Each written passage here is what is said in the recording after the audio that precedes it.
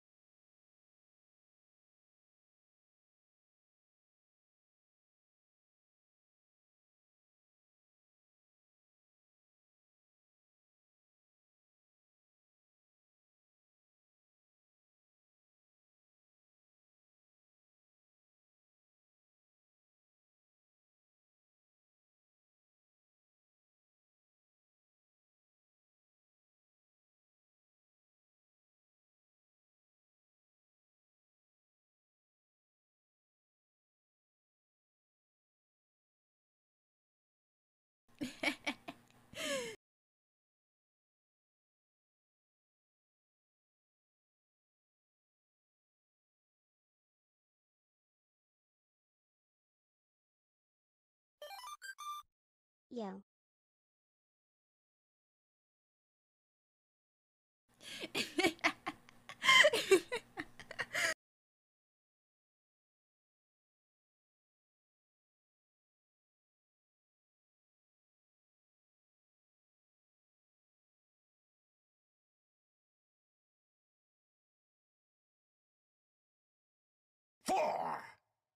Yo.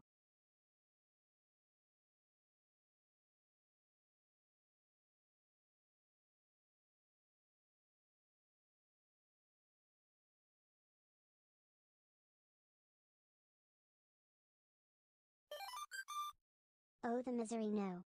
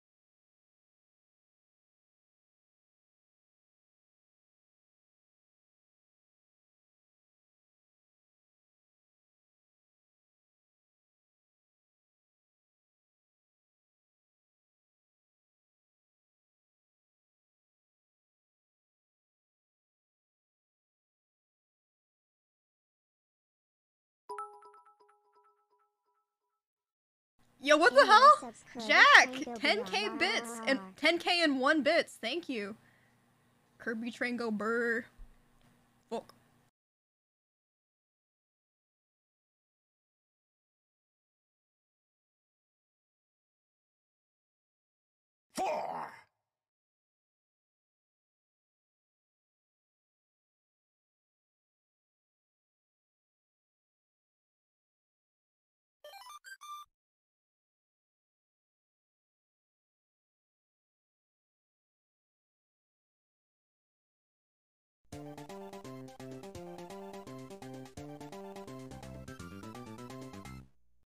Hey, almost a year.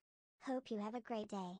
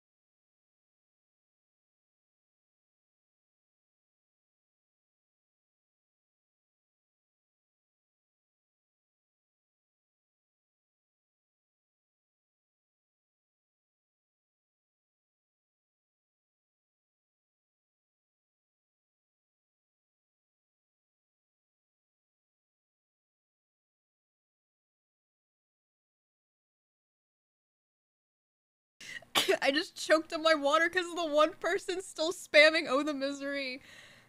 God damn it.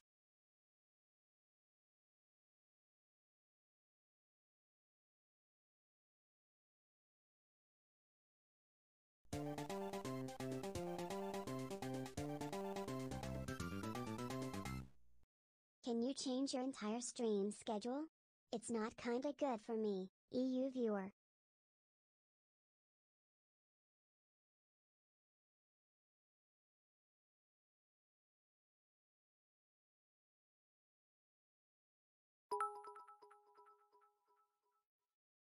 Emiru subs.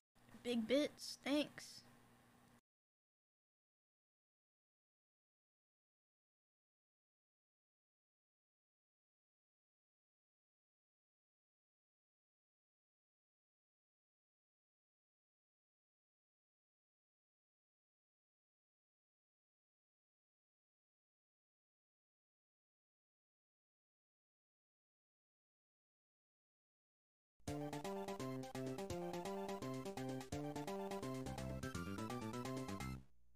Emiru Samirat.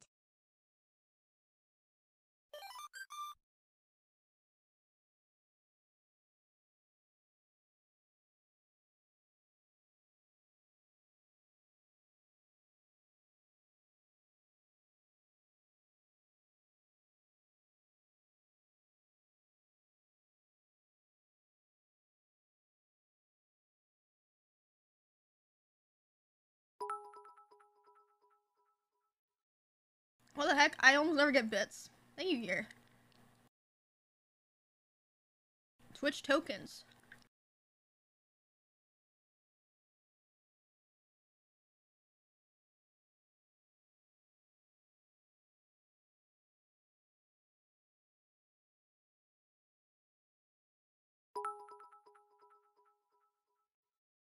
Only have 200.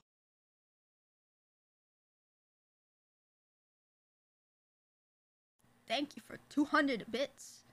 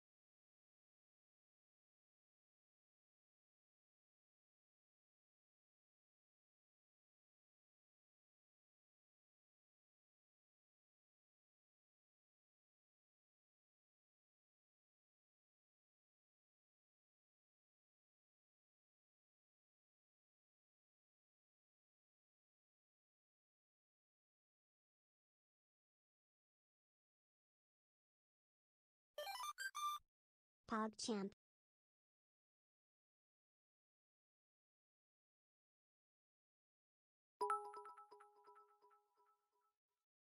When stream start.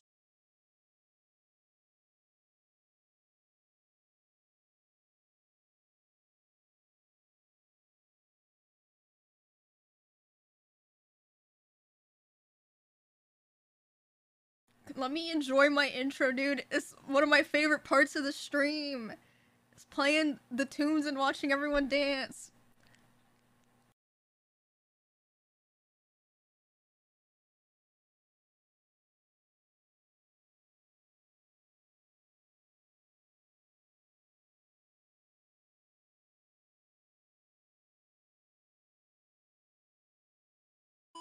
Someone said wrap it up, train wrecks. Come on! Tentacle, thanks for the gift subs.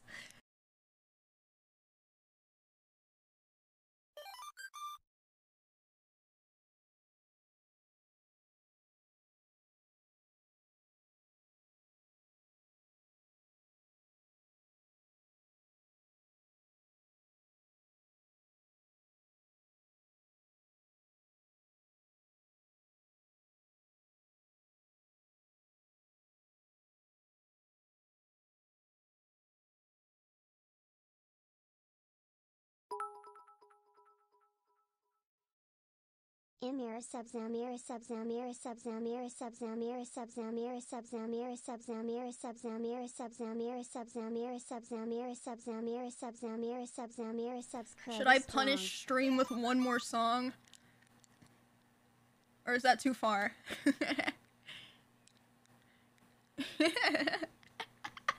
Okay, what song? Should I play a classic or a different one? I'm not playing Arcane again.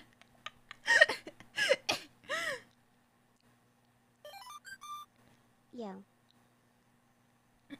Okay, next one will be the last one. I have a lot of stuff to do today. I'm excited. No, Arcane! We already played that one!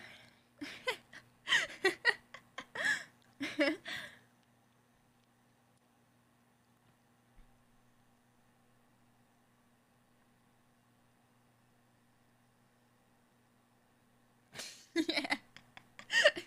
Okay, I'm done unmuting. Fireball by Sean Kingston.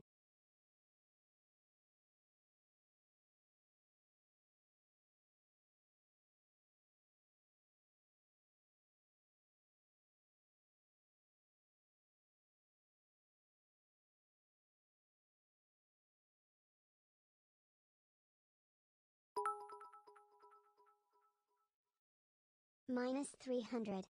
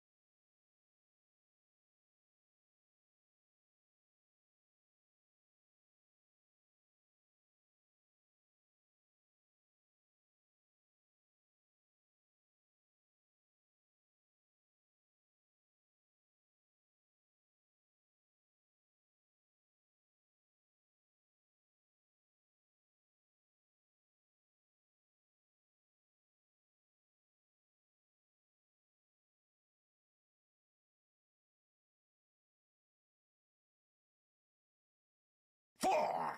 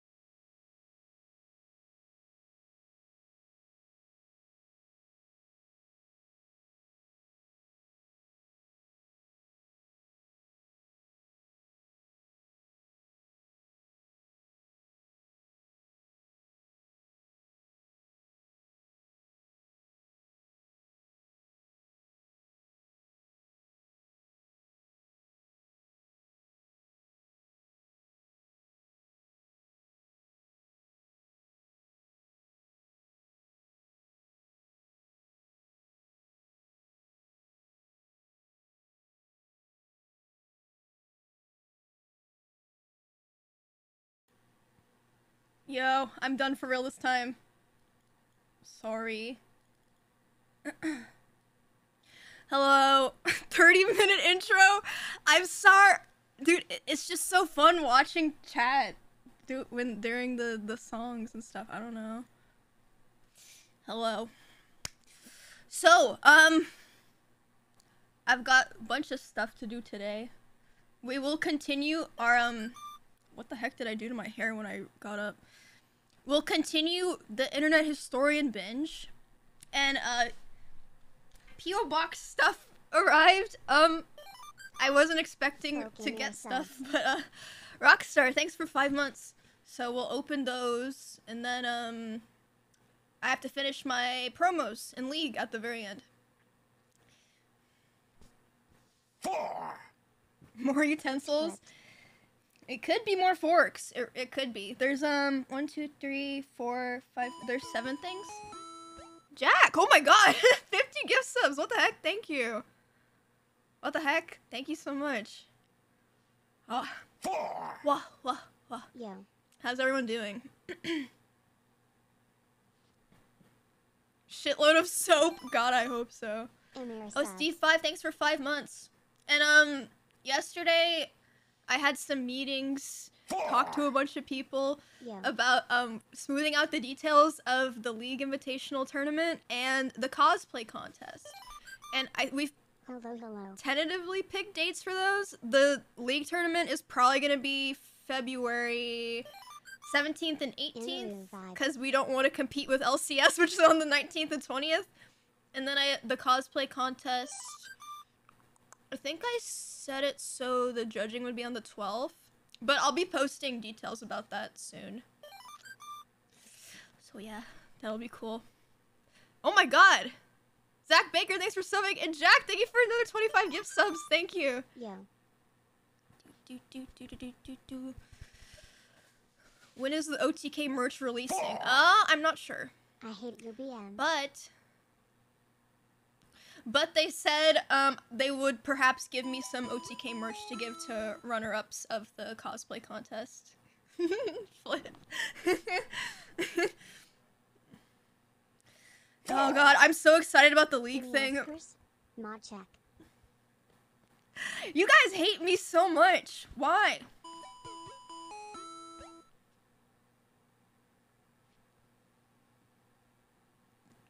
Judesco, thanks for gifting a sub. Oh. Okay. Should I? I don't know why I'm so awkward today. Fuck you. No, fuck you. Fuck you. Fuck you. Fuck you. This is my stream. Fuck you. You think you can take over my stream by spamming your stupid Mario flipped emote in my chat? Fuck you. Bliss, thanks for 6 months. You changed? I didn't change. I didn't change. I've always been like this. Oh, this is played earlier. Size, okay, size, okay, size, okay, size, okay, size, okay, size, okay, size, okay, size, okay, size. What the fuck is that emote? Emiru subs, Emiru subs. No! Wait, this isn't me! Fuck, why does this keep happening? Oh no.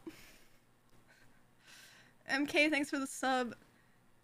Dude, I'm sick of it. How do you guys see this every time it happens too? LMAO is backflipped. No. You gotta chill, bro. You're a stupid fucking bitch.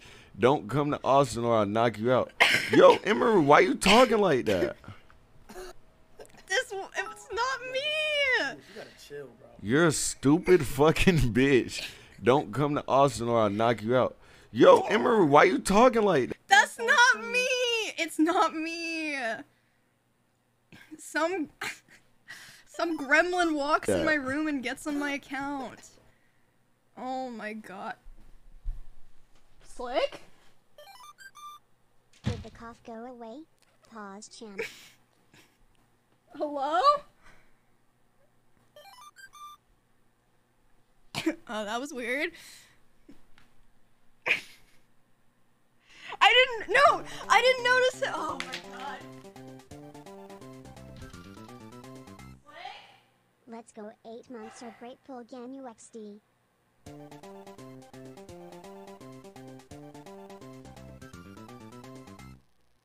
Thanks for the great content. Emiru smile. They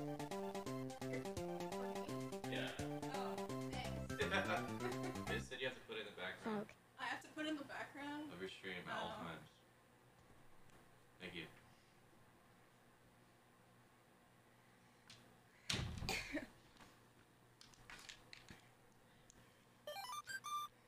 Smile. Oh wait, you guys reminded me. I need to put the Rambo extension on screen. Space made a thing for me, Miz, and Fan where Rambo will randomly be on one of our 4 streams. months. Sweet. I don't think I have him today though. Let's see.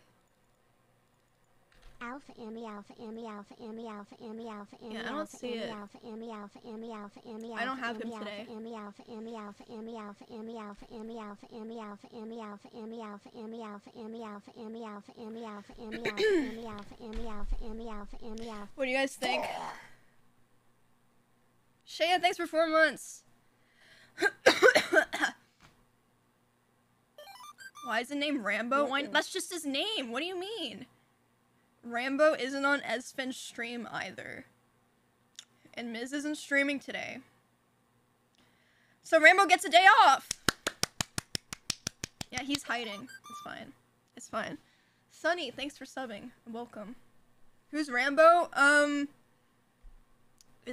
I allowed to just show Rambo?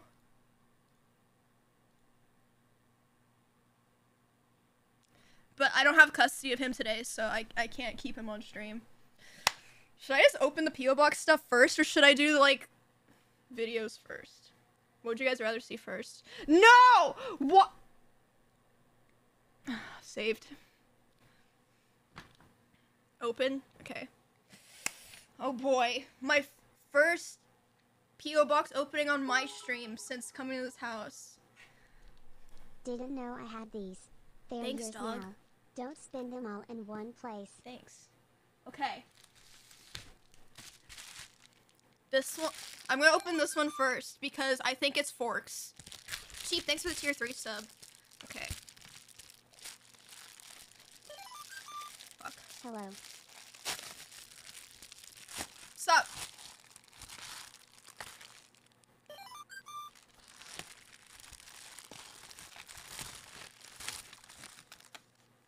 More Kirby stuffs. A bit late, but happy holidays from Master Kibi. It's another Kirby fork set. Wait, don't I? 4, Yo. I have another one. Where is it? I don't know. But now I have 2. Let's go. One for breakfast, one for lunch. Now I just need one for dinner. How the hell do I open this? No, the misery, no, the misery, no, the misery, no, the misery, no, the misery, no, the misery, no, the misery, no, the misery, no, the misery. All I need is the fork. Honestly, we have plenty of Bitch, put spoons. the arcane song Dude, back you on don't the understand. Our utensil drawer in the kitchen literally has like 30 spoons in it, and no forks. It happened again. I don't know how. After all the forks we received, there's none. Upstairs or downstairs. We have 2 kitchens and there's no forks. There's a million fucking spoons though. I had to eat my Chipotle with a spoon today, but it's fine. Is Kansas real? Yes. You don't have to believe me. Someday I'll prove all you wrong.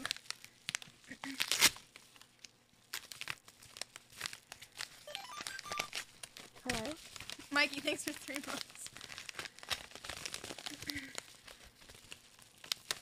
Yeah, I think people are throwing them away somehow.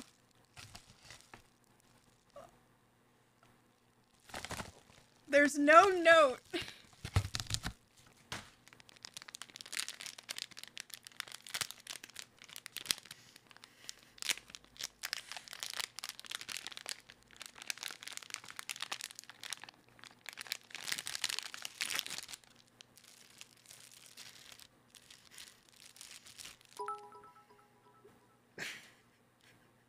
I sent 72 spoons and 72 forks. I blame Mice Keith because he said he does not like forks. The one true fork. This is so stupid. I love it. Yo. I feel like I have to eat something with this. I have some Chipotle left.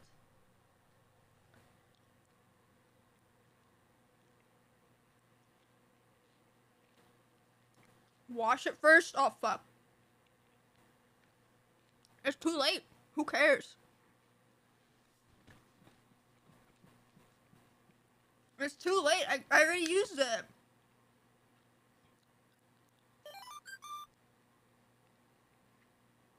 Fuck.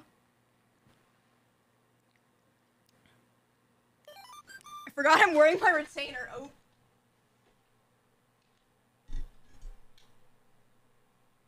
Four. It's fine. Pogu.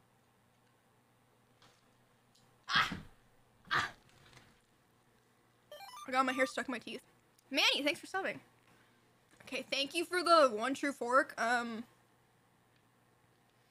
Surely no one accidentally throws this away, right? That fork makes you look really tiny. It's a big ass fork. Soil fork. I'll wash it, don't worry. Winky face. No whammy woo. Whammy woo, whammy woo. Thanks for the $5. Okay. I saw this. This one is from Higsy Pigsy. She's based. Locust, thanks for subbing. Okay, I need to get something to open this. Fuck, I just spilled these things everywhere. I use these to shave my eyebrows. Alright. This one's from Higsy Pigsy. How do I open this? My brain is not big. Okay. Wah! Wah! Okay.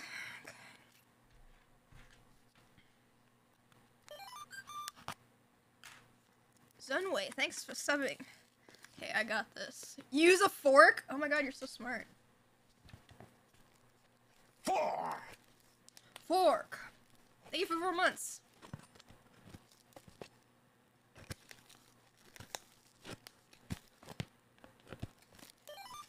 Okay, this isn't working. X, thanks for subbing. Ooh. It's got pretty paper in there.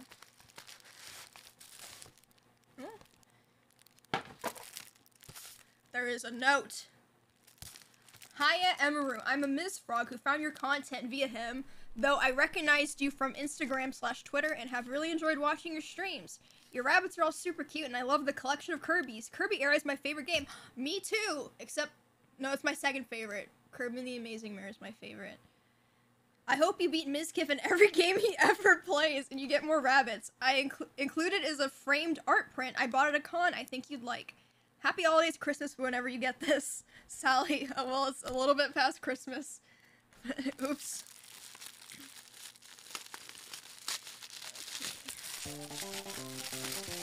Yo, unique, 23 months. Awesome line chat saying fairy gods people evil.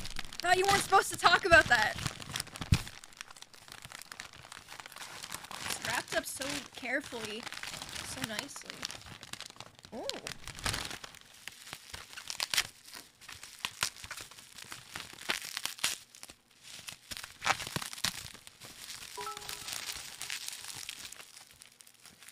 Was that a regular size fork and you're just small? This fork is... This is a 10-foot tall fork. I'm actually 8 feet tall. Wait, that makes no sense. It's a 10-foot tall fork.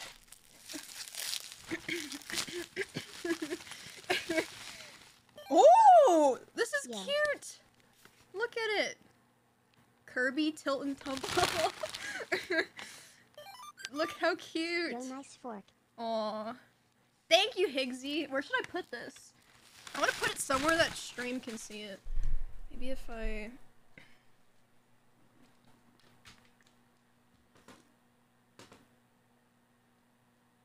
Wait, I gotta move this too.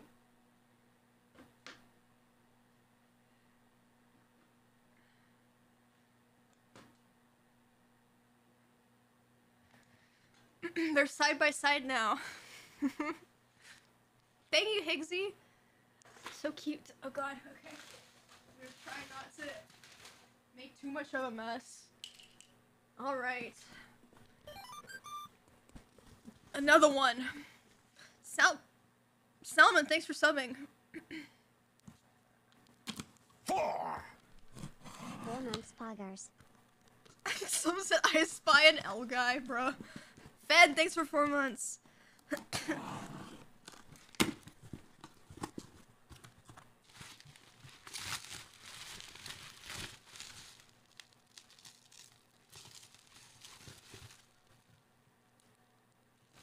Okay, every time I... Wait, what?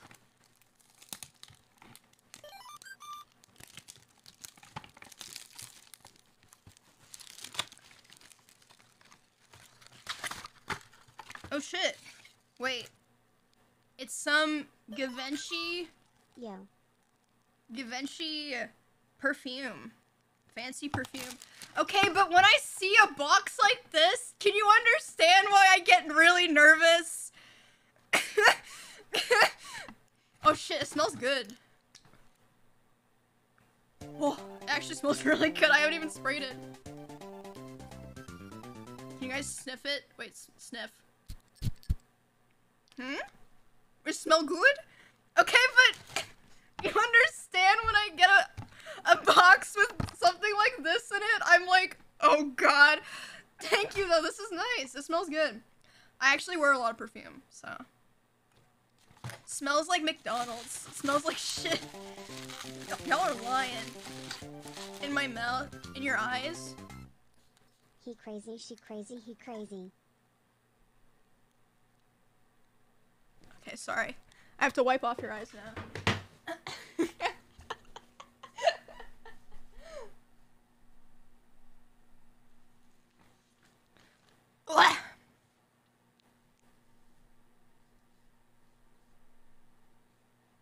There you go. It's still messed up. It burns. It's Pog. fine. You're fine. It's okay. It's blurry. It is like at the edges a little. Dude, I swear streaming gives you brain rot. I don't know why I did that. Use my shirt.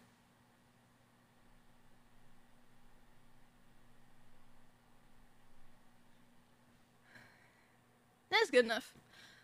Why is it like that?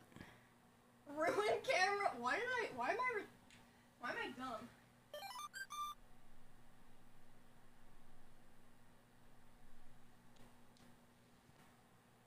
Good enough. Okay. Next box. What did I do?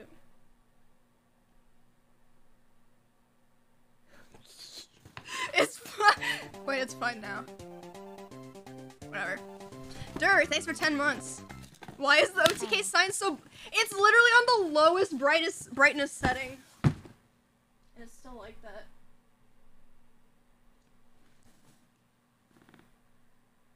It's just like that.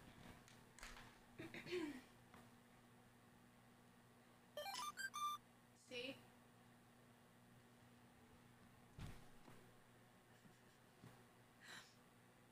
It's literally on the lowest brightness setting. It's not that... Okay, you want real flashbang? Cool sign. Bro, y'all asked for it.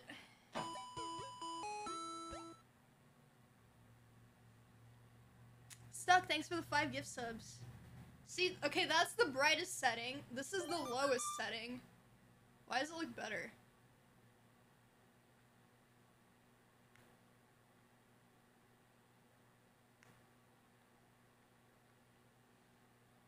$10, $20, $30, $40, $50, $60, $70, $80, $90, $100.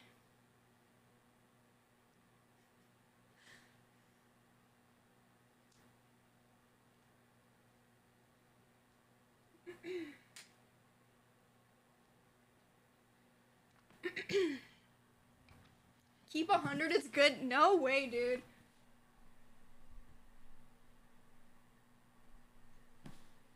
Okay.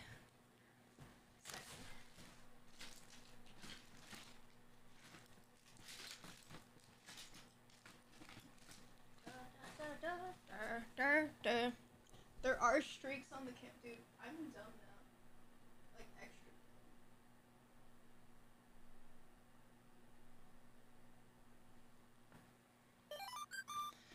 Okay. Saved. Back up, dude, relax.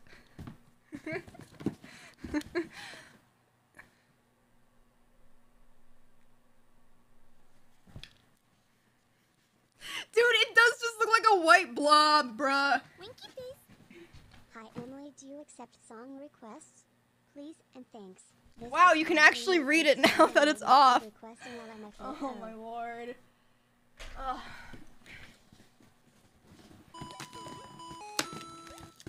Oh shit, anonymous 10 gift subs, thank you. I can't see the line moving. I'm sorry. Oh my. Okay. There's a note. Have a few more clean forks and another Kirby that I'm sure you already have but can add to your collection from Master Kibi. I actually don't think I have this one. I have a large version of this one. And then there's a box of forks. Hell yeah! And they're individually wrapped. Oh my god. Thank God. I'll be able to eat for the next week or two. Until they vanish. Thank you, Kiwi. And I gotta add this one to the pile. I kind of messed up the pile. It's kind of... It needs work.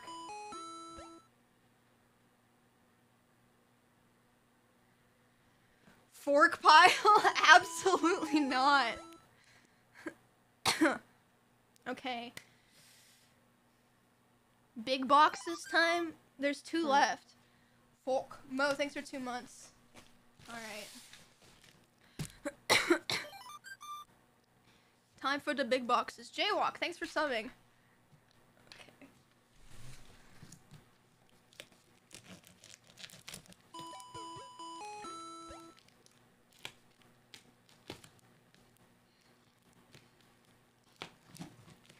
Ah! Ugh.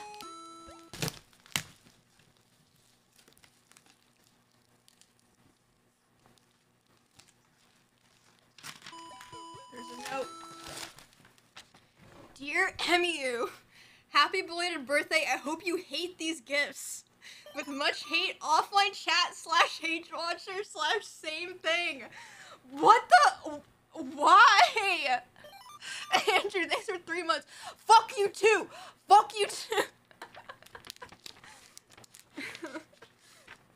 Okay.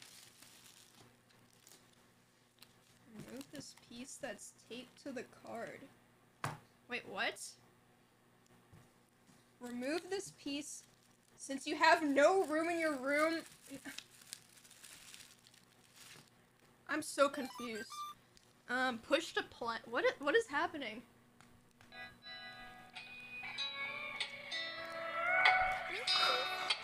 Miss has a question on you. When are you getting a What? question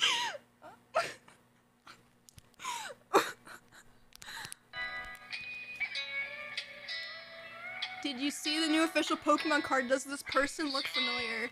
It's you!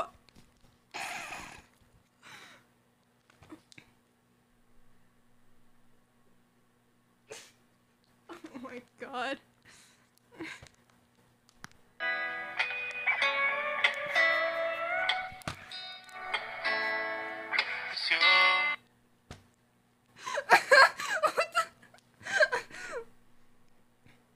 Does that mean? Yeah, I guess kinda. I've got my. Whoa! What the heck? There's so much work put into this. This is so cool. I gotta put this on the wall or something. Oh my god. Oh shit. I wanted to gift you this OG Mario 64 Bowser so he can judge you with a look of disappointment for giving up on the Mario 64 meta. Sorry he's so scuffed. He's from 1997 and thus sensitive to washing. Oh my god. I haven't given up on the Mario meta, okay? I'm just on hiatus because times were hard. No, I didn't! I'll be back! After I get back to Diamond and League, then I'll do 70 star. Look at him. What? He's going on the pile. Cobium.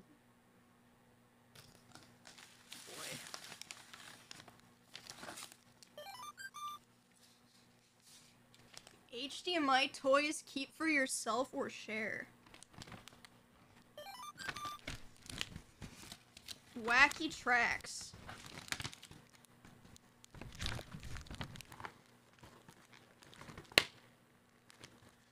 Fuck. Okay.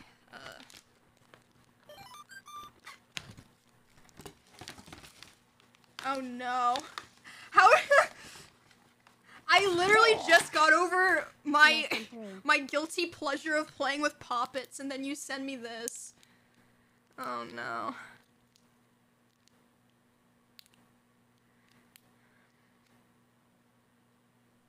I'm keeping this. Yes, HDMI. Bruh. I'm keeping this. What? You're sick? Feel better with some classics or don't. Bruh.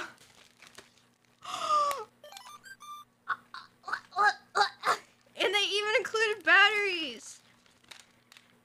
And there's Pokemon Special Pikachu Edition in it.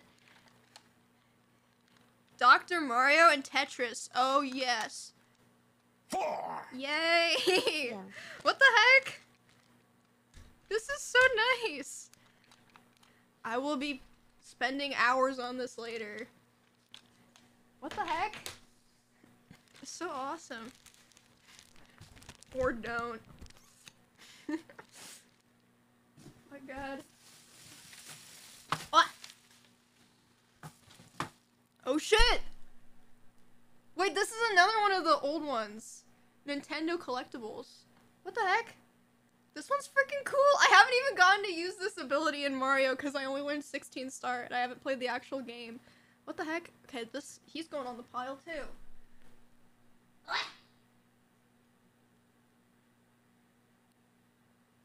They're chilling out there. Okay.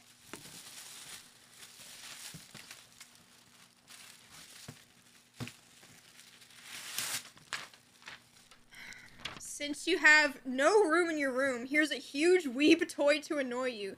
Take this out last. Okay, I think I got everything else. Holy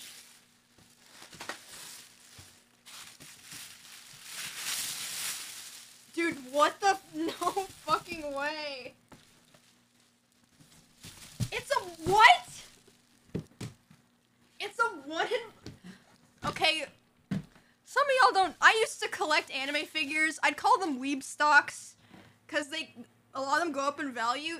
These shits are crazy expensive, and they're hard to get. What the heck? I gotta open it.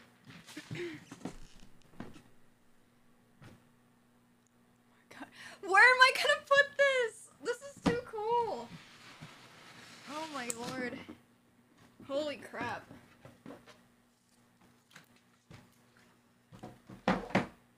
I'm gonna have to get a table or something for this. Okay, I don't want to open it all the way. Oh my god, what the? Look at the size. This is a big lad. Oh my god. Oh, it's Emiru vibe. Oh my god. Wait, I wonder if I can fit it on the table actually. I think I can actually. Yeah, I can. The stand is this big, so I think I can actually fit it there.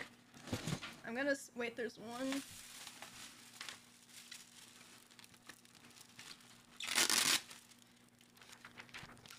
Read this last. My little sister has a stomach ache. It would really cheer her up if you unmodded Jag for a day. You don't have to, but it would mean the world to her. Jag.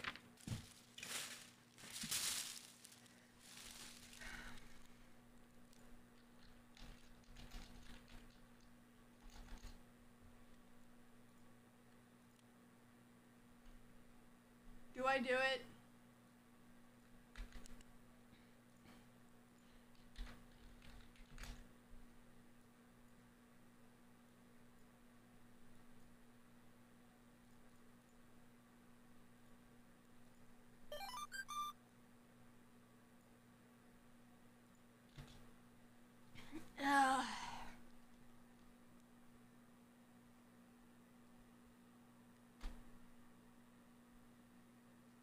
Well, see you tomorrow. Enjoy the day off.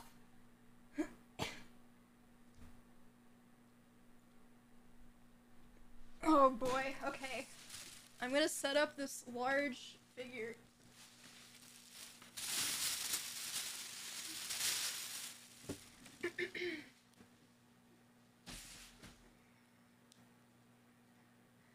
Oh boy. Rambo. Since nobody has him, apparently I'll just take it into my own hands to have custody of him for the day.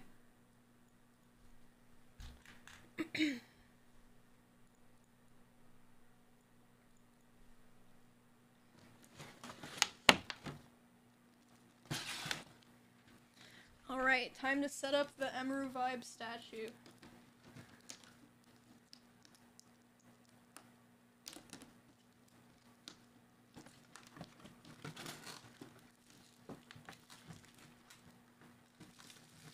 What? I'm scared to break something.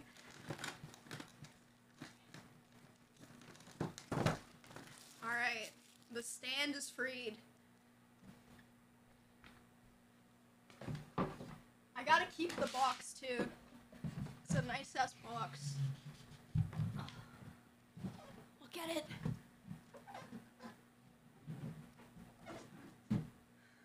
I don't know where, but I'll find a place.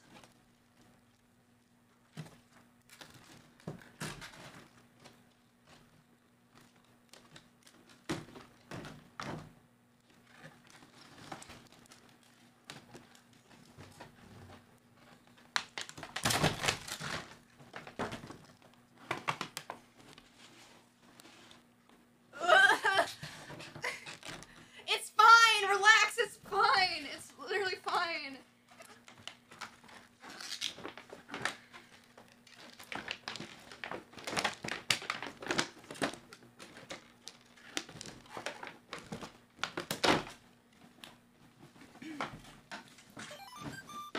Okay. Pigtail 1 and Pigtail 2.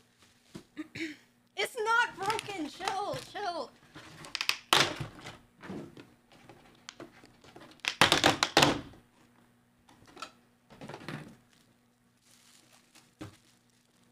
Oh my God. This thing's freaking nice.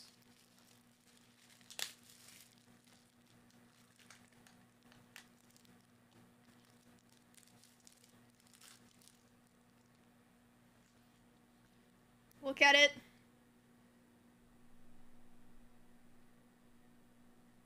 Camera focus. Dude, look at, like, the sleeves are clear and stuff. Goodness. This thing's nice.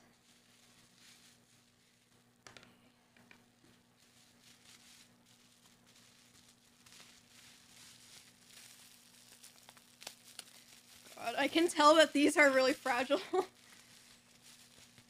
I'm scared.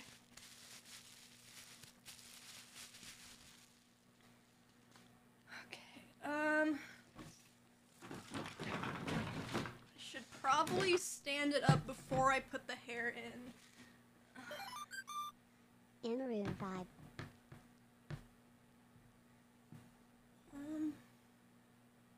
Huh? What?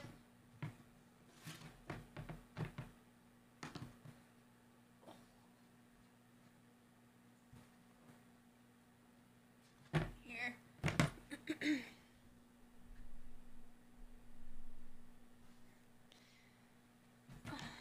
I'm struggling to figure out how the feedy's going.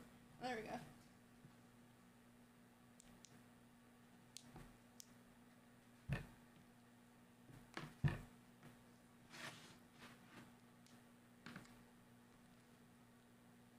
I think I got it.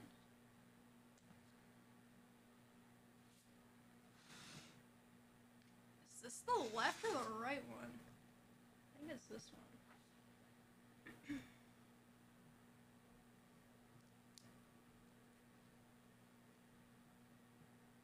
Okay. Okay.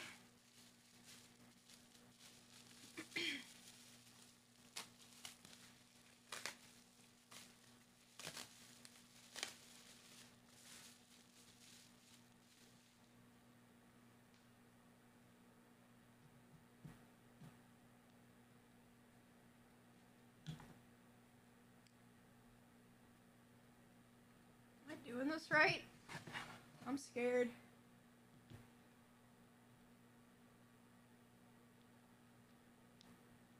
Bro, why is this stressful?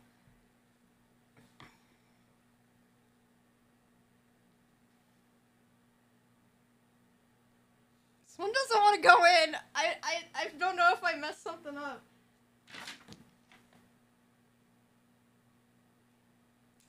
It says to just stick it in, so I don't know. Oh god. Oh god. Don't snap her head off. Oh god. Okay, wait. It went in. Oh. Oh my god, it's beautiful.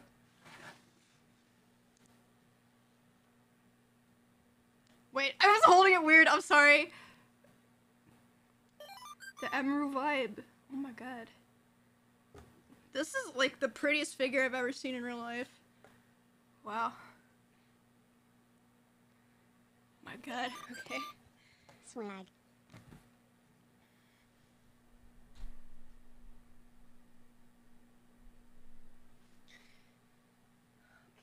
Okay.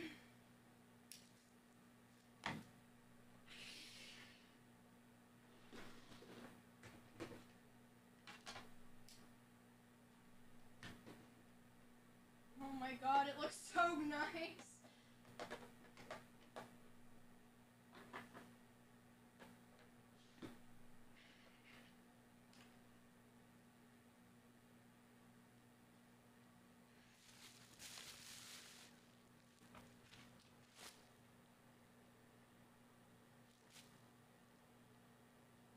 So nice. Okay, I'm gonna pick up some of this stuff.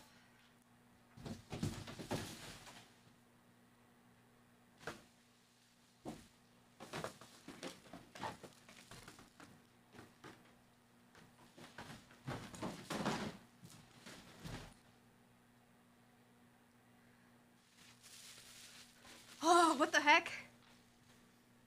Thank you so much.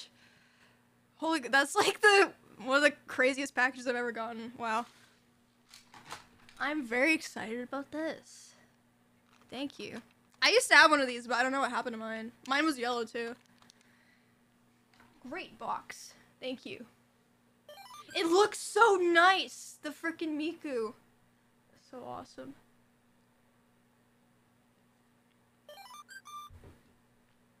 It came back. Aw. That's kind of cute. Yeah, I don't know what happened to my Game Boy Color. It came back to me. Thanks to offline chat. That's the kind of relationship we have with each other. And don't forget it. Okay, one more box left.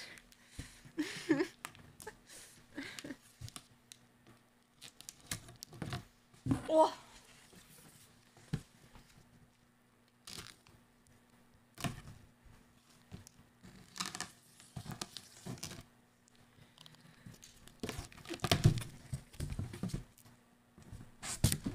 Oh, hell yeah!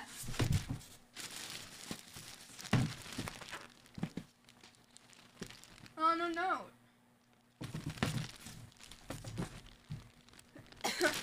More Kirby's for the pile! And no note, but thank you, whoever sent these. You already know they're going straight onto the pile.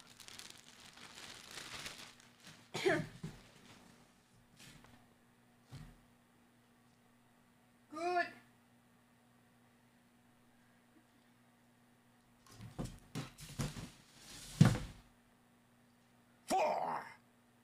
Emiru vibe. The one that fell. I put it back. I put it back. Oh my god. I still. I've never seen anything like this. Like, what the heck?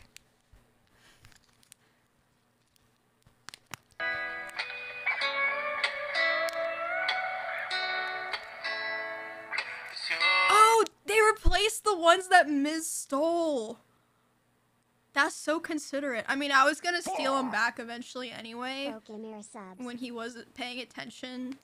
But now I'll have twice as many.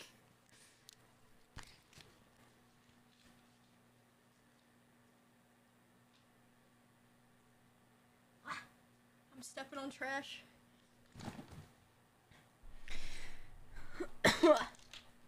What the heck?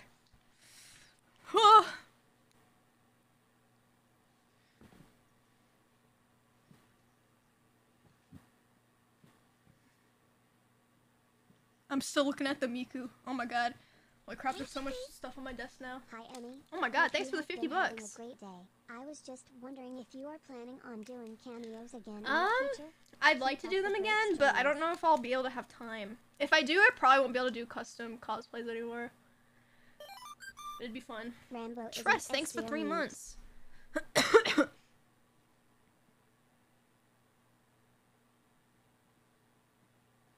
Wait, I want the... Where's the other... I gotta put the other wacky track on my other arm. Thanks for subbing! Thanks for subbing!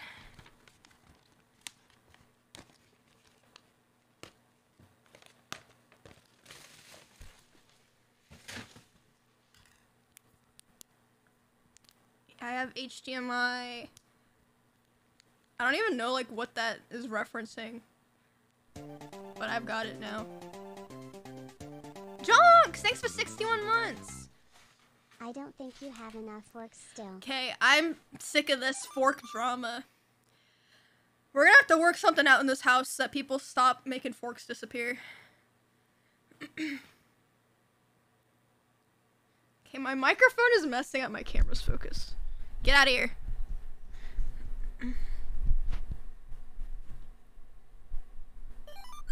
My mic stand is so bad. Frog, thanks for... A chubby is concerned about Esfan. Is this the lore?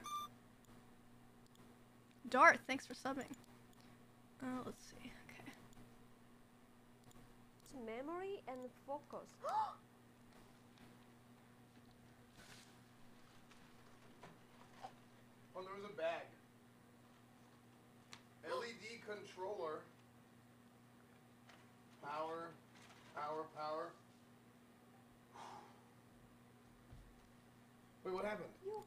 best friend? What? Oh, you okay? I just a little bit worried about you. Wait, why? What'd I do? I mean, I didn't know you're.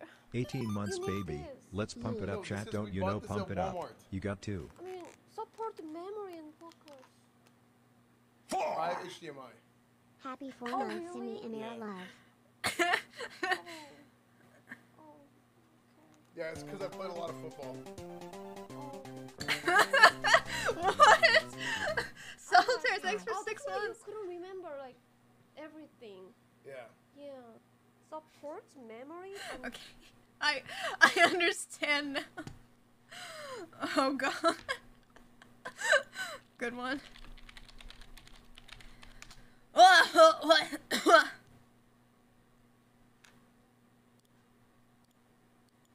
Who's gaslighting who? Looking very moist. you even know what gaslighting means? 1K1K1 Cal today. Shout out to Otto in sub chat. You're blocked, nerd. Looking very moist critical today. Hey guys, it's moist critical. Today we're gonna be watching Emiru Gaslight's chat Who's video. gaslighting who? Do you even know what gaslighting means? Nice. I've already watched this. Okay. I love it, but I also hate it.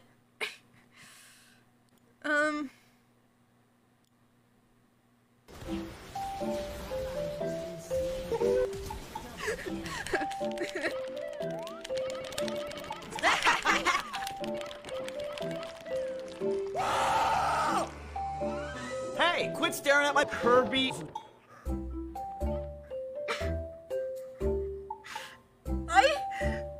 It's so good, but it's so good, but why? You know what my first thought after watching this Sponsored by actually that was? game. If You know what my first thought after watching that actually was? I was like, I should hire this person to make something for my stream. I don't know what, but like, I don't know, like an intro or something. Should I? I don't know if they even take commissions. I haven't tried messaging them.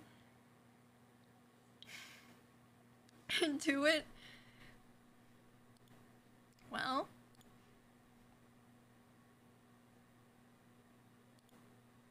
Guaranteed bingo in one Emer stream. I miss Mario, Jinx from Arcane. Now I'm pissed. Carries Matthew, Daily Dose, cosplay. OTK was a mistake, Rambo. Shit. Unusual meme, Starbucks coffee, internet historian, goblin laugh. Guys, I haven't changed. Guys, I've changed. I'm such a pushover. Soap flavor, pukes and cries, shit talks burrito. Being Pog Oter support. Shit talk simply. Ms. Emer yikes. Clears throat. Last video, I swear. Holy, they've got me pinned. Where's throwing? Oh yeah. Don't throwing. Surprised there's no fuck on this. It's an easy dub even without the two most oh.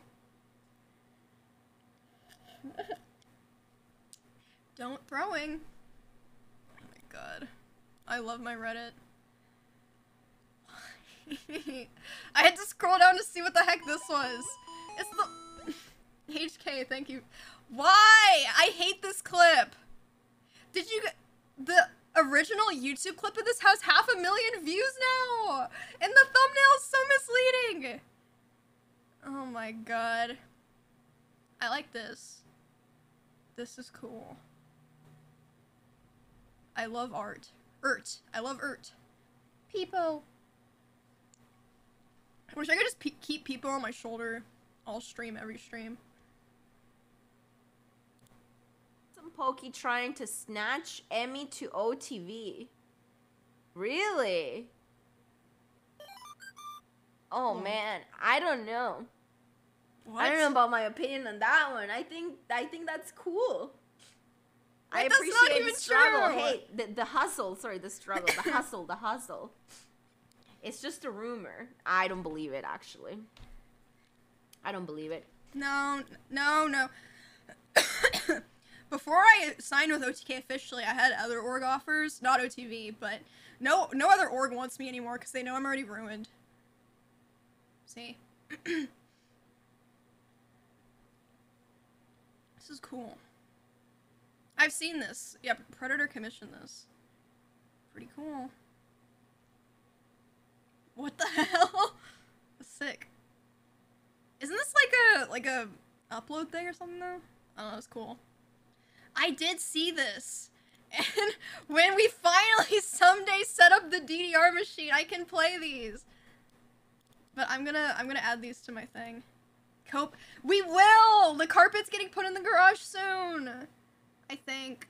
I don't know, bruh. I want to do DDR streams so bad. I miss Setmania Sunday so much. Most of you weren't even around for that. I used to do DDR almost every Sunday. For like an hour or two. Pretty good. Okay.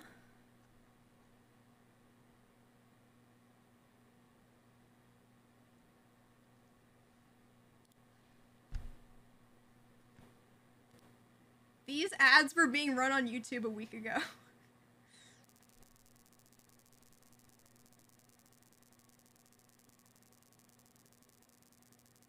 I mean, they were already made. So, you know, whatever.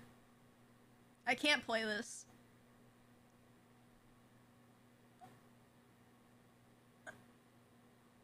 Wait, what's wrong with my mic? I might have to unplug, replug. I hope I don't break it. Wait, did that fix it? Wait. It's fixed?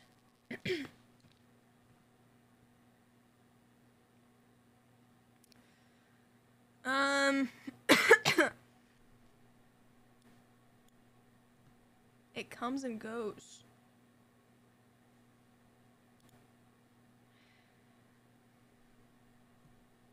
What if I just play Pop Smoke to cover up the buzzing? It might just be my space heater, honestly. I have a space heater in here because I get cold.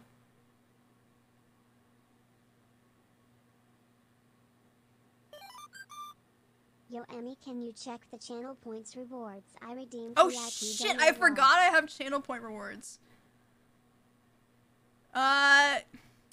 Shoot, how many VIPs are there in queue?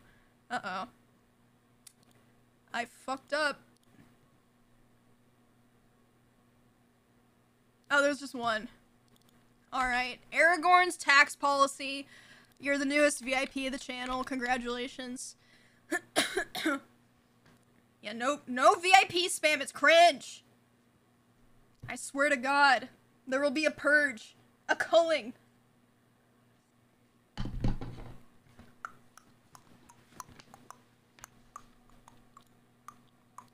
think the Reddit's pretty much caught up.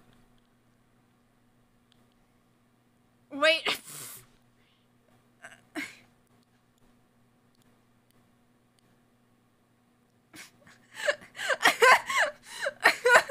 I love this picture. I'll do the subredeems after. This is so good. This is so... Oh, fuck. I'm not logged in still on my new computer. The ultimate Borg. Oh my god. I love that. That's so good. Oh my lord. Okay. I think it's time for, what I promised last stream. It's time to continue the Internet Historian binge. Binge watching. Play League? I will after. We're still doing the beginning part of the stream. You understand? Time to get comfy. No Man's...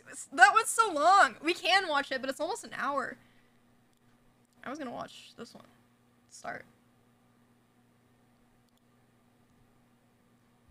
2011. They call it planking. Is the The volume practice good? of laying on your front, Hamburger, completely thanks still, for subbing. for social media kudos. Alright, It was alerts are getting safe. muted. Fun for families. Fun for professionals. Fun for brands. Burton, thanks for Australian subbing. sports ball Wait, why players did were my doing a plank. Why did my stream There have is break? obviously a message here. He lays down and Stays very still for a couple of seconds. The news was doing a plank. By gum, even TV funny mans were doing a plank. Is that good? I turned it down a little bit. Soon there were thousands of kids playing around downtown. Plank. Some of the location Milk, it makes selection it was a tier 3. quite creative. Others, less inspired. Ew. But soon the one-upsmanship drove people to do ever more daring planks. Some were really asking for trouble. Trouble? Especially those that How do you partook guys in feel about subgenre spin-offs, subtitles? such as Do you guys like subtitles? I love subtitles. Does anyone actually dislike subtitles? I feel like I've always seen people say they like them. No. Okay, well if you don't like them, just like don't look at the bottom of the the screen. intersection plank, the balcony plank. And that's when the accidents began. Oopsie daisy. Oh, fuck! A 17-year-old was planking Ow. on his roof, fell off, crashed onto the concrete below, and his kidney ruptured. Ew! It had to be removed. Oh, I miss Not to be Mortal Kombat. outdone, an 18-year-old fell from a 5th-story balcony. So guys, we On his way down, he bounced off an awning, landed on the pavement, and destroyed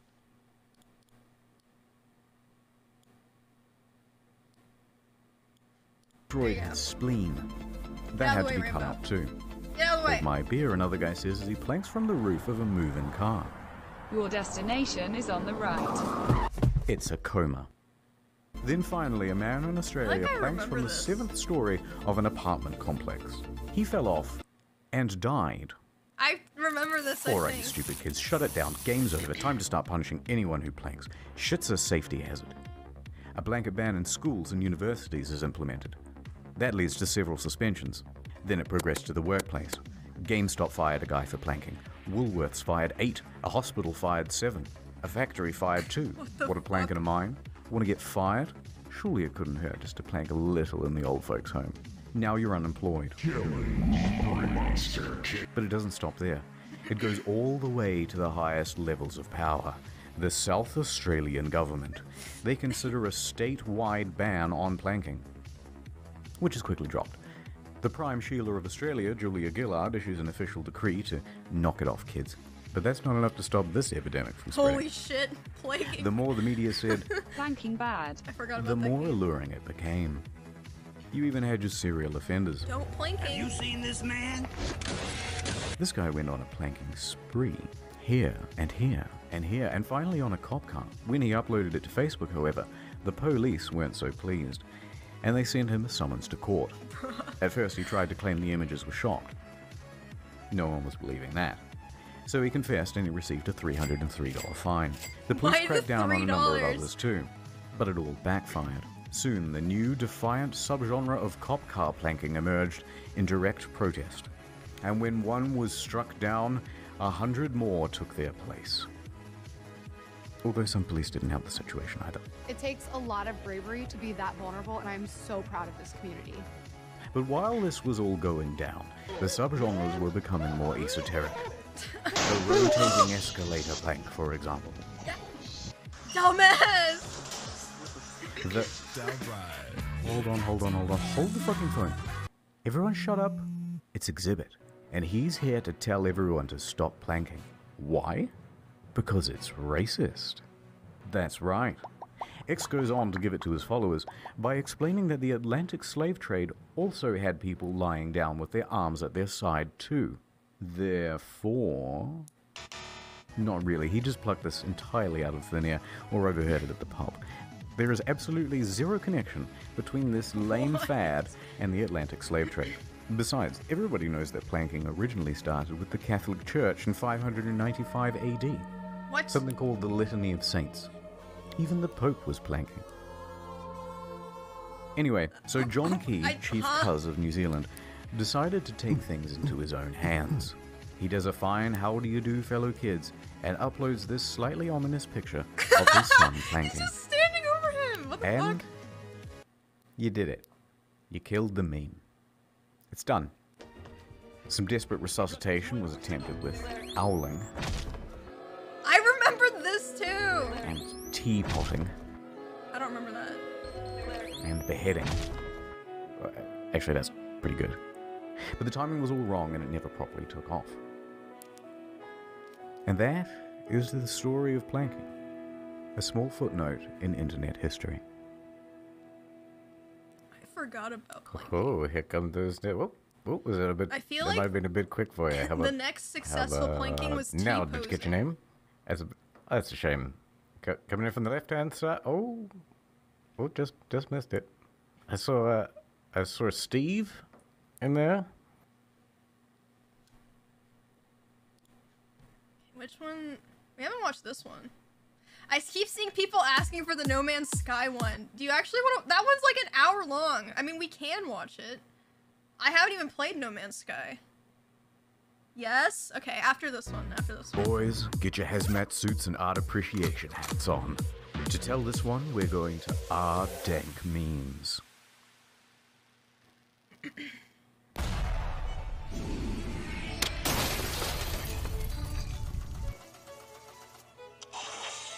A home for great works of art, brilliant feats of creativity, the pinnacle of that which represents the human condition.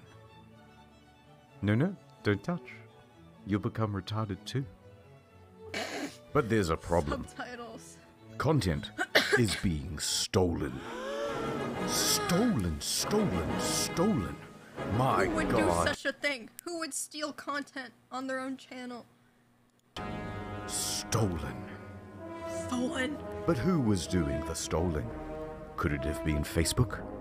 Was it Twitter? Is 9gag at it again? Scientists at the science lab did their analysis. My God, it was Instagram all along. They were stealing the hard work of Redditors and posting it on their own Instagram profiles.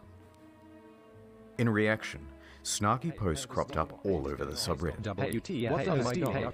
But the question is, why would Instagram do it? Why? Why? Well, that was simple. Money and internet street cred.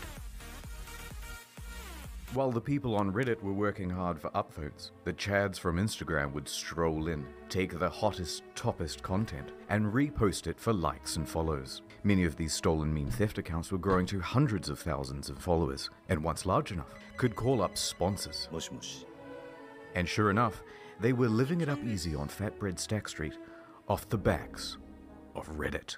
No, not the Redditors. The Redditors looked at Instagram, then back at their up points and gold stickers, and decided that something had to change. They had to put a stop to the Instagrabbers. Stop right there, criminal scum! I'm confiscating your stolen goods. They went to war. The good fight started with some whining and complaining. Other subreddits joined in on the complaining too. It was extremely ineffective, so they tried asking the mods for help. What are they supposed But to do? as usual, they were too busy. So they tried petitioning Instagram. Huh? No. They realized they needed to scheme harder. First idea. We need some milk. Guys, let's just stop making memes. Then there'll be no content to steal. No good. Then we'll have to find something to do on a Friday night. I'm gonna jump in there and masturbate. Second idea. They threatened to unlike the egg. But they couldn't do that, because blackmail is highly illegal. Third idea. Start rotating the images. That'll be pretty inconvenient. But the Instagram thieves found a cunning workaround. Oh no! Finally, a good one. Let's stretch everything out really long. Instagram has strict criteria on height to width ratios, so everything will end up either way too zoomed out to read, or bits will be cut off. Bonus points for putting the punchline at the very top or bottom. This kind of worked. But the idea was cancelled when it proved too annoying for Reddit as well. Damn. Eventually, they stumbled upon the greatest and most obvious idea. Watermarks. No. It needed to be direct, with a pang of ironic cringe, and most of all, really obnoxious. At first, the results were phenomenal, and a few Instagram accounts were even publishing images with the watermark still on them, and being called out. In response, Instagrabbers started cropping out the watermarks, and in fact, the Instagrabbers one-upped. They created a website that automatically removed the watermarks. What? Outrageous. So again, Reddit got to thinking. If a static watermark is too easily removed, how about a moving one? Although, not everyone could make these GIFs, and Instagrammers could still just take a screenshot anyway. Fine. Try taking a screenshot of this. But this idea failed too. What? The seizures just weren't worth it. My fucking eyes. How about a massive watermark that covers the whole thing? You like that? But they removed those too. Fuck it. How about no transparency at all, they said. Oh But this my was God. also really annoying for the subreddit. Then, one Redditor did the biggest think of them all. The biggest think. What if we made the memes out of watermarks? What? If they remove them, then there's no content at all. Huh? And in the meanwhile, an ingenious scheme was being hatched to subvert the online watermark removers. This user made a website that purported to remove the watermarks, but actually, it just added more. Then he added Google Analytics so he could get a snapshot of who was using the site and where most of the traffic was coming from. By now, things were hitting their peak. And then a little plot twist happened. Is that an original meme from Instagram being published on our dank memes? Did Reddit just steal from Instagram? Wait a minute. Well, Reddit they has been started stealing from it. Twitter for years. Wait. Is everyone just stealing from everyone else? Uh-oh. Yes. Yes, they were. And with that revelation, interest quickly moved on to more pressing matters. The upvote button is orange. No, it's red. Orange. Red. This means war. Finn. Alright, this time I'm going to take the patrons much more seriously. Oops, almost forgot the end card video there. Why settle for one? Okay. That's what I always promise say. we'll watch oh, the plus No my Man's social Sky media. video. Can't forget that. Also, I have a second time. channel. That's important. And today's sponsor, milk. Milk. Drink. Milk.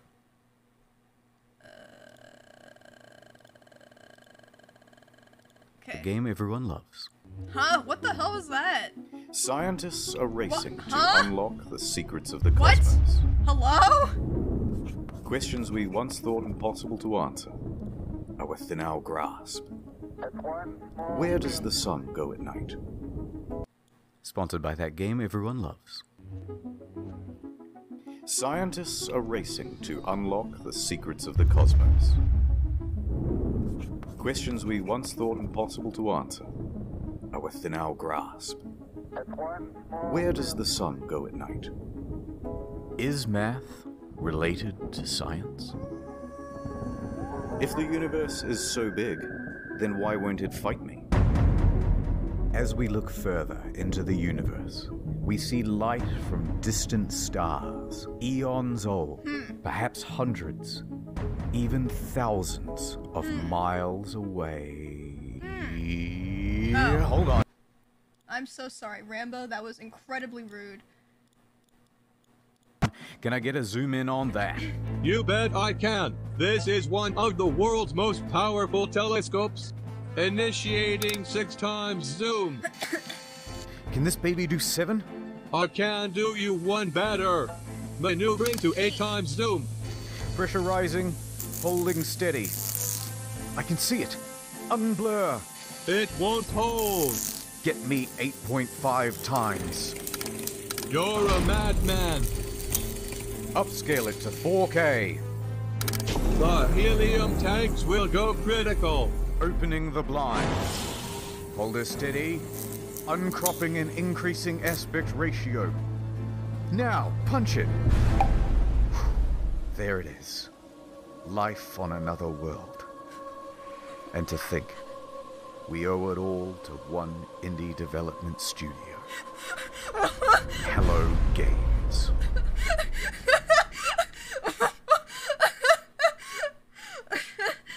Let's start at the beginning.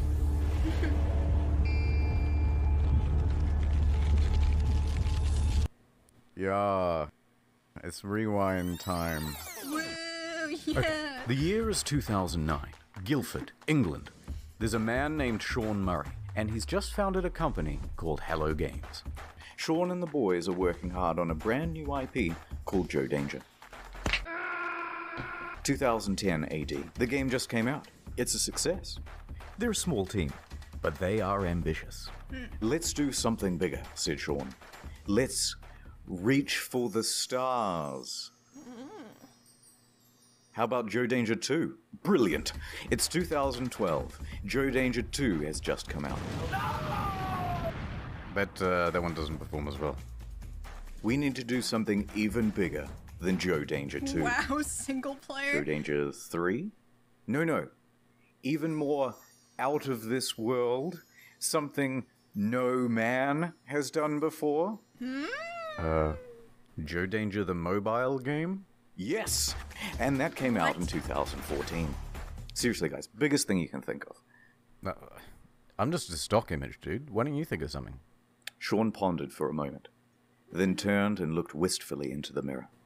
Reflected back was the visage of Neil deGrasse Tyson. If you're going to make a space game, first person, it's never been done before. How about that? I'm going up in orbit to repair the Hubble telescope. That's not a knife. Who are you going to have sex with? How much microwaves are coursing through your body now? The planet, said Murray. Space game. Procedural generation. Planet. Okay, that sounds good. Yes, we all agree. So they set to work, cobbled together a prototype, and by VGX 2013, they are ready to announce another new IP. No Man's Sky. Check it out. Check it out. Check it out.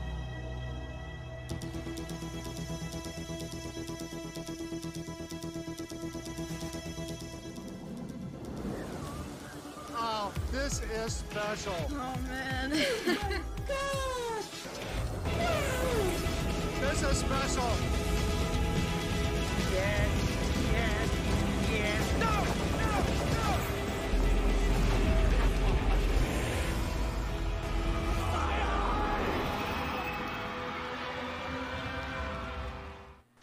It's 2014, and it's E3 hype time. No Man's Sky has promised to be a game like no other. A practically boundless experience vibrant with life and color and things to explore. What's over there? You'll have to be the one to discover it. And then, wow, look at that big f***ing dinosaur, holy shit. And a moment later, we're in space, having a battle amongst a giant fleet. Claim a planet as your own. Explore the galaxy with your friends. Okay, that's it. This is going to be the best game ever, you guys. It even won awards for its hype. And it will release in June 2016. The hype train was officially loading up and ready to chug out of the station. At every stop of the journey, there would be press junkets talking about the amazing scale of the game. Spread across 18 quintillion planets. It's so vast that by the time you finish exploring it all, I would have 2 new videos published.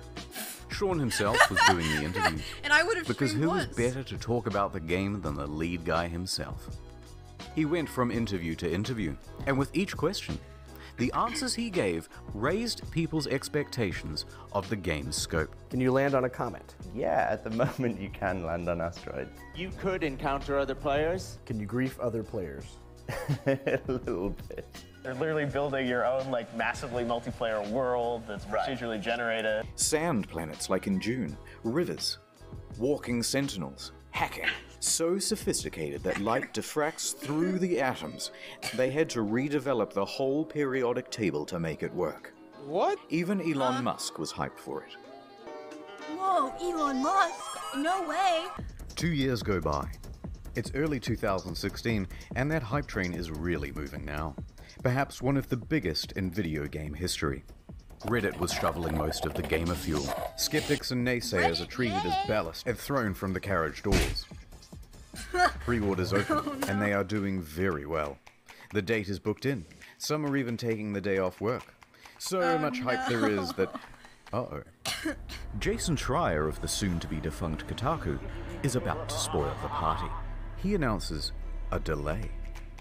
From June 2016 Artistic to August. interpretation. Oh my god. Liar, the incensed audience cries. Please be quiet, they said. And death threats too. But he was 100% right. A week later, the delay is officially announced. "Ooh, sorry lads, we need more polish," said Sean in his usual accent. To that, Sean received some death threats too, by the way, although he didn't take them as seriously or go I to don't the police. get people who get that mad to Yet. send death threats. Sometimes over foreshadowing games. is relatively obvious. But the impatient crowd relaxed a bit and said, "Fine, we will Fine. wait. But we expect a Fine. level of polish no man has ever seen." Speaking of waiting, Shadow Man here. Have you heard of Raidy Shady? My wife died in a plane crash. I won't skip Let's it. get serious for a moment. Raid isn't just a game with 15 million downloads in the last 6 months. It's a lifestyle. Think differently. Play Raid differently. Achieve your dreams. I'm sorry, sir. You've contracted Raids. That's good. Congratulations, it's Gorgorub of the Undead Horde. My life, Bonezu. You just collected one of over 400 champions. Why, hello there. Have you heard about the online RPG PvP? It's extremely well reviewed on the Play Store. Holy shit. You remind me of my wife. Raid is more than just a This game. is too much effort. It's a for reassuring a pat on the sponsor. back from your dad. I'm sure he got It's hired a warm again. bowl of soup on a cold night. Why is the soup so It's one chunky? last dance at your wife's funeral. If you haven't played in the arena yet, I'm gonna break into your house. You're all getting Raid for Christmas, kids. Yay! And if you download now, kids, using the link in the description below, you can get an extra 50k silver and an epic champion. No way. Wow, you're the best dad ever. Wait, Mum's dead? Raid Shadow Legends. Ad over. So let's talk about the team in charge of all that polishing. It's small. Tiny. In fact, I haven't been able to find a smaller team behind a AAA release. All of these expectations are on the shoulders of just 6 people, expanding to a team of 15 by the end of production. Oh god. July. It's just a couple of weeks until the release date. Whatever the state of the game by now, however much it's finished, that's what's going out. The Hello Games team celebrates with this iconic image. The quintessential soy face. They're exhausted. Look at what video game production does to a man. God, what's wrong with your face? Nonetheless, growing a beard, they continue, chill. working on the day 1 patch. And... uh-oh. Sean, if your game isn't coming out for another 2 weeks, then why is there a box copy on eBay? That's right. It's a leak. Uh-oh. Someone broke the embargo and is selling early access to the highest bidder. And the bids start rolling in. And their team was so small. Who's the It rat? reaches $1,300 US. Sold to some guy with the Reddit handle Damien. He gets his hands on it and starts uploading footage to YouTube and Dailymotion. What the frick? Said Sean and Sony. Damien finished it a lot quicker than expected, but he gave it a decent review. There are things I don't like, there are things I like, but at the end of the day, when I say to myself, what is this game supposed to be? This, what I'm looking at right here, this is what the game is supposed to be. He noted a few problems, but said he was optimistic that they would be ironed out with the day 1 patch. Sean? It's another leak. Some retailers broke the official release date. Journalists too. And they started streaming playthroughs of the game. What the Sony tried to DMCA all these videos, but their aim was terrible. Round of applause, everyone. We've officially become No Man's censored by Sony. Our news story from earlier this week about No Man's Sky leaks has been hit with a copyright strike on YouTube. They went bumbling around from platform to platform, just taking down any video that even talked about the leak or showed the trailer footage. But it was too late. The footage had people talking more skeptically about the game. Especially because there were no early review copies. That's bad. And it was looking like the weight of all these expectations had become too much. And the whole thing was about to give. Oh no. It's August. Everyone's here. We've all bought the game and we're fucking hyped. Here we go, lads. Oh dear lord, it isn't finished. What is happening? Hello, Sean. It is me, the auditor of games. I used to work at an astronomy lab. Don't worry about that. It seems like you've made a lot of promises. Promises that you have not kept. Let's go through the checklist. Have you got any large-scale joinable space battles? Nobody would want that. Ringed planets? No. No. Fine. Well, at least let me play as a trader. Some may call this junk. Me, I call them... No. Those sand planets from June look nice. Think I might... Please, Sean, there must be rivers. No, it's not. Animals interact with each other in the environment? No. Pets of walking sentinels, Sean. No. I'm literally crying right now. Should I even ask whether I can play as a space pirate? Uh-oh.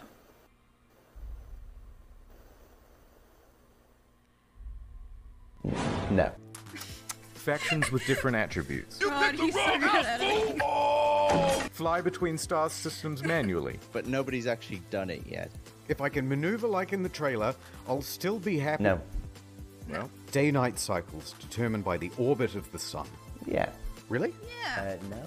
Oh. Land on an asteroid, radio chat, and name your ship, hacking, portals. All that stuff about the elements, Sean. No. This is not good, Sean. This is very not good. And ironically, the only bugs this game doesn't have are the butterflies in the demo. Buried buildings, aggressive emojis, tractor beam malfunctions, animal husbandry, oil slick whirl, raining grass, retarded animals doing retarded things. Ship's interiors disappear, first person mode as a gun. That's not how flying works. That's my only means of transportation, leaving the planet. Take off. Really take off. Oh, Holes shit. in the map. Holes in my graphics card. Whole lot of nothing from down here. Textures bugging out, animals bugging out.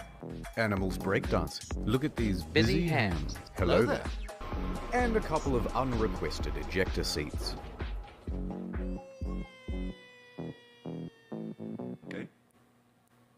Okay, that's a lot of stuff. I get the picture. No wait, poor graphics rendering. Some can't even start the game. Frame rate issues, constant crashes. Major publications are having trouble playing the game on their machines. Even the best 1080 Ti's are stuttering. Alt-tabbing? That's a guaranteed crash. Desktop notifications? That's a crash. Playing the game? That's a crash. Changing options in the game without restarting? You'll get this. And if you got the pre-order version with the bonus spaceship, you might have a problem. Your special ship already comes with a hyperdrive inside it. Great, right? No, because you have to craft it in order to finish the tutorial missions. And if you haven't finished the tutorial missions, you can't leave the star system. So whoops, until they patch it, you're stranded. That's why I give my kids No Man's Sky. a fool.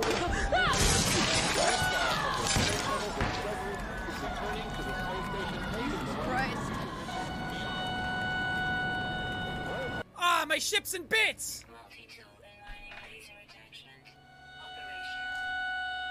Okay, thank you.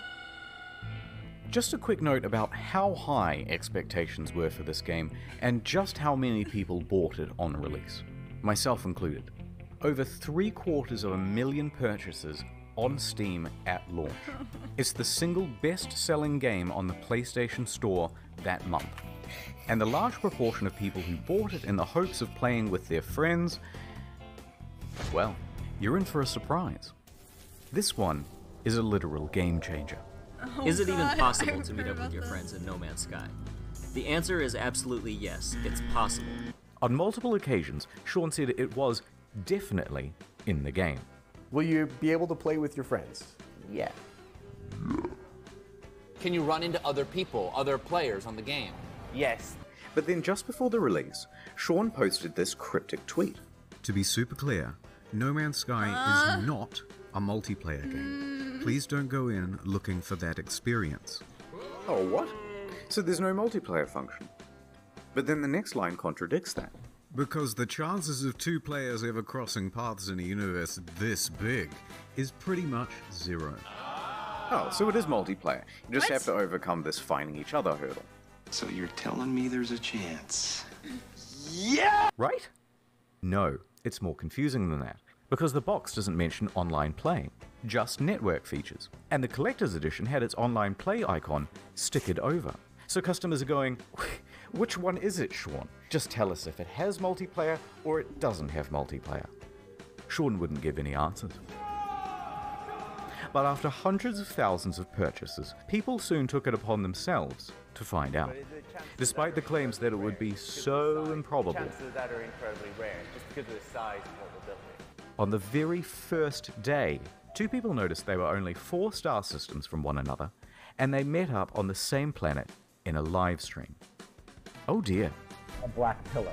Our streams are exactly lined up. If you go look at my stream, we're looking at the exact same area right now if you don't move. Yep, that's the same spot. And they can't see each other. I'm alone! No! That settles it.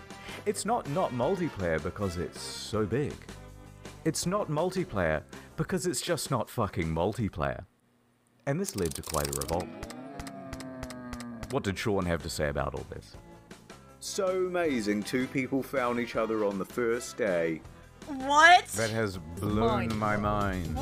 Huh? So why can't we see other players in game? Wow, so many of you playing. Yeah, Sean, but what? Truly amazing. My mind is blown. So what's the game actually like then? Is it any good? That is a difficult thing to say. Well, it certainly is stylish and pretty, and there are a lot of places to explore. But that doesn't mean there's much to find. In fact, the game boils down to a very simple loop.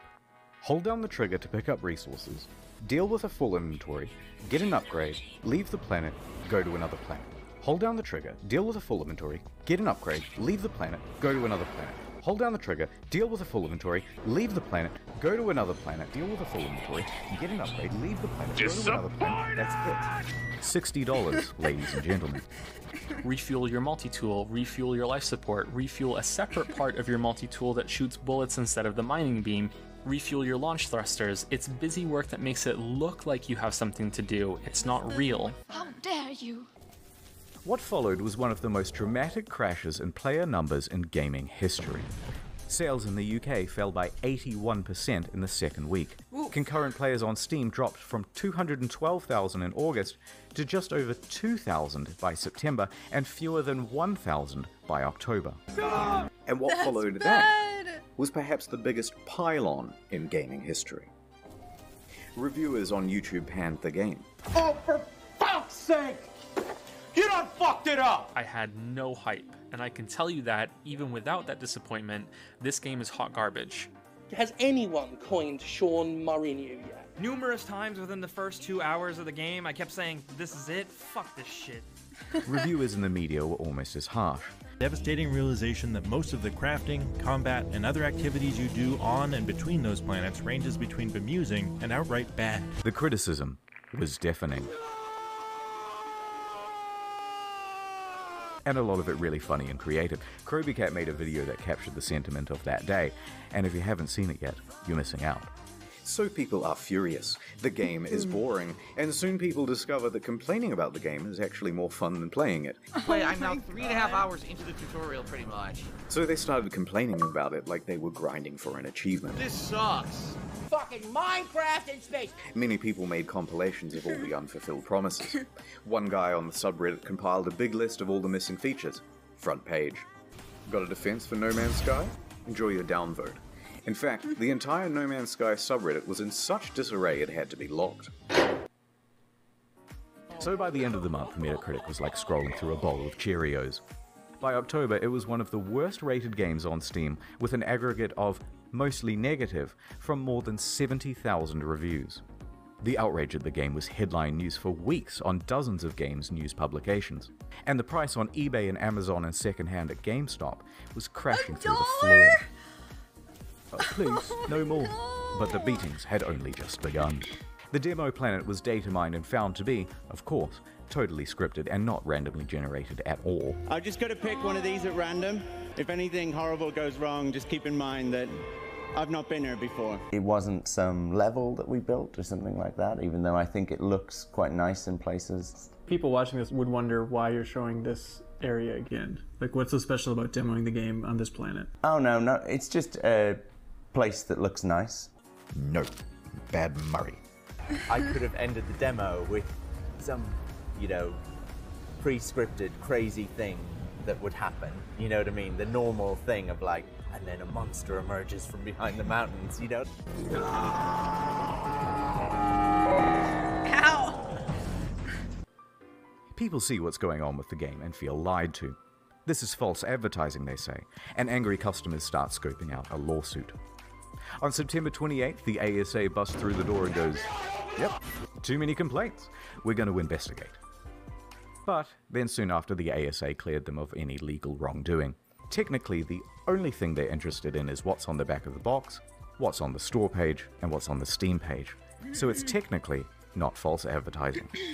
But of course, technically not illegal doesn't mean much to an angry audience. October 28th, Hello Games Twitter is hacked. The hacker posts, "No Man's Sky was a mistake," and is shitting on the game in the replies. Turns out Sean didn't use two-factor authentication on his LinkedIn, and that's how they got in. They also sent discrediting emails to journalists, which they knew would rile people up if published. Some people even show up to their offices to take photos and knock on the door, even at night and on the weekend. They posted empty pictures of the office, so, naturally out of context, this started rumors that Hello Games simply took the money and ran. This in addition to numerous bomb and death threats during that period. Those ones Sean did have to take seriously. Regular intervention from police and Scotland Yard and things like that. And while Sony didn't quite throw them under the bus, it was more like a gentle push under a minivan when Sony President Shohei Yoshida admitted that Hello Games did not have a great PR strategy for No Man's Sky. The press took the ball with that one and ran. But despite all of this, all of the negative press, they were actually nominated for a couple of awards. But by this point, Murray and the other members of Hello Games were so downtrodden and so sure they weren't going to win that they opted to go elsewhere for dinner.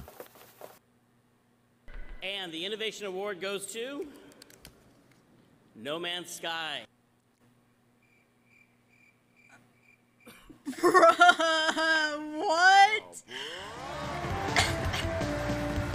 Yay! Woo! Holy fuck! Whoops.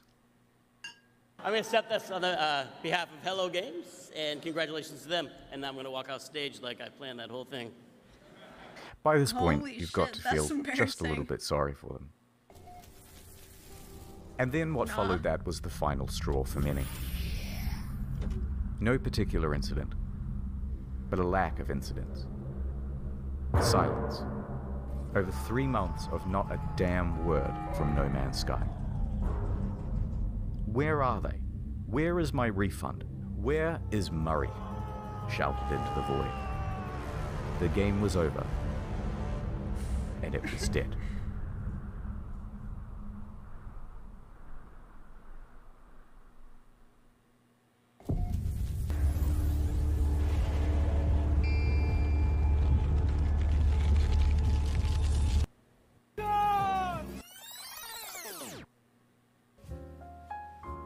The year is 2000 AD.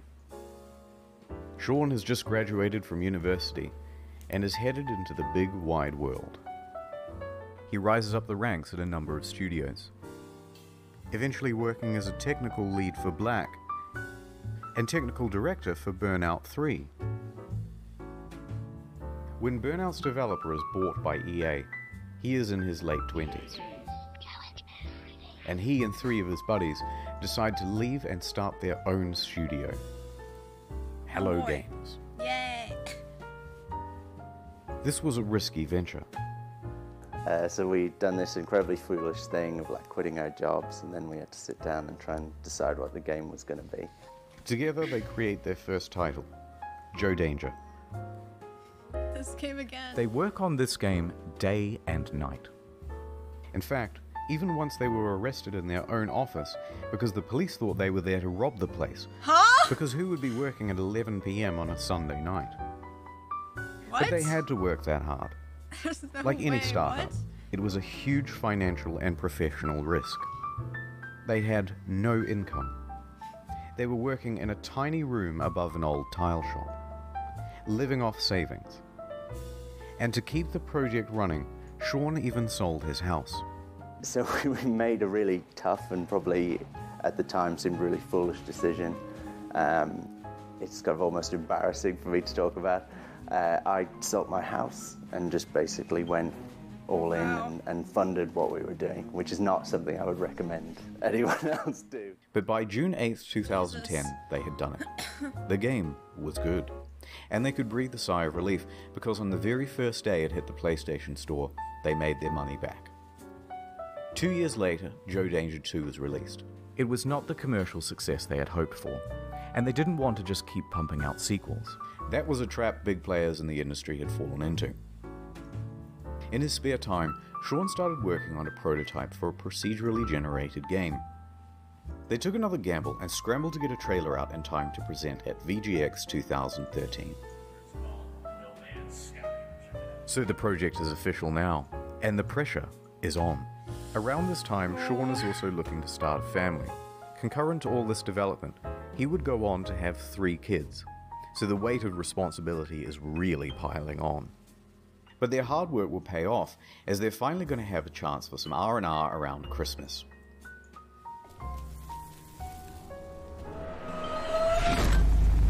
They woke up to find their homes flooded, their cars submerged, and their plans for Christmas Day very much ruined. Bad news. Rain. Rain and flooding in the south of England, right around the Hello Games office. They are completely inundated and they return from their holidays to find laptops floating around at waist height. But some good news, they hadn't lost any data. So they pull together. Soldier on. Development continues. So there they are, working in a damp office, and then ding dong. Ooh, who's at the door? It's Danish mathematician Dr. Johan Gerlis. He's seen the game, and he says, "They are using my super formula," in perfect English, and there is a potential for a lawsuit. Sean says they didn't, and he can prove it. So they have a meeting, and the claim is eventually dropped. Lawsuit evaded. So back to work, guys. Ding dong. It's Sky Television. They've seen the game. You are infringing on our Sky trademark, they said in perfect text-to-speech. They had succeeded in getting Microsoft to change SkyDrive to OneDrive, and they were about to give gamers No Man's 1 under threat of lawsuit. What the fuck? But this lawsuit didn't just go away. The threat loomed over them for the next 3 years, stupid. They copyrighted the right word up until the Sky. month before release. So they get back to work, and ding dong. British TV? Oh. It's Sony, with some good news for Never once. heard of them. We like your game, kid. We want to feature it front and center and make you a big star. This could mean millions of dollars in additional revenue. They said, yeah. But along with it, a lot of press for this game would need to be done. Being a small team, they didn't have anyone for PR. They had their designers, they had their developers, and that was about it. So it's up to Murray. Sean is in his early 30s now. Not super young, but relatively young, and inexperienced for this type of media circuit. This deal with Sony put extra pressure on them. It set deadlines. It's not that it's Sony's fault, but they're locked in now with much less flexibility. So when May rolls around, and they have no option but to delay, even if they wanted to ask for an extra 6 to 12 months of development, which they really need, it's probably too much to ask for. So they extend from late June to August. Only 6 weeks. From here, you can predict what's going to happen to multiplayer and a bunch of other promised features. So here's how the hype happened. Scope of game. Time. And here's the line which shows the reality of development. Progress is steady and ends in August 2016. Now here is the line of player expectations. It should start out here and follow along the purple, but the overhyping trailer comes out and puts us way up here. In this trailer, it features a bunch of things that Hello Games thinks they're capable of having in the game by 2016. That's the first big mistake. Then it's announced for PlayStation and it costs $60 and there's a collector's edition. Second, even bigger mistake. That puts us all the way up here. And I think this is the main problem, because price tags set expectations. For a $60 game, this was seriously barren and disappointing. Now, if they had put it out for $20 as an indie game or an alpha, no problem. But when they gave it the AAA treatment, people rightfully aligned their expectations with other games in that category. That is the main reason customers' expectations were so skewed. Then Murray went to interviews, exacerbating the problem. Every time he mentioned a feature in the game, even in passing, fans set their expectations to AAA heights for that feature. He fucked up. Now, some people think the interviews are the main problem. Cyberpunk? In Oh, my God. humble opinion, not so much. Most people never saw these interviews. It's not that rickety 12-foot ladder Sean's standing on that's the main problem. It's the 900-foot building he's perched it on in the first place. So the obvious solution here would be an official statement. Hey guys, look, don't expect a 10 out of 10. Expect more of a 5 out of 10. No, the publisher just sank an enormous investment of marketing and opportunity into the game. What's wrong with you? And that would be a huge middle finger to them. The publisher isn't going to make you hype the shit out of the game, I'm gonna say but you it. I'm can't ordering talk coffee. it down either. It's 6:30 So, p.m. I don't it's kind of care. stuck up there.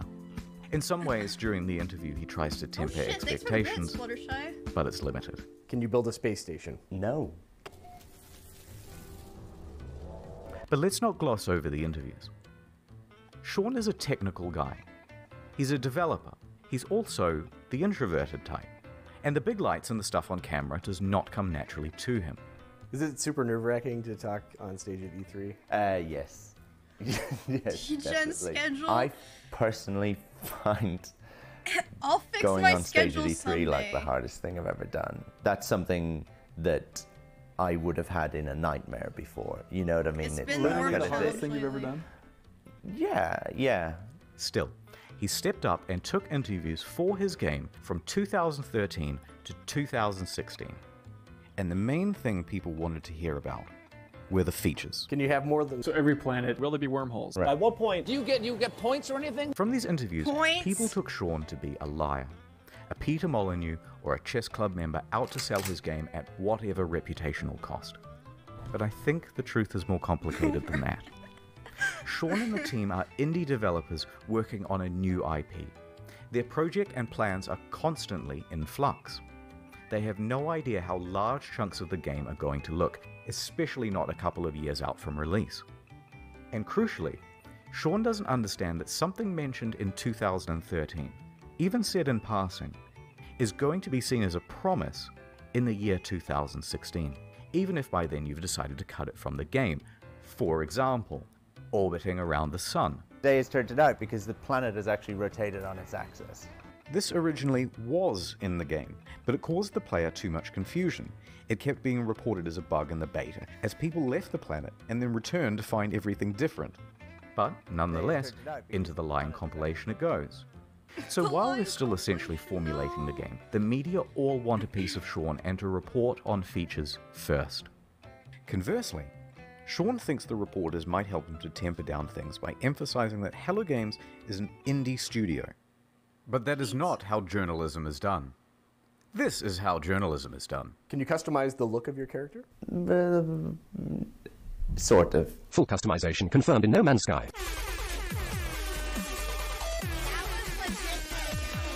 Periodic table to create atmospheric particles that would diffract light at just the right wavelength. Told you! The press kind of operates downstream from the community because things are click-driven as to what stories you get served and things like that. But a rumor would surface from Reddit straight to the front page. There's all this hype, and the project has increased in scope dramatically and keeps increasing as the months go by until a point. They are close to the deadline and have to delay, and the reality of what they can achieve in the little time remaining is staring them in the face. They know they're not going to be putting out a finished game. They're worried. There's nothing more they can do.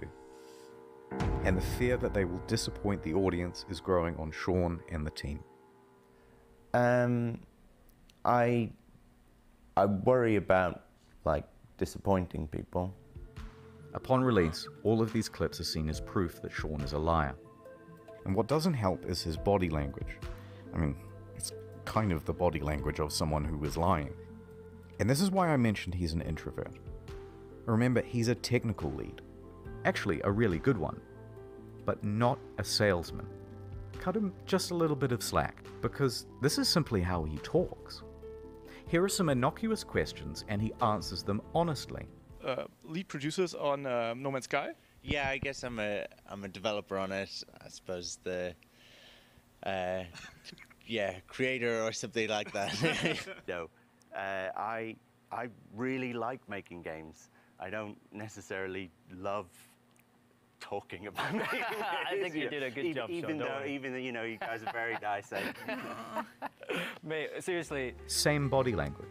And Jesus Christ, they have him up on stage and in front of cameras and bright lights and on the goddamn Colbert Report. Try keeping your nerve on that.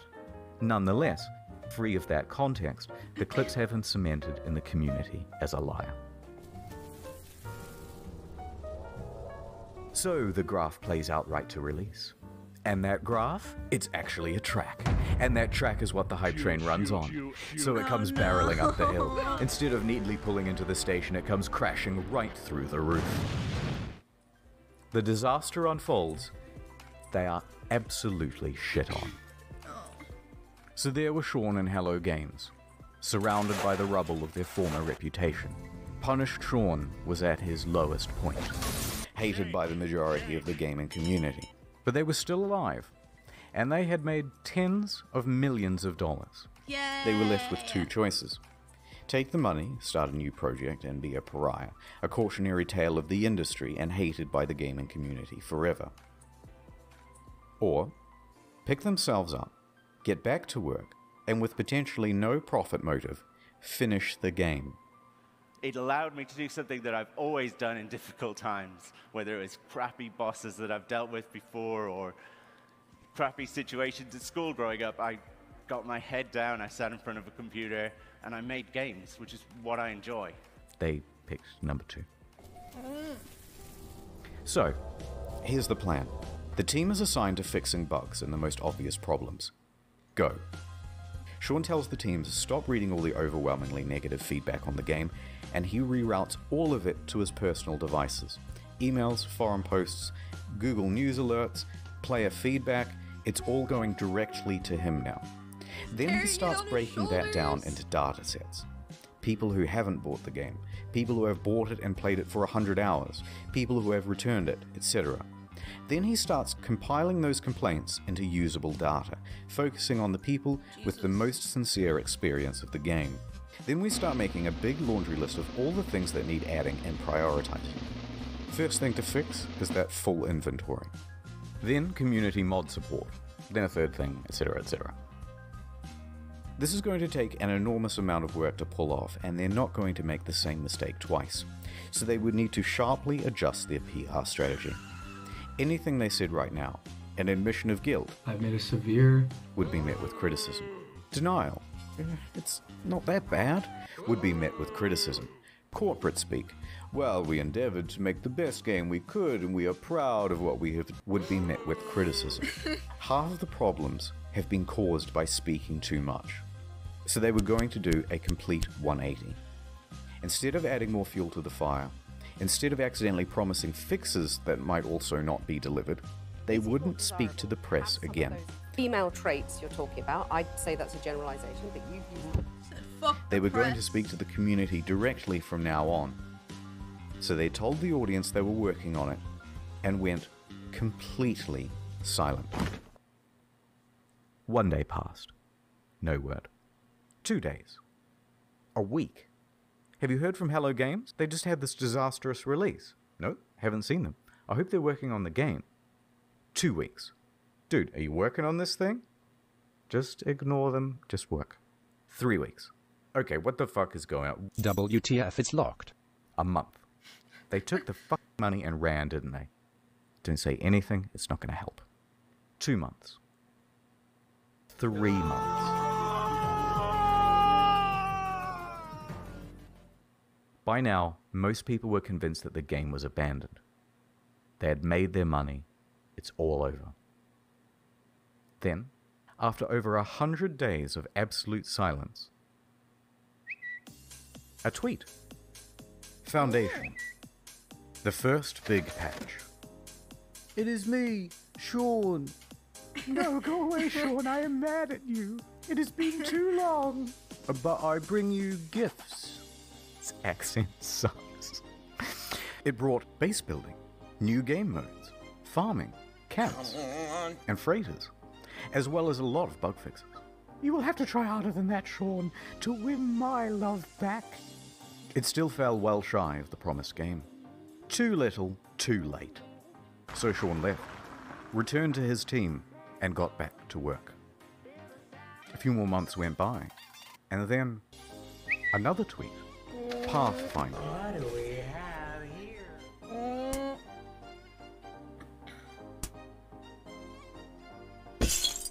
What the fuck? Oh, it's you, Sean. I bring you online base sharing, own multiple starships, starship specialization, multi-tool specialization and classes, permadeath modes, vehicles you can drive around in, and create racetracks for them too with time trials. Look at this. Okay, that's pretty good, but I'm still mad, and there's still a ton promised that isn't in the game yet. So Sean went away once more. A few more months went by. Knock, knock. Oh, it's you, Sean. What is it now? I bring you an overhaul to the storyline. New worlds, crashed freighters, space combat, terrain editing, portals, procedural mission system, interstellar trading, and joint exploration. By now, people were really starting to warm to No Man's Sky again, and to Hello Games. The game has in many ways exceeded what was promised. It's a substantially better game now. No Man's Sky is back, baby! People saw this was an honest effort to fix the game, and the number of employees working on it was growing, from a studio of 15 to 25. Sean Murray and Hello Games social media also started becoming more active and engaging with the audience. The subreddit was flourishing once more. The price of the game secondhand on Amazon, eBay, and GameStop was going up. Then a few more months went by.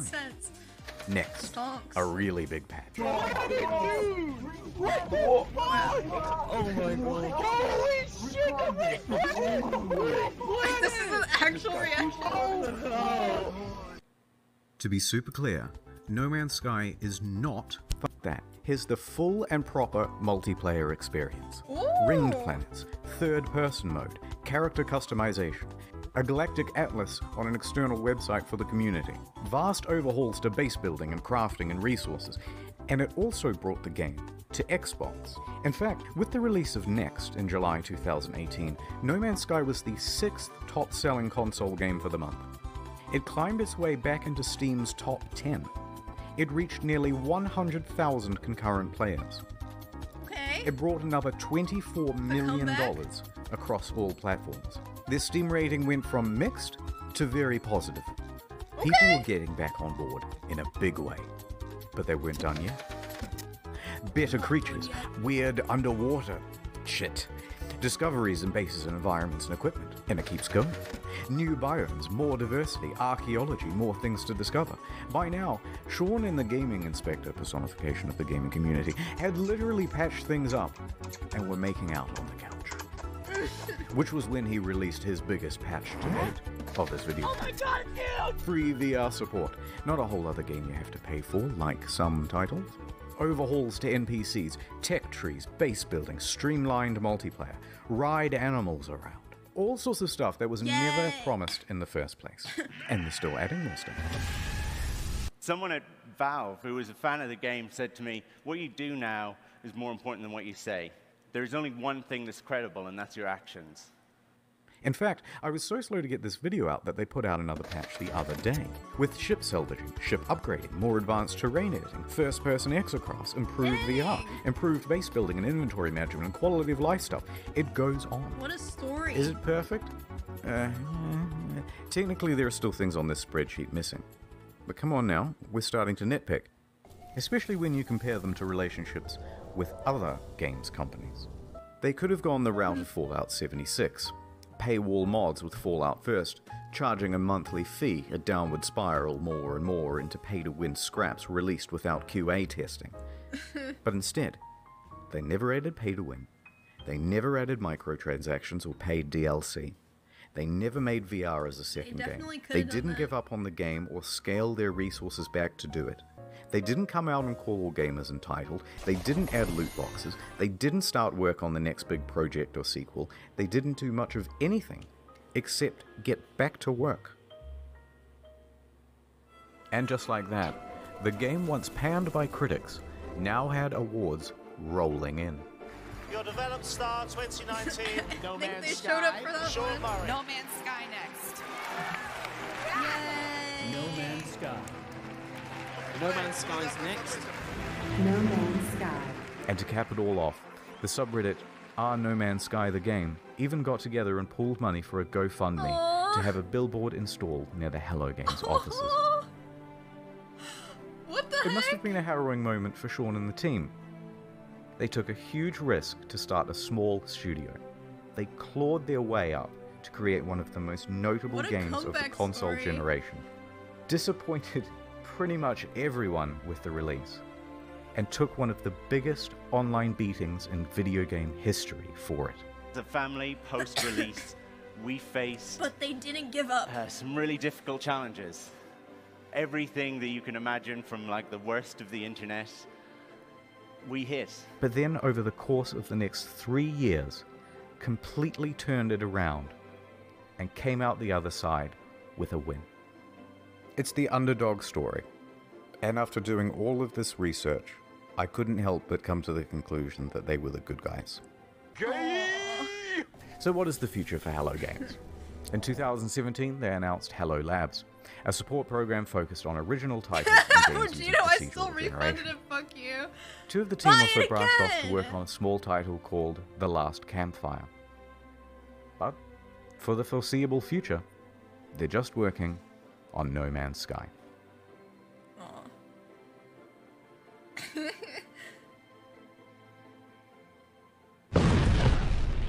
Alright, I didn't want to finish the video on like a big sappy note. So, this is the end of the story, but there's still another few minutes. Don't leave, it's not an ad. Okay, in 2015, when the hype was at its peak, someone wrote a Sean Murray erotic fanfiction. And, naturally, I assumed that you lot would want to see it. So, here it is. My evening interview at Hello Games. I arrived at the Hello Games office in the early evening, as the sun was approaching the horizon. Taking a deep breath, I nervously pressed the doorbell. The door opened, and Sean poked his expressive face out to greet me. "Hey you," he exclaimed in his adorable British-Australian accent. "I'm so happy you could make it and spend the evening with us." "I was so happy when I heard you agreed to let me come in for an interview," I said. "Oh yeah, the interview. I forgot," he replied with his usual brilliant humor. I laughed. "You're so funny, Sean. Let me show you my office." "I have a surprise for you," Sean said. He led me to the room where we sat down on a soft vinyl couch. "So let me show you the surprise," he said, softly. "It's the newest build of the game. We just added some new features." He booted up the game on a PS4 in his office. I stared at his face. I like your beard. It's sexy," I pretended to say to him in my head to myself. I had a secret crush on him. There was something about his humble demeanor and feeble yet handsome bone structure that was so alluring. "So here's the game," he said eagerly. It opened on an alien world just calling out to be explored. I began to sweat.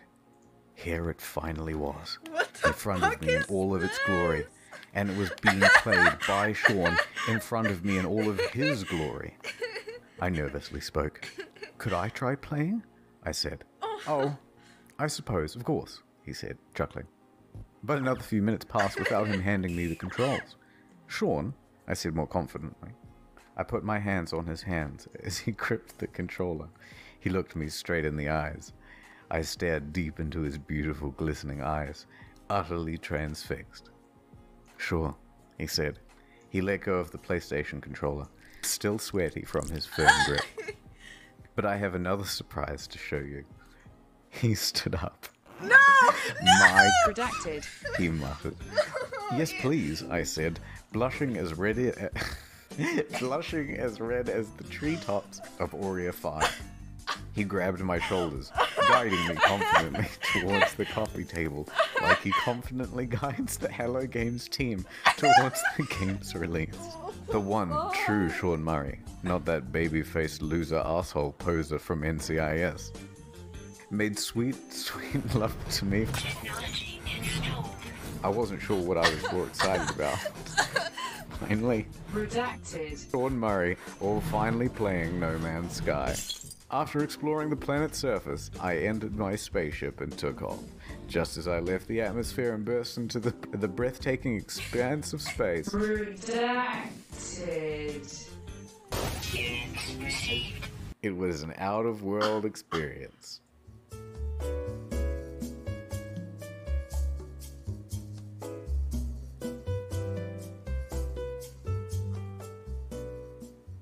Oculus Rift support, he uttered sensually. As I turned, I saw Sean's avatar standing before me in a beautiful, procedurally generated spacesuit. Like what you see, he said. It's time, everybody, he shouted. I heard footsteps slowly enter from the cramped office. I soon saw many spacesuits appear before me in-game.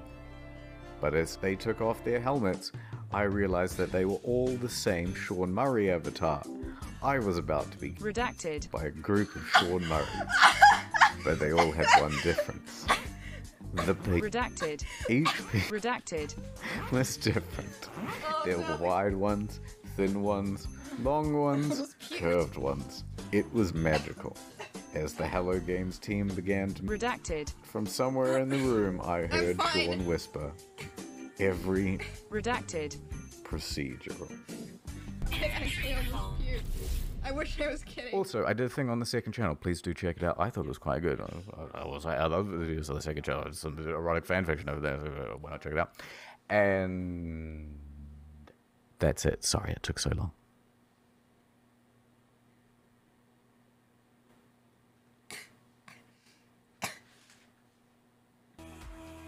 Hey guys, internet is story. Dude, what a video. Okay, that didn't even feel like 50 minutes. What a fucking video, Jesus.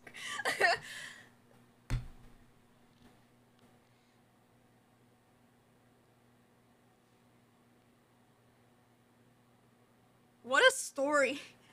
I didn't know that they had such an amazing, like, comeback.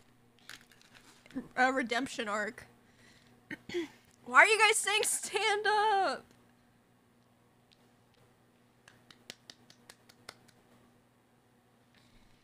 Oh god. Where's my coffee? It's not here yet. Ah!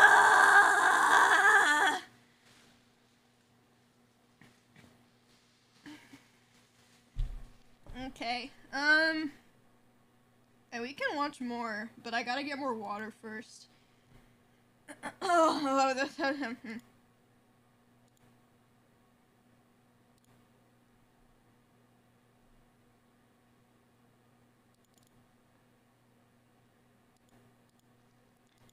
okay, break time. I'll be back. What are you guys saying?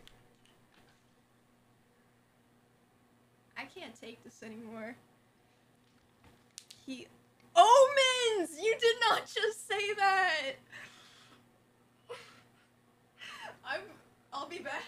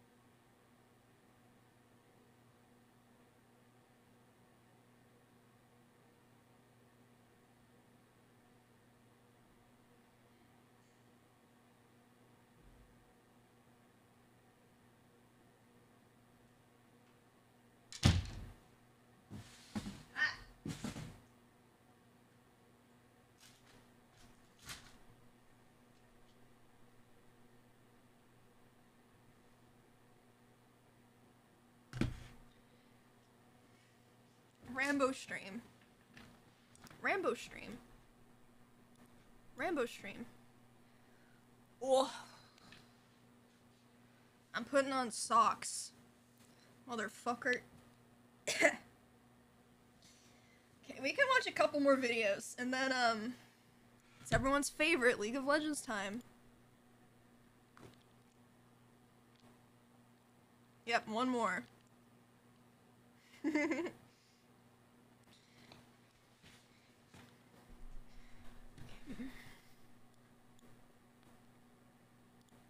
Should we watch this one? Harry Potter one? Yes. Okay. Historian 66420 Productions here. Before I give you another mediocre video, Mediocre? here's an ad for Heroes of the Spire. Play it on your phone, borrow your friend's phone, then play it on the toilet. It's an action RPG PvP OMG. Wow, hey, are you playing Heroes of the Spire? Excuse me? That's a yes. Build a team. 400 is too many. Excuse me, sir. Can you please turn off your electronic... No, I'm playing Heroes of the Spire. Okay, we can watch that next. Sorry, sir, my mistake. It got a 4.5 out of 5 on Google. How bad can it be? You can play as this guy. Oops, I should have blurred out his nipples. To see the uncensored version, you'll have to download the game. EA was not involved at all. It even has a Reddit. Don't worry about that. Download Lines by My Legs to get $50,000 50 gems. Thanks, Konami. Yay.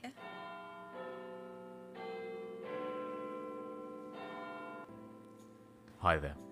It's Hi. me, J.K. Rowling. You know me God. from the series that inspired the Harry Potter erotica. My grandma hates and the J.K. ghostwriter Rowling. for Tyler Oakley's autobiography. But I have another tale to weave for you today, and it's about spoilers. Flashback. 2005. My 6th book is coming out soon. Oh shit. The kids are excited. Death, thanks for the 5 The gift parents subs. are misguided. Thanks, And the dog. hype is building. But the popularity of the series also had some unintended effects. It gave rise to 4 nefarious groups. Houses, if you will. Nefarious. The first, the bootleggers, making and selling knockoff merch, Oh my god. as well as knockoff books. The second, the gamblers, thousands of individuals betting hundreds of thousands of dollars on the outcome of the story. Who would die next? Who would Harry hook up with? And the third group, the thieves. One of them stole an early copy of the book and for the tried to bits, sell it to Brown. the Sun newspaper for £50,000. This was getting serious. So the publishers started ramping up security. They put GPS trackers on all the pallets. Guards were stationed 24 hours a day. No one outside of a very small group was allowed to get their hands on the book. But despite the extra efforts, there was a leak. Which brings us to that fourth group, the Spoy Boys. They didn't care about money. All they wanted Spoy Boys. was to ruin the fun.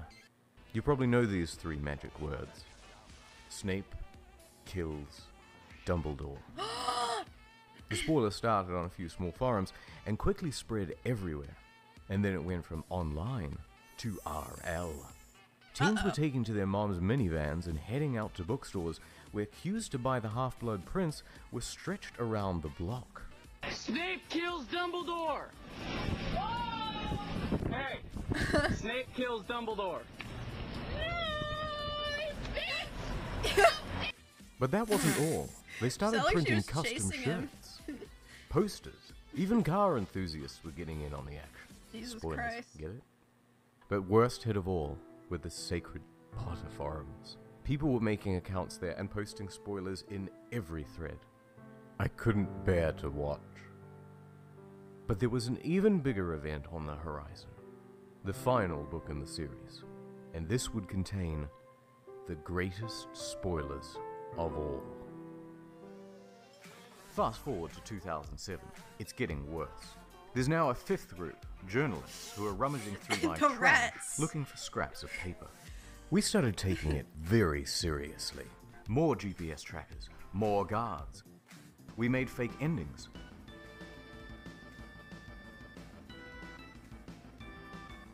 We even got the GCHQ involved to conduct surveillance on some of those first 3 groups. What?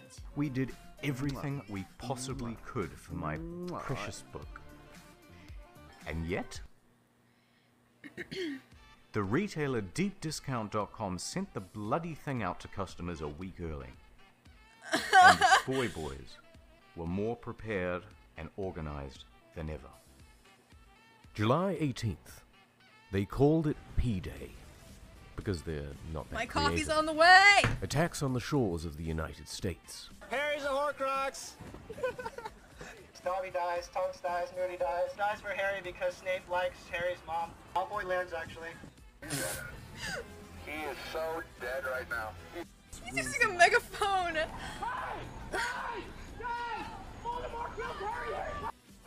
Okay, well that's not... Attacks in the streets of London. Attention, children! Voldemort killed Snape!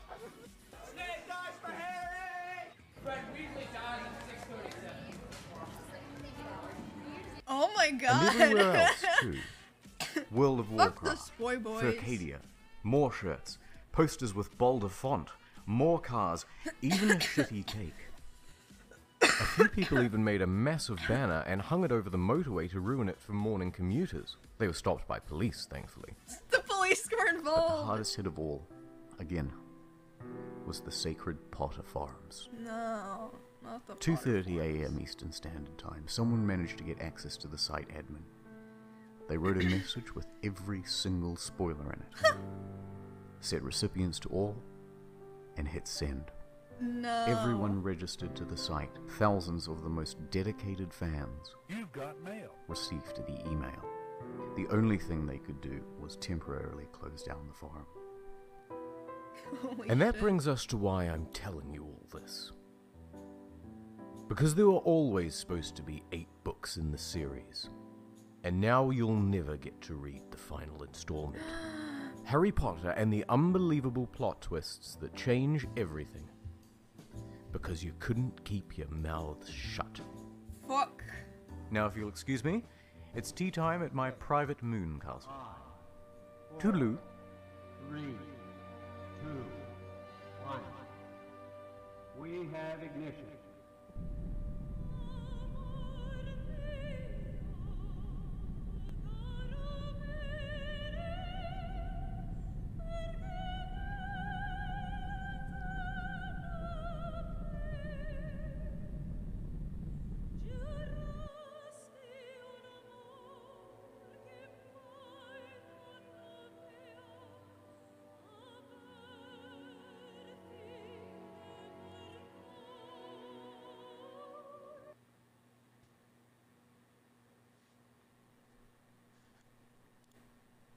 Well, that was another good video. Dude, I love this guy so much.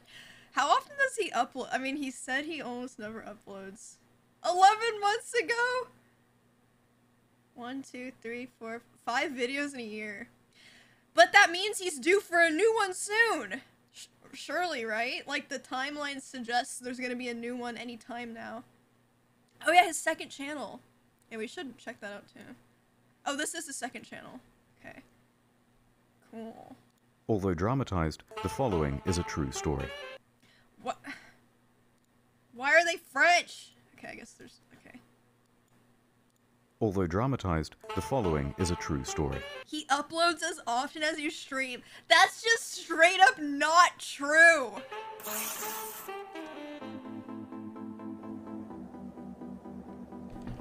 Stockholm, December 22nd, 2000. Gentlemen, the Swedish National Museum. 90,000 square feet of priceless artwork. Only 2 roads in and out. The police will be ready. Walking away with the goods won't be easy. Smash and grab job, huh? Not quite. First things first, a distraction. At exactly 4:55 p.m., 5 minutes before the museum closes, we blow up 2 cars outside the Grand Hotel and the Strand. Naturally, fire trucks and police will be dispatched. What about the guards in the building? Only one. And he'll be busy ushering everyone to leave. Now, we get ourselves armed and approach. Meanwhile, 2 of us are already inside waiting for the signal. Once you hear those explosions, put on your balaclavas and take out guns. Get on the floor. Don't move. So the standard disarm the guards and get everyone on the floor. That's right. Then one of you stay in the lobby while the other 2 make your way upstairs and into the gallery. Now remember, gentlemen, no browsing. We're here for 3 paintings in particular. Conversation with the Gardener, and Young Parisian by Renoir, and a self-portrait by Rembrandt. So how do we crack the safe? There is no safe. No security cameras or alarms either. Wire cutters are all we need. Amateurs. We bag the goods and bust out the front door. And we're just supposed to walk out of there with the 3 paintings and not get stopped? Yep. Won't take the police long to catch up. That's what I'm counting on. A little surprise I prepared earlier. And from there, it's an easy walk to the docks where we've got a boat ready. We skim around the waterfront and down the labyrinthine canals of Stockholm and make a beeline for Mälar Lake. Then we dock in a quiet area and make it on foot back to the road. Let me guess, you already have a car waiting. Of course. We drive back to the city, get back to HQ, paintings in hand. And congratulations, boys. We've just robbed the Swedish National Museum for an estimated $30 million. What? And that's exactly how all of it played out. The next day, the police had cleaned up the torched cars, and they were questioning staff, getting any clues they could about the suspects. They didn't have any faces. They didn't have any DNA evidence. It was a professional job, and there was very little to go on. Until someone came forward. A witness. An old man. I was working on the river when I saw 3 lads speed off out of the area in an orange boat. Did you get a good look at him? No, but they seemed suspicious, so I followed him right through the canals, into the Mälar, and right to the shore, where they parked their vessel and abandoned it. It's very Swedish. Can you show us where on the map? So the police sent out a couple of cars and found the boat. Here it is. Nothing inside. No paintings, detective. Damn. What about the registration? Nothing, sir. Well, I guess the only thing we can do is put out a picture of the boat and ask the public for help. So they published pictures of the boat in the local newspaper and asked people to come forward with information. The next day. Oh, that's my boat. The boat owner paid the police a visit. I'm Pa Lundmark, and that's my boat. What happened? We'll ask the questions. Well, I just sold the thing last week to 3 chaps who looked a bit suspect. Did you get their names? Afraid not, sorry. Although, when I sold the boat to them, they asked if they could use my trailer to transport it. And? Well, I said yes, but only if they gave me their phone number for safety. Well, have you still got it? Yep, here it is. I wrote it on the back of the receipt. And this is where everything unraveled for the thieves. Because despite all of this Ocean's 11 style bullshit, they had used their real phone number. So police looked up the number and everyone they had called. We've got a match. The number was connected to a gang of petty thieves. They were not big-time criminals. Swag bag. They had done small stuff like car thefts, drug peddling, and so on. They were not criminal masterminds. This thread of evidence led to 2 men serving sentences in a minimum security prison 10 miles from Stockholm. A Russian named Alexander Petrov and a Swedish national named Stefan Nordstrom. But wait, these men were behind bars. They have an airtight alibi, right? Well, turns out they are considered low-risk prisoners, which means they are allowed weekend furloughs. Essentially, they're just doing jail as a day job. And while good boy Petrov had returned from his weekend away, Nordstrom had not. So police went to work searching Nordstrom's empty cell. Aha. Lo and behold, Nordstrom had been doing a bit of light reading. collections of newspaper clippings from past art heists. Very subtle. On top of that, Nordstrom had reportedly been visiting a bunch of auction houses in the area. They were clearly the painting bandits. Now, here's the thing about art thievery. It's a difficult game. Unlike jewelry or other valuable goods, you can't just offload these anywhere. You need a buyer who has a lot of cash and is willing to take a huge risk themselves. Possession of stolen property is a crime, and they wouldn't be allowed to keep the paintings if word ever got out. So essentially, they had $30 million in unsellable goods. Nice. So, what do we do? Oh, we could sell it to a billionaire in China. Okay, do you know any? No. Yeah, I thought so. So shut the fuck up and think of something better. Why don't we just ransom it back to the museum? That's not the worst idea in the world. No fucking way. December 28th, 2000. 6 days after the robbery. Petrov's lawyer approaches the police station. Hello. Yes, hello. I am here on behalf of my client, and acting as an intermediary. We have your paintings. Go on. What the fuck? I am here to negotiate it safely to your return. For a modest sum. Interesting tact. This is, of course, completely illegal. Lawyers can't just negotiate ransoms for their clients. Got any proof you have the paintings? Right here. The attorney then revealed hostage-style photos of the stolen art, complete with that day's No newspaper. fucking way. Right. So who are these clients of yours? Can't say.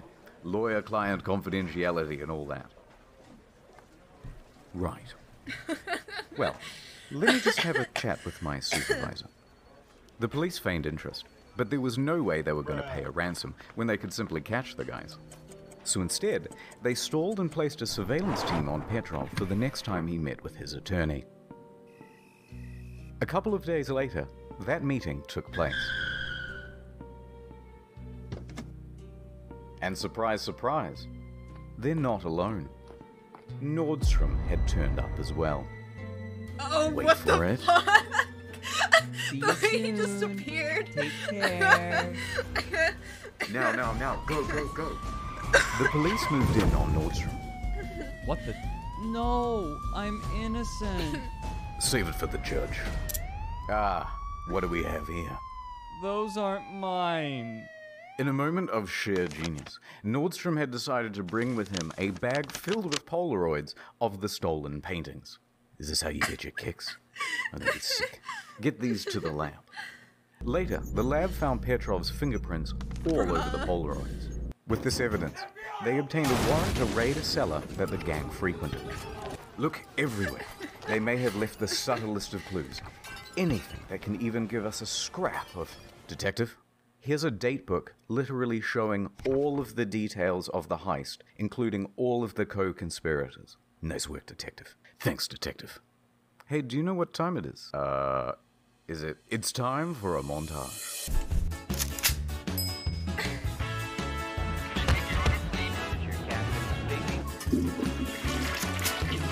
In all, police arrested and charged 13 for the heist. Nordstrom received 6.5 years. Petrov received 8. Spieß. 3 others were given between 2 and 4 years for accessory, and 3 more men received sentences for up to 4 years for receiving stolen goods, and 5 more were accused and subsequently acquitted. One of them included Petrov's criminal lawyer, who was charged for accessory to attempted extortion for his involvement in putting forward the ransom note. Well, how does that happen we got as the a bad lawyer? guys. But there was a problem. They hadn't recovered any of the paintings. Uh-oh. They had searched the cellar top to bottom, the homes of the criminals. They had questioned all of them, and no one was giving up the goods. Uh-oh.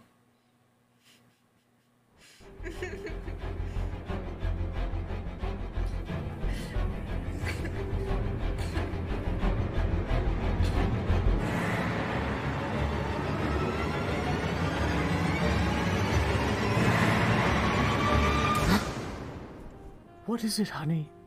Is it the paintings again? I just can't stop thinking about it. They're out there somewhere. Just come back to bed. No. I think I'll go for a walk.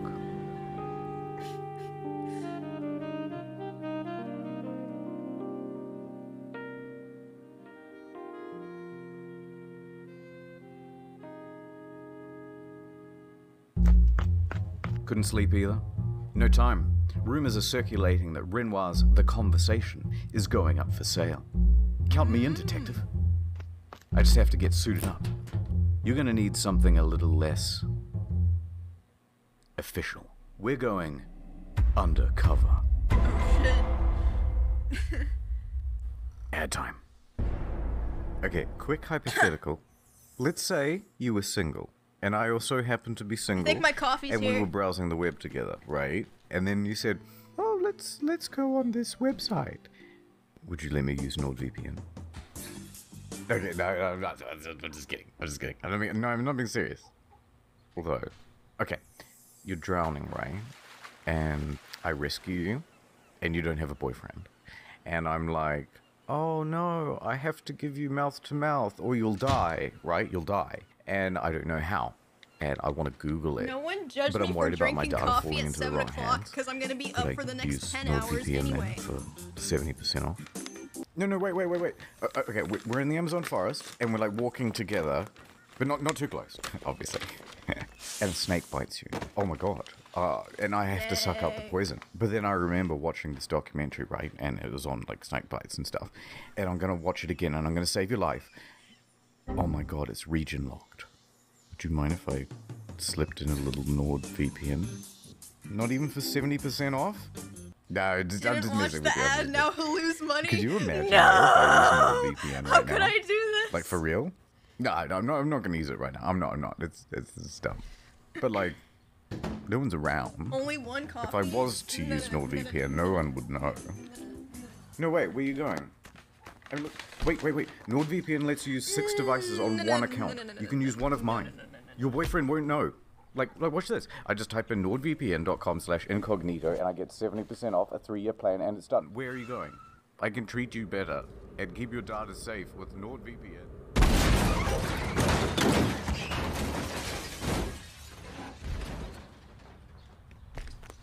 Oh my god. Wouldn't have happened if you got NordVPN. Okay, but wait, listen. If I stay up later every day, eventually I'll make a full cycle and start waking up at a normal time.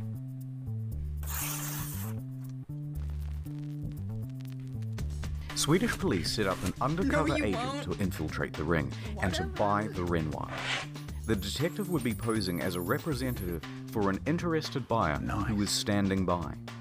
But they'd need confirmation that the painting was the real deal.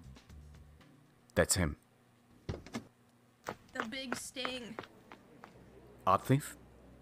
Yes. Are you the buyer? That's me. I represent a very wealthy and very interested client. But of course, before we can start negotiating, I need to know that we're talking about the real deal. All right, mate. Come with me. The undercover agent followed one of the men into the bathroom. Okay. What do you think? That's quite something. Come on. My client will be very pleased. Okay. What do you say to 200k? That sounds acceptable. In fact, it's quite low. My rich buyer probably would have paid a lot more even. Whoa.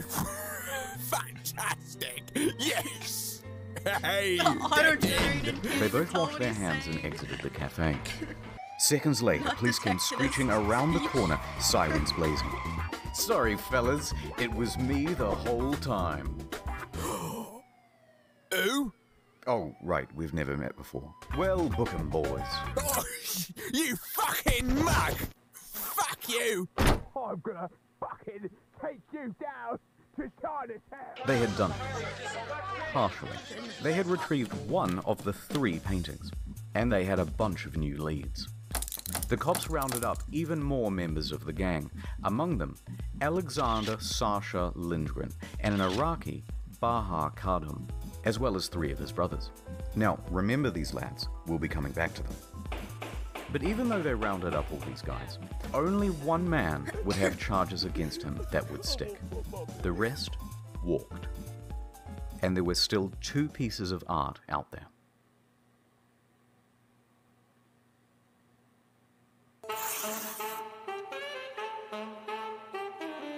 Los Angeles, 4.5 years later. Downtown LA. The FBI are working on a routine case. It's a drug bust with some Bulgarians. Nothing too out of the ordinary. Until they heard something unusual. Yeah, so we've got Renoir's young Parisian for sale. Is that code for something? Are they human trafficking? Chief, I believe it's that painting that was stolen from the Swedish National Museum a few years back. Yeah, we want to get it out of the city. Sounds like it's going to be on the move soon. No one's going to take our credit. We're the FBI, damn it. Infallible. Pillars of competence. So they ramped up surveillance. The Bureau intercepted a call from one of the gang's higher-ups. Boris Kostov. It's time for a good old-fashioned stakeout. The FBI waited outside Kostov's home until they saw him load up a small, painting-sized package into his car's trunk. Yeah, we got it. I told him to be careful. Should be 8 pairs of rips. We're going in. Get down, get the fuck down.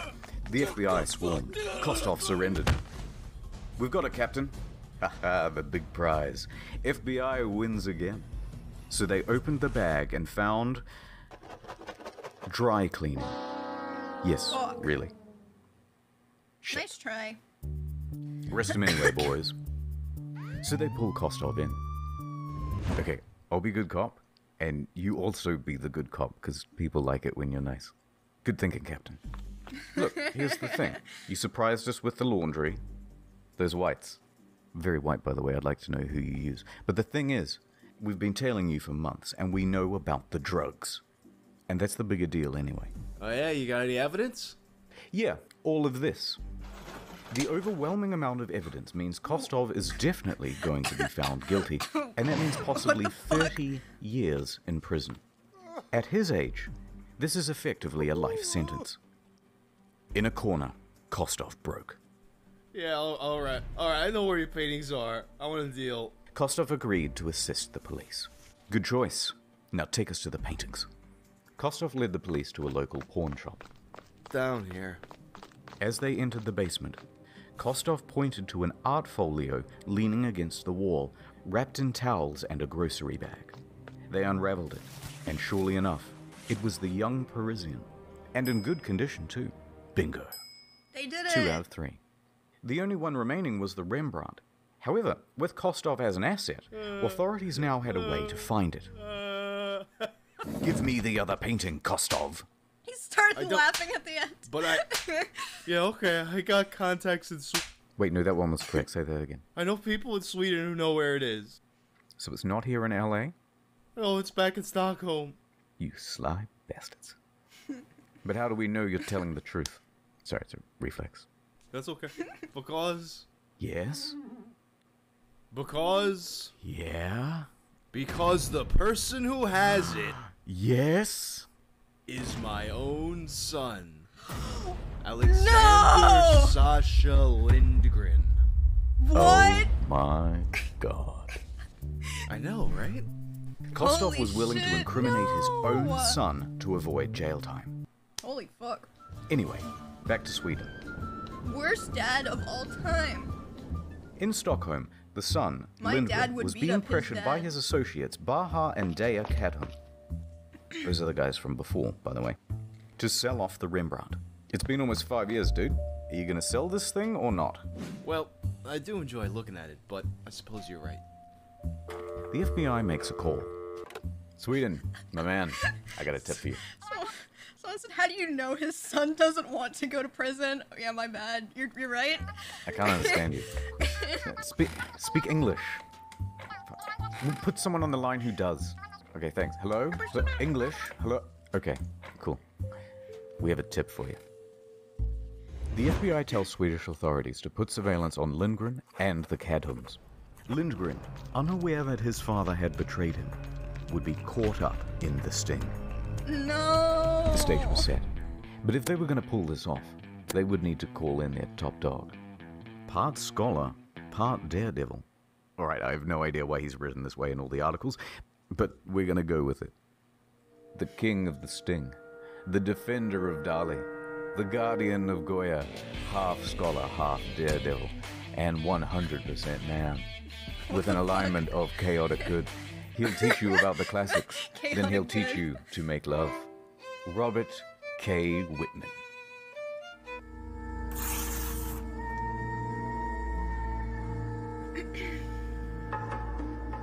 Part 5. Copenhagen. September 15th, 2005. The meeting had been arranged. The Cadham brothers are on a train from Stockholm, secretly followed by police the whole way.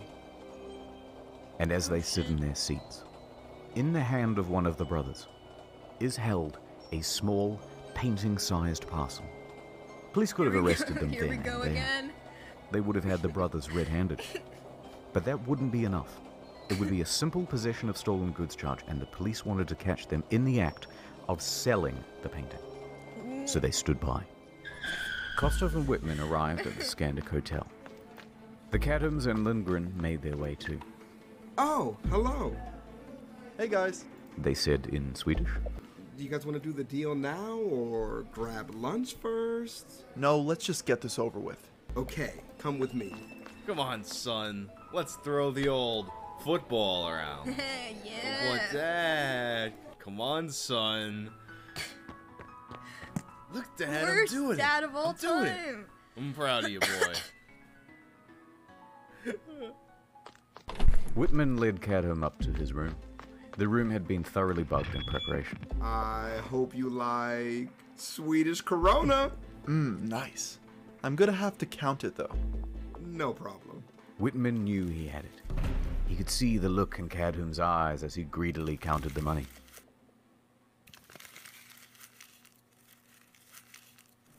So, you guys had like a good trip out? Mm-hmm. See any good movies lately?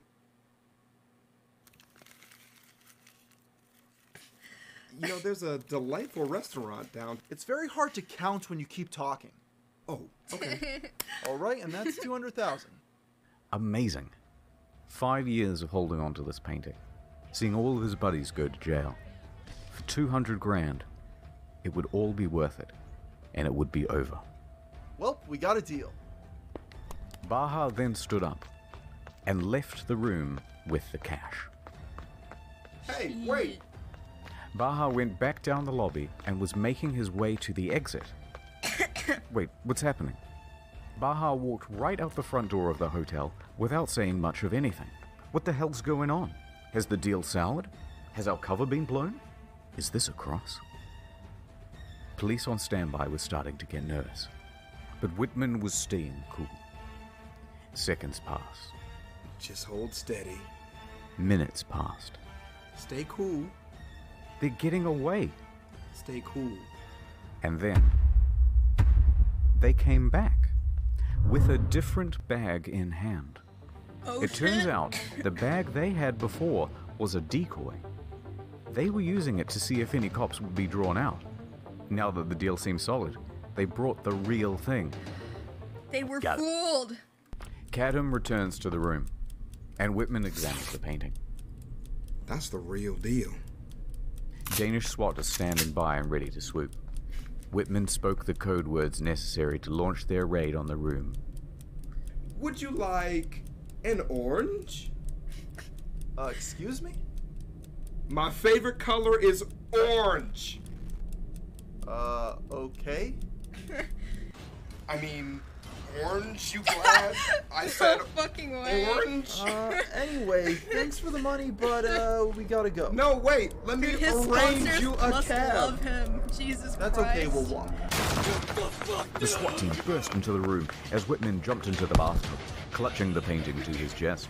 The SWAT team quickly overwhelmed the stupefied suspects. The arrests of Baha Kadham, his brother Diea, and the betrayed Lindgren went off without a hitch. Whitman emerged from the bathroom victorious. Women swooned, men swooned, I'm swooning. Jesus, what a man. Looks like you're caught by the police. Yes, well done, Whitman. And we would have gotten away with it if it wasn't for your sly doggery. Thank you. Now, take him away, boys. Whitman held the painting aloft. It was now safe. He returned it to the Swedish National Museum. And the timing was perfect. Because in just a few days, they would be exhibiting a show on Rembrandt anyway, and they not only had him back, but a story to go along with it. The painting was unveiled as the centerpiece, this time behind glass, and with a specially assigned security guard standing by its side. So the Kadham brothers and Alexander Lindgren were convicted of receiving stolen goods. However, their sentences were overturned by a Swedish appeals court ruling that they had been provoked into the crime. Well done. But as for our hero, well, Whitman hung up his cape, and nothing has ever been stolen again.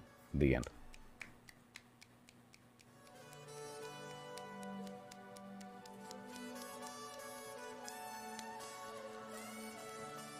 Dude, every single video of his that we've watched, I love them. Okay, one more before League. Literally one more. Yoink, thanks for the Prime sub. Welcome. Pastor, thanks for Prime. One more, I swear. Just one more, man. Okay, we already watched this one. We haven't seen this one.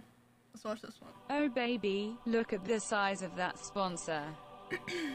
Just one! Just relax.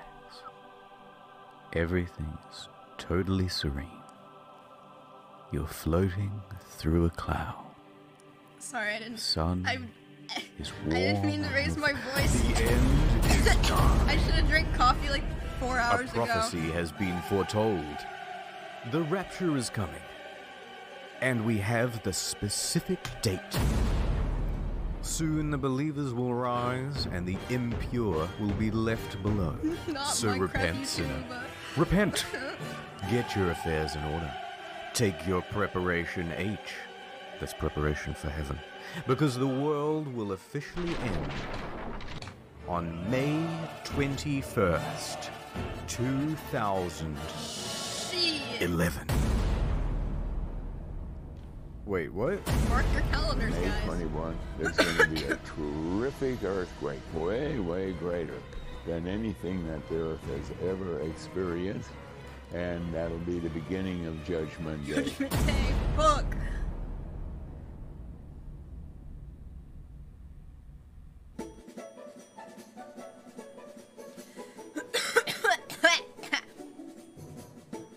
In late 2010, a campaign was launched to save some souls. They suited up, took to the streets. But it was more than just placards and flyers.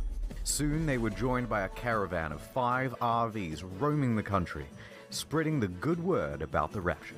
Thousands of people took it seriously. Many began selling their possessions.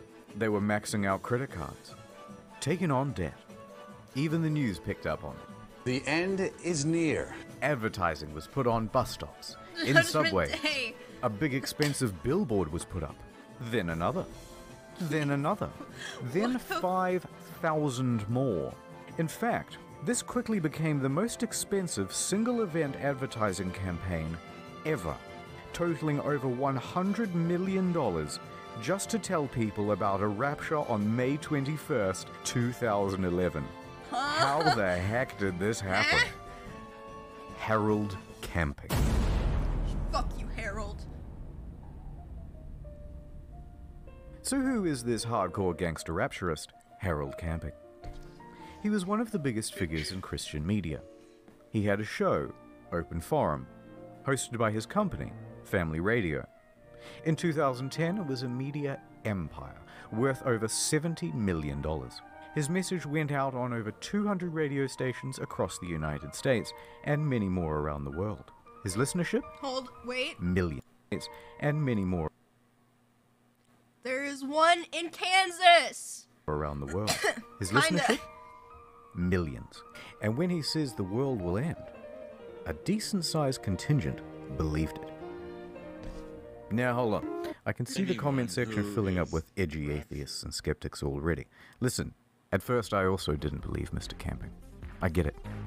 There have been many people to predict the rapture before and get it wrong. But wait, give him a chance. I looked at all the scientific data I could find, like carbon-14 dating or potassium-argon dating. This time, it's different. Yes. Camping is coming at you with irrefutable evidence of the rapture because he's using math. This is not just a bit, this is actually how he calculated the rapture. So, Jesus died on April 1st, 33 AD.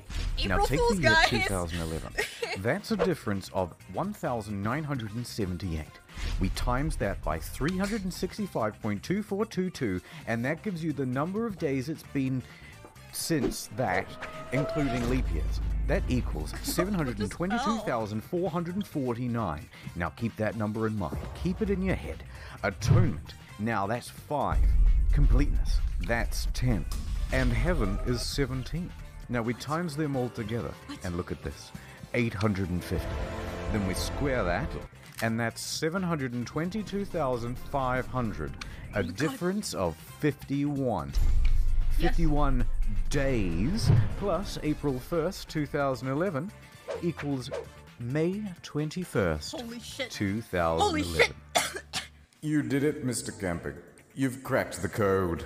And needless to say, his skeptics were left destroyed by facts and logic. Even the ones who pointed out that he predicted the rapture once before in 1994 in a Louis Theroux documentary. 1994 will be the last day of the final tribulation period. But shut up, shut up. He's got more to say than just the date. My boy is about to tell you how the whole thing is gonna go down. So God's gonna snatch up all the good boys, about 200 million of us. Everyone else? Pets? Even the cute ones. I'm not a good So boy. dudes, you're getting left behind.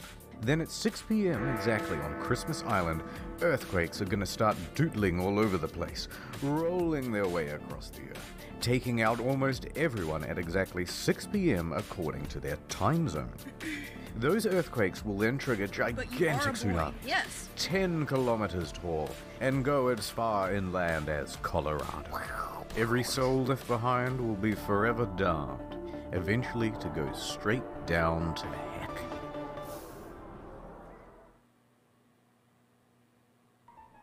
Now, let's not go lumping everyone in.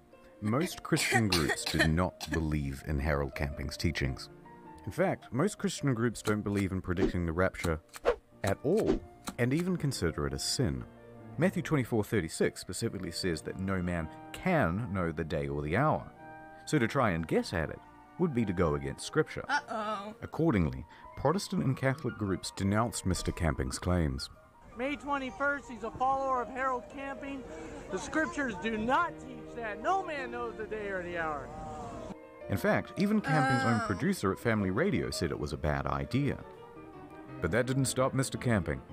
He saw the big churches as corrupt anyway, so he ignored them and continued charging forward with his prediction. There's just no reason in the world, no possibility that it will not happen. And so did his followers. 97% of the people God will destroy. Shit. Do you think this thing is getting blown up too much in the media and elsewhere? Before we go on, 2 important details. Number 1, Family Radio receives most of its funding through donations, bequeathments, ads, merchandise, and sponsors, but mostly just donations. 2, Family Radio was established in 1959, Camping is the owner and CEO, but there are 2 other chairmen on board to keep him in check. Or at least there were. Unfortunately, in recent years, those other chairmen were getting quite old and sick and having a tougher and tougher time telling Camping no to poor decision making. So by 2010, Camping effectively had free reign over the company. Free reign over its messaging. Free reign over its You'll be audience, dead soon, XD. and free reign over the spending. Uh-oh. And he started spending like, well, like the world was going to end. The media soon picked up on the ubiquitous advertising, and the word spread further. This, in turn, encouraged more advertising, and in turn more media interest, so things were snowballing. By early May, everyone was talking about the rapture. The search term End of the World May 21st was number 2 on Google search, followed by Harold Camping, May 21st Doomsday, and May 21 Rapture, also in the top 10. The traffic online was so substantial it even caused Family Radio's servers to crash. Soon, it became a bit of a meme. And the internet did what it does best. Oh my god. On May 19th, Operation Rapture was conceived. Okay, lads. We wake up early on May 21st and throw clothes into the street. It's going to look like a bunch of people were teleported to the afterlife, and hopefully, some of them are going to freak out. Well, they had a pretty good turnout, but it doesn't seem like anyone fell for it. Disappointingly, it seems like no one showed up for the pre-rapture orgy organized on Facebook either. Although maybe that's because the location was a bit vague. But best of all was an event organized by the Phenomenauts. They got people together in the middle of town and filled a bunch of sex dolls with helium and attached them to balloons to transcend into the heavens. Yay! It was a beautiful moment, and it made a lot of us reflect. Should have been a better person. Yoink. People also tried to make some cash off the situation. They offered to buy Camping's followers' stuff on Craigslist for pennies on the dollar. Offering to buy on Craigslist raptured people's possessions. There was also a famous eBay auction, $100,000 post-rapture insurance for only $19.99. But one startup did do quite well. Dog sit for those called up to heaven. Based around taking other people's pets in the event of a rapture. And I believe they still operate today. So up next, we'll show you what happened on May 21st and what happened to all those people who truly believe. Bruh. But first, my rhymes are fly. Wait, is Snuffy here? You guys just adding my crew Snuffy is big and it keeps getting bigger. That's because Jesus Christ is my ad time. Who's there? Hello, it's me. I fell Oh my for it. god, it's Jesus. What are you doing here? Well, I just wanted to tell you that me and God have seen your Google Wait. search history Wait, and she were is here. Hi, Snuffy. Hi. very disappointed. Oh no. That's right, and now you're not getting into heaven, or the more exclusive version, Super Heaven, which features a delicious seafood buffet. Oh no. Yup. Oh, how I wish I had taken the time to hide my internet viewing habits. Well, you didn't, and now you're doomed forever. Has this ever happened to you? Go to nordvpn.com/internethistorian to keep your website traffic anonymous. All looks wholesome to me. Now we can go to heaven. Plus, it also gives you region unlocking. Oh, hey, look. Someone said I'm not making it to heaven because I watch Emiru. And you I'm didn't even still pay a telly the license. most brand-friendly Oi, oi, streamer, no stop that. TK, which That'll isn't be saying much, but it's £52.09 something. threepence. Too late, copper. I've Brexited to Australia now, a place where no law can touch me. How much would you pay for this service?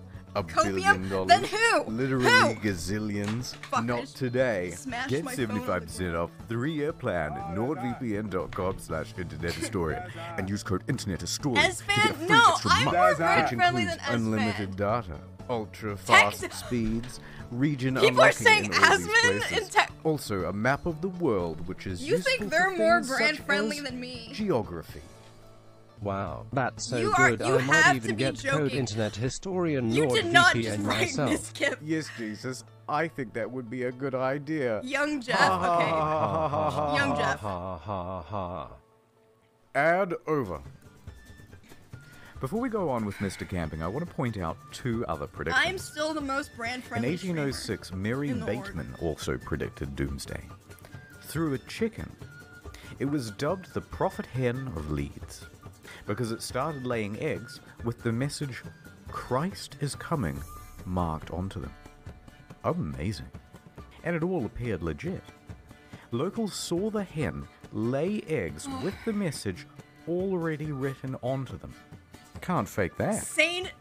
Oh my god. Someone said sanest person in the asylum.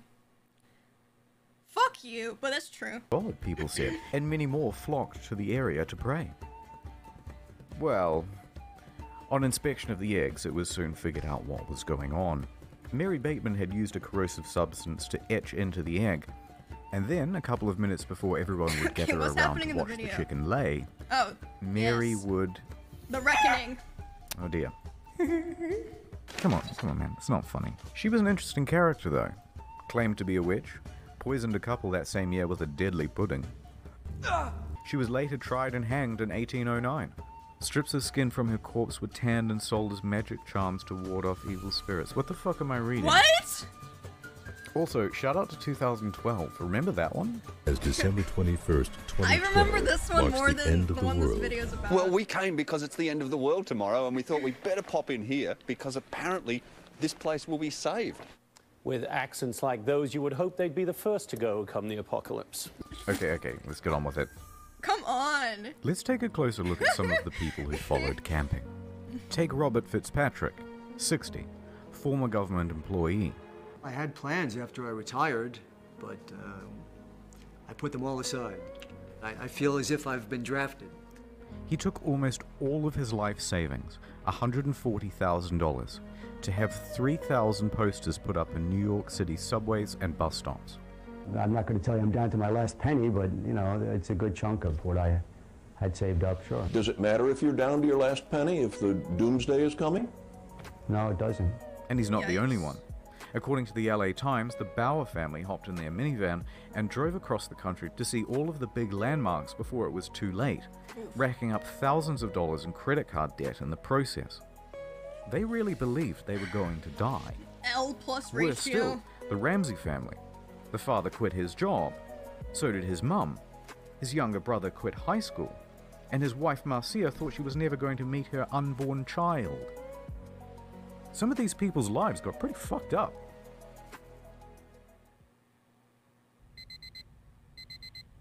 The day is here. It's rapture time. Here we go. Oh Lord, I'm ready. I'm gonna do it. I'm gonna do a rapture. Watch me, guys. Mr. Camping spent the day at home in quiet solace and contemplation, waiting for 6 p.m. But that's not what Mr. Fitzpatrick did. A confident Fitzpatrick marched into the middle of Times Square amongst a crowd of mocking bystanders, ready to prove everyone wrong. 6 o'clock. In 3 minutes. If it does not happen, what will that mean? I wouldn't entertain that question. You're confident. That's what I read in the Bible. Here it comes. 3, 2, 1. Uh-oh. Nothing happened. Fuck! And then 6:01. Damn it! 6:02. And by 6:03, Fitzpatrick's convictions turned to confusion. And it's pretty hard not to feel sorry for him. I didn't order my planks. I didn't do the dishes before I left.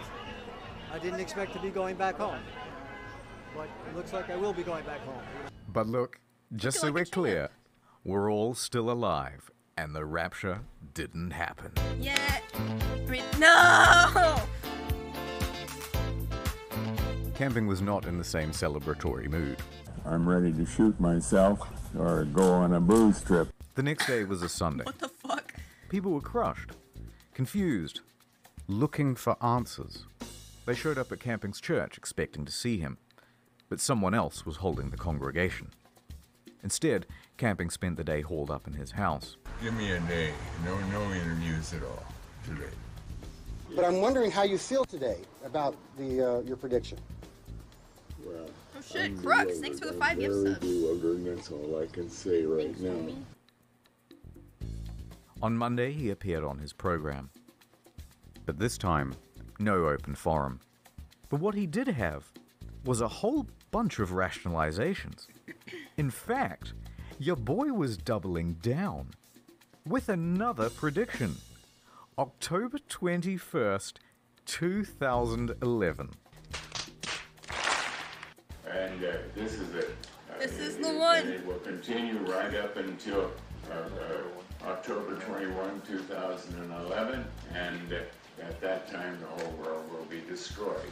Now I know what you're going to say, and okay, maybe he got it slightly wrong, but this time he has irrefutable proof of the rapture.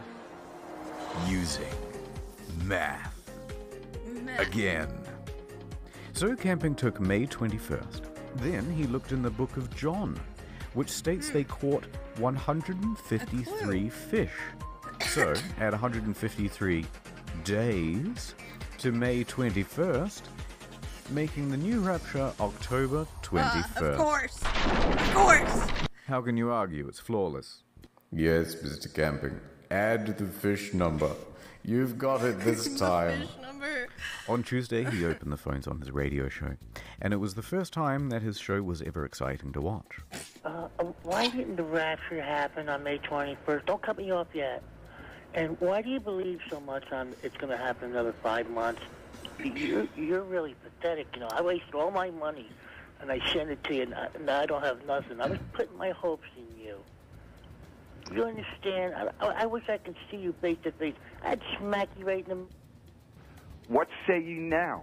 Calling names doesn't help anything. After that, viewership steadily declined. Now, after his prediction for October 21st, the media asked him... Am I on cocaine? No, they asked him... Will you dissolve the company in October? His response? I am not the CEO. I'm a servant of God working here, and God is the CEO. God we look is to the him CEO, all the time. of course. He has 1,000 ways of getting me out of here. We have to leave that question with the Lord, not with you or with me. That's not our business. That's God's business. And how prescient. Because 2 weeks later, he had a stroke. Fuck. I do hope he gets the message. But he didn't. A month later, he was back to doing his show. And he pressed on with his new prediction. By October 16th, though, he came to his senses. He admitted that no man could know exactly when the rapture would happen, and made no statement when October 21st came and went. Finally, on November 1st, he retired from his leadership position at Family Radio. Just under 2 years later, he was dead. The result of complications from a fall at his home. It wasn't me, it was him. Look at him. Get him. But look, I don't want to be too harsh. He was a flawed man. He messed up some people's lives. But in the end, he confessed his mistakes too. I was totally convinced, totally convicted of it, but I was wrong. I was wrong. I have sinned. I think he truly believed the rapture was coming. This wasn't one big grift. And everyone just kind of got swept up in the excitement of it all. So let's put a bow on it with what happened to Family Radio. During the Rapture campaign, Family Radio raised a lot of money, but not as much as they spent. As well as draining their funds, they sold off important radio stations to pay for a lot of the advertising. Kansas! In the process, they greatly tarnished their reputation. They were bringing in scores of millions in revenue in 2011, but by 2012, it was down to single-digit millions. Now, this is still a substantial amount, but not when you consider their operating costs were $26 million per year. And they couldn't rely on donations to make up the windfall because goodwill had dried up. Goodwill. Now, with fewer radio stations and a shrinking reach, they moved to distance themselves from camping and his baggage. Shows from mainstream Christian groups that Harold pronounced as corrupt were brought into the programming schedule. Ooh. They announced they would no longer air the teachings of Mr. Camping. And finally, on their website, they removed the archives of Mr. Camping's audio recordings. Exiled. Okay, I've kind of bummed everyone out, but that's the end of the story. I've got nothing else to say, so here's a whole bunch of weird Baroque and Renaissance paintings.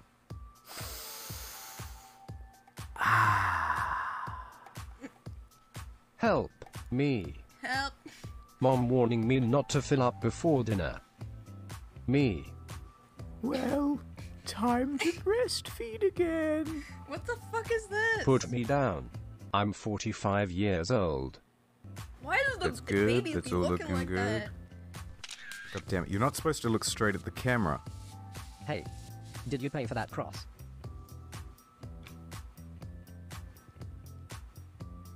Yes.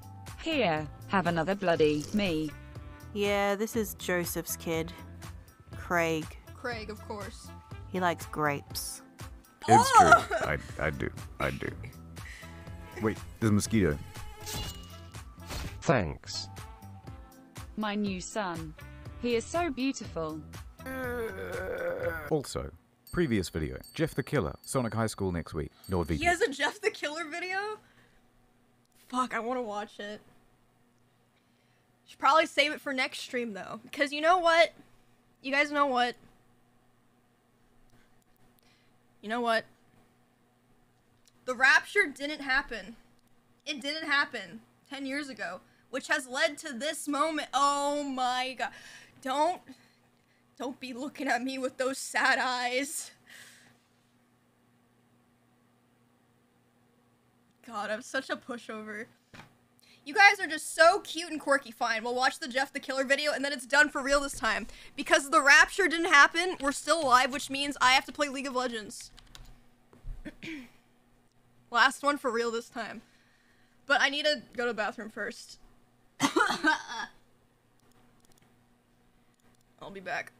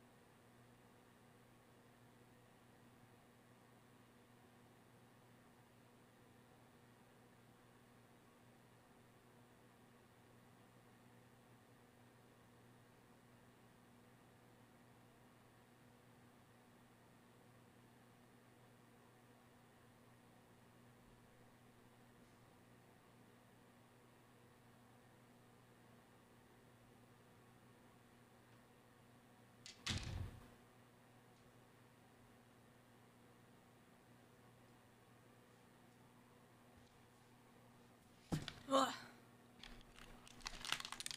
I have returned from the bathroom. No react. You know what? Let's just poll it. I'm making a poll.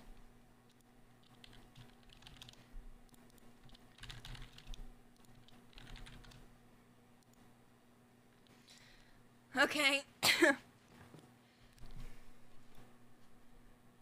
Vote. Vote!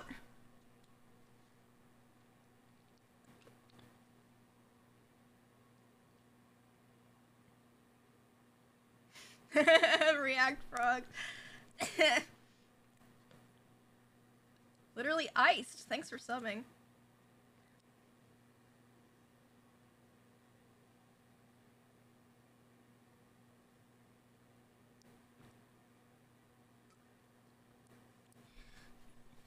Wow, I wonder what's winning. One more. You're Gozen, thanks for subbing.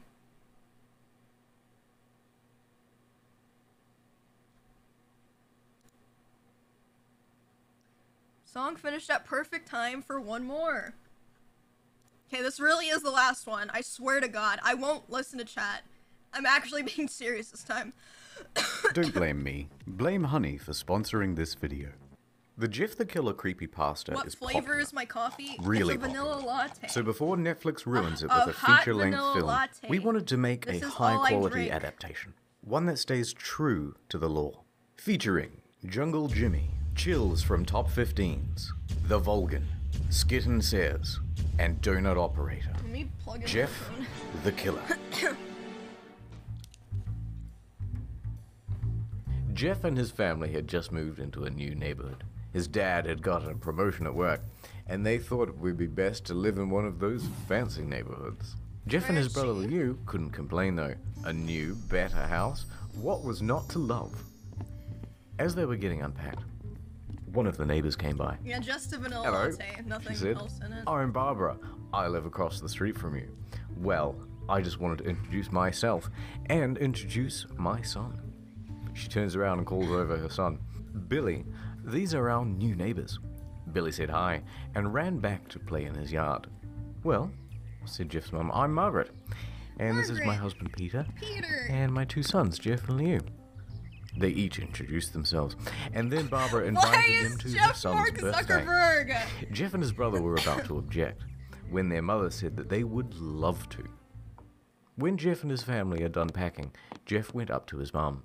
Mom, why would you invite us to some kid's party? If you haven't noticed, I'm not some dumb kid. It's the foot lettuce Jeff, man. said his mother, we've just moved here. We should show that we want to spend time with our neighbors. Now we're going to that party and that's final. Jeff started to talk, but stopped himself, knowing that he couldn't do anything. Whenever his mum said something, it was final. He walked up to the room and plopped down on his bed. He sat there looking at the ceiling when suddenly he got a weird feeling. Not so much a pain, but a weird feeling. Uh-oh. He dismissed it as some random feeling. He heard his mother call him down to get his stuff, and he walked down to get it. The next day, Jeff walked downstairs to get breakfast and got ready for school. He sat there, eating his breakfast, and once again got that feeling. This time, it was stronger. It gave him a slight tugging pain. But once again, he dismissed it. As he and Liu finished breakfast, they walked down to the bus stop. They sat there waiting for the bus. And then, all of a sudden, some kid on a skateboard jumped over them, only inches above their laps. They both jumped back in surprise. Hey, what the hell? The kid landed and turned back to them. He kicked his skateboard up and caught it with his hands. The kid seemed to be about 12, 1 year younger than Jeff. He wears an Aeropostale shirt and ripped blue jeans. Well, I fixed my it looks like posture, we shut got up. some new meat. Suddenly, two other kids appeared. One was super skinny, and the other was huge. Well, since you're new here, I'd like to introduce ourselves. Over there is Keith. Jeff and Liu looked over to the skinny kid. He had a dopey face that you would expect a sidekick to have. And he's Troy. They looked over at the fat kid. Talk about a tub of lard. This kid looks like he hasn't exercised since he was crawling. Hey, that's fucked up. Zing, And I said the first kid. am Randy. Randy. Now, for all the kids in this neighborhood, there is a Wait, small this is a video about price for creepypasta, bus I fare if forgot. you catch my drift. Liu stood up, ready to punch the lights out of the kid's eyes when one of his friends pulled a knife on him. Tisk, tisk, tisk. I had hoped you would be more cooperative, but it seems we must do this the hard way. The kid walked up to Liu and took his wallet out of his pocket. Jeff got that feeling again. Now it was truly strong, a burning sensation. He stood up, but Liu gestured him to sit down. Jeff ignored him and walked up to the kid. Listen here, you little punk. Give back my bro's wallet or else.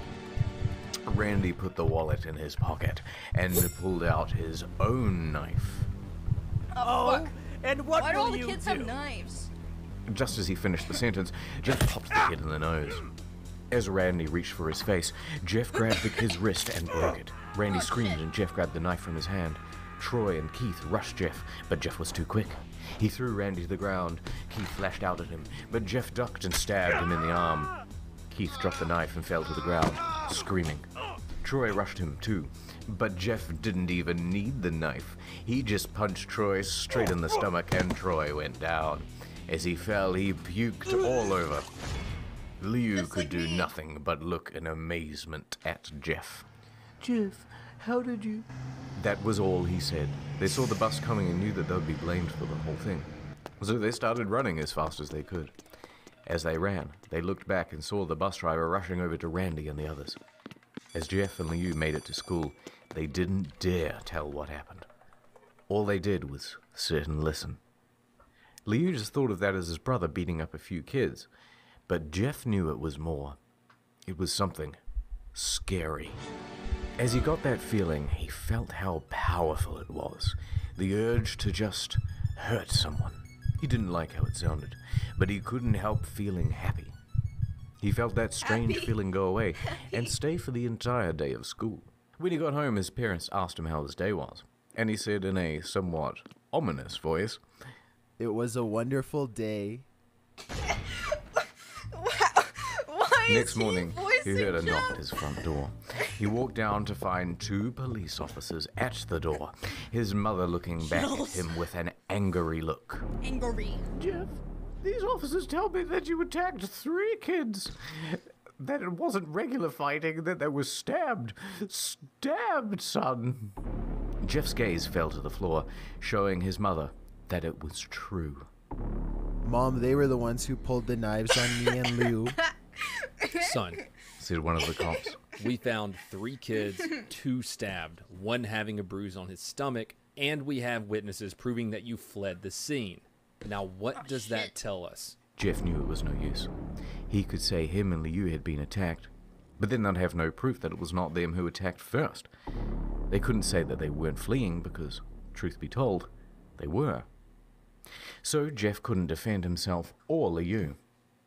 Son, call down your brother. Jeff couldn't do it, since it was him who beat up all the kids. Sir, it was me. I was the one who beat up the kids. Liu tried to hold me back, but he couldn't stop me. The cop looked at his partner, and they both nod. Well, kid, looks like a year in juvie. Wait, said Liu. They all looked up at him, seeing him holding the knife. The officers pulled their guns and locked them on Liu. It was me. I beat up those little pugs. Have the marks to prove it. He lifted up his sleeves to reveal cuts and bruises, as if he was in a struggle. Son, just put down the knife, said the officer. Liu held up the knife and dropped it to the ground. The fuck else would you drop it? He put his hands up and walked over towards the cops. No, Liu, it was me. I did it. Jeff had tears running down his face. Poor bro, trying to take the blame for what I did. Well, take me away. So the police led Liu out to the patrol car. Leo, tell them it was me. Tell them I was the one who beat up those kids. Jeff's mother put his hands on his shoulders. Jeff, please, you don't have to lie. We know it's Liu. You can stop. Jeff watched helplessly as the cops sped off with Liu inside. A few minutes later, Jeff's dad pulled up into the driveway, seeing Jeff's face and knowing something was wrong. Son, what is it? Jeff couldn't answer. His vocal cords were strained from crying. Instead, Jeff's mother walked his father inside to break the bad news to him. As Jeff wept in the driveway, so the cops have led his brother off. What the and fuck they've gone, this clone stamp tool for the back of his head? We'll just sentence him here. Yeah, about a year. Scratching their heads. About a year in juvie? Yeah, sounds about right. Was it you? No, it was me. I can prove it. Look, a scratch. That's all we need. Son, you're coming with me. Do I need a lawyer? No, don't worry about that. Don't worry about that. After an hour or so, Jeff walked back into the house, seeing his parents were both shocked, sad, and disappointed. It's quite a lot. He couldn't look at them. He just couldn't bear to see how they thought of Liu, when really it was his fault. He just went to sleep, trying to get the whole thing off his mind. I see 2 days people went are by. asking for a link to my pants. I'll post it after the video. It's an Amazon link. With no word from Liu at the JTC. No friends to And then hang we out can all with. have matching pants. Nothing but sadness and guilt. People also ask about my pizza pants. They don't make those anymore. Wow. But they still make these. This really is a solemn moment. Ad time. Here I have $1 and 5 cents, 6 cents, 7 cents. There you go. But sir, that life-saving medicine for your daughter costs $1 and 8 cents. I don't have any more money. Sorry, sir. No medicine for you then. Oh God, I wish I had saved more money and hadn't spent full price at a wide range of stores such as Domino's, Gymshark, and Booking.com. Now my daughter, who was going to be the first female president, is dead from whooping cough. Now I will have to pay even more for the funeral. Oh my God, I'm so excited. Don't let this happen to you. Get Honey. Honey is a convenient little tool that lets you save money when shopping online. It's free, by the way. Sign up. Sign the fuck up. It's free and it doesn't give you ads. All you do is click this button and it automatically applies discounts for you on pretty much all the big retailers. This is what it's like. Look how easy this is. Just do it. Get the thing. It has like 10 million members. I need whooping cough medicine for my sick future president daughter. So join honey.com/internet historian. Oh baby, me so honey. That is, until Saturday, when Jeff is woke up by his mother with a happy, sunshiny face. Jeff, it's the day, she said as she opened up the curtains and let light flood into the room. Wait, what's today? Asked Jeff as he stirred awake. Why, it's Billy's party. Stupid. He was now fully awake. Mom, you're joking, right? You don't expect me to go to some kid's party after. Jeff, we both know what happened. I think this party could be a good thing that brightens up the past days. Now get dressed. Jeff's mother walked out of the room and downstairs to get herself ready. He picked out a random shirt and pair of jeans and walked downstairs. He saw his mother and father all dressed up. His mother in dress and his father in a suit. He thought, why would they ever wear such fancy clothes to a kid's party? Son, is that all you're going to wear? Better than wearing too much, he said. His mother pushed down the feeling to yell at him and hid it with a smile. Jeff grunted and went back up to his room. I don't have any fancy clothes, he yelled down the stairs. Just pick out something, called his mother. He looked around in his closet for what he would call fancy. He found a pair of black dress pants that he had for special occasions and an undershirt. He couldn't find a shirt to go with it though. He looked around and found only a striped pattern shirt, none of which could go with the nice dress pants. Finally, he found a white hoodie and put it on. You're wearing that? They both said. His mother looked at her watch. Oh, no time to change. Let's just go, she said as she herded Jeff and his father out the door. They crossed the street over to Barbara and Billy's house. They knocked on the door, and at it appeared that Barbara, just like his parents, way overdressed. As they walked inside, all Jeff could see were adults. No kids. The kids are out in the yard. Jeff, how about you go and meet some of them, said Barbara. Jeff walked outside to a yard full of kids. They were running around in weird cowboy costumes and shooting each other with plastic guns. Suddenly, a kid came up to him and handed him a toy gun and hat. Hey, wanna play? He said. No kid, I'm way too old for this stuff.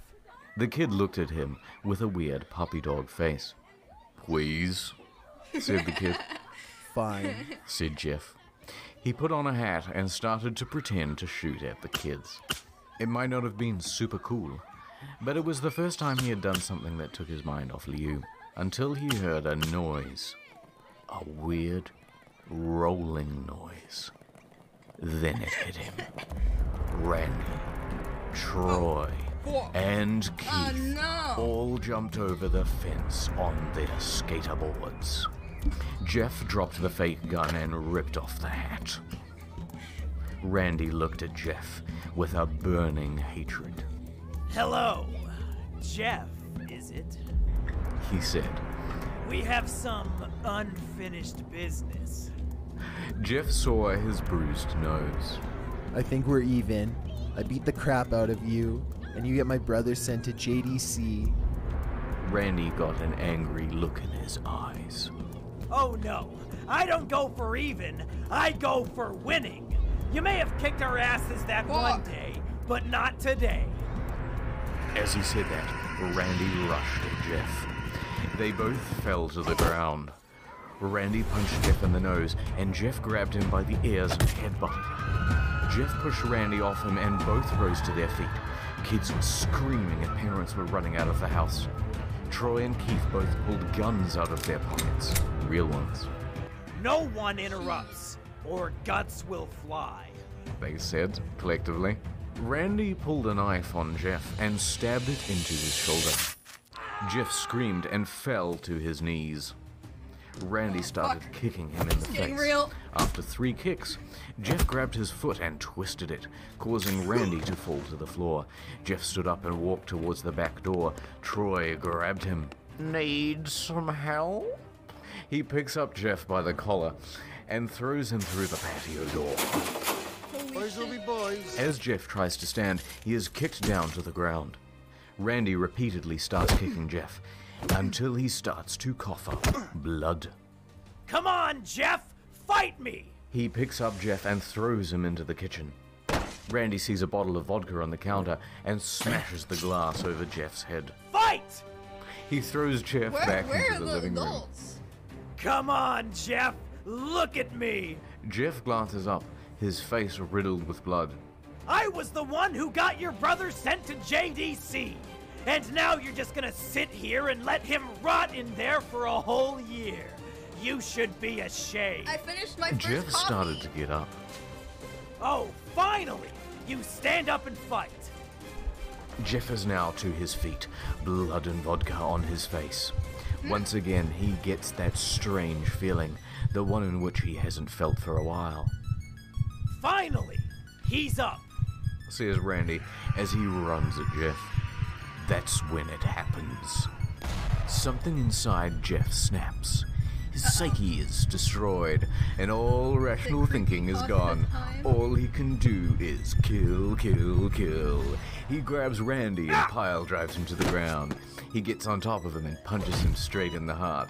The punch causes Randy's heart to stop, as Randy gasps for breath and dies. Everyone is looking at Jeff now. The parents, the crying kids, even Troy and Keith. Although they easily break from their gaze and point their guns at Jeff. Jeff sees the guns trained on him and runs for the stairs. As he runs, Troy and Keith let out fire on him, each shot missing. Jeff runs up the stairs. He hears Troy and Keith follow up behind as they let out their final rounds of bullets. Jeff ducks into the bathroom. He grabs the towel rack and rips it off the wall. Troy and Keith race in, knives ready. Troy swings his knife at Jeff, who backs away and bangs the towel rack into Troy's face. Troy goes down hard, and now all that's left is Keith. He's more agile than Troy, though, and ducks when Jeff swings the towel rack. He dropped the knife and grabbed Jeff by the neck. He pushed him into a wall. A thing of bleach fell down on top of him from the top shelf. It burned both of them, and they started to scream. Jeff wiped his eyes as best he could. He pulled back the towel rack and swung it straight into Keith's head. As they lay there, bleeding to death, he let out an ominous smile. What's so funny? Asked Jeff. Keith pulled out a lighter and switched it on. Oh, shit. What's funny, he said, is that you're covered in bleach and alcohol. Jeff's eyes widened. as Keith threw the lighter at him. As soon as the flame made contact with him, the flames ignited the alcohol in the vodka. While the alcohol burned him, the bleach bleached his skin. Get it? Jeff let out a terrible screech as he caught on fire. He tried to roll out the fire, but it was no use. The alcohol had made him into a walking inferno. He ran down the hall and fell down the stairs. What is happening? Everybody started screaming as they saw Jeff, now a man on fire, drop to the ground, nearly dead. The last thing Jeff saw was his mother and the other parents trying to extinguish the flame. That's when he passed out. Several days later. When Jeff woke, he had a cast wrapped around his face. He couldn't see anything, but he felt a cast on his shoulder and stitches all over his body.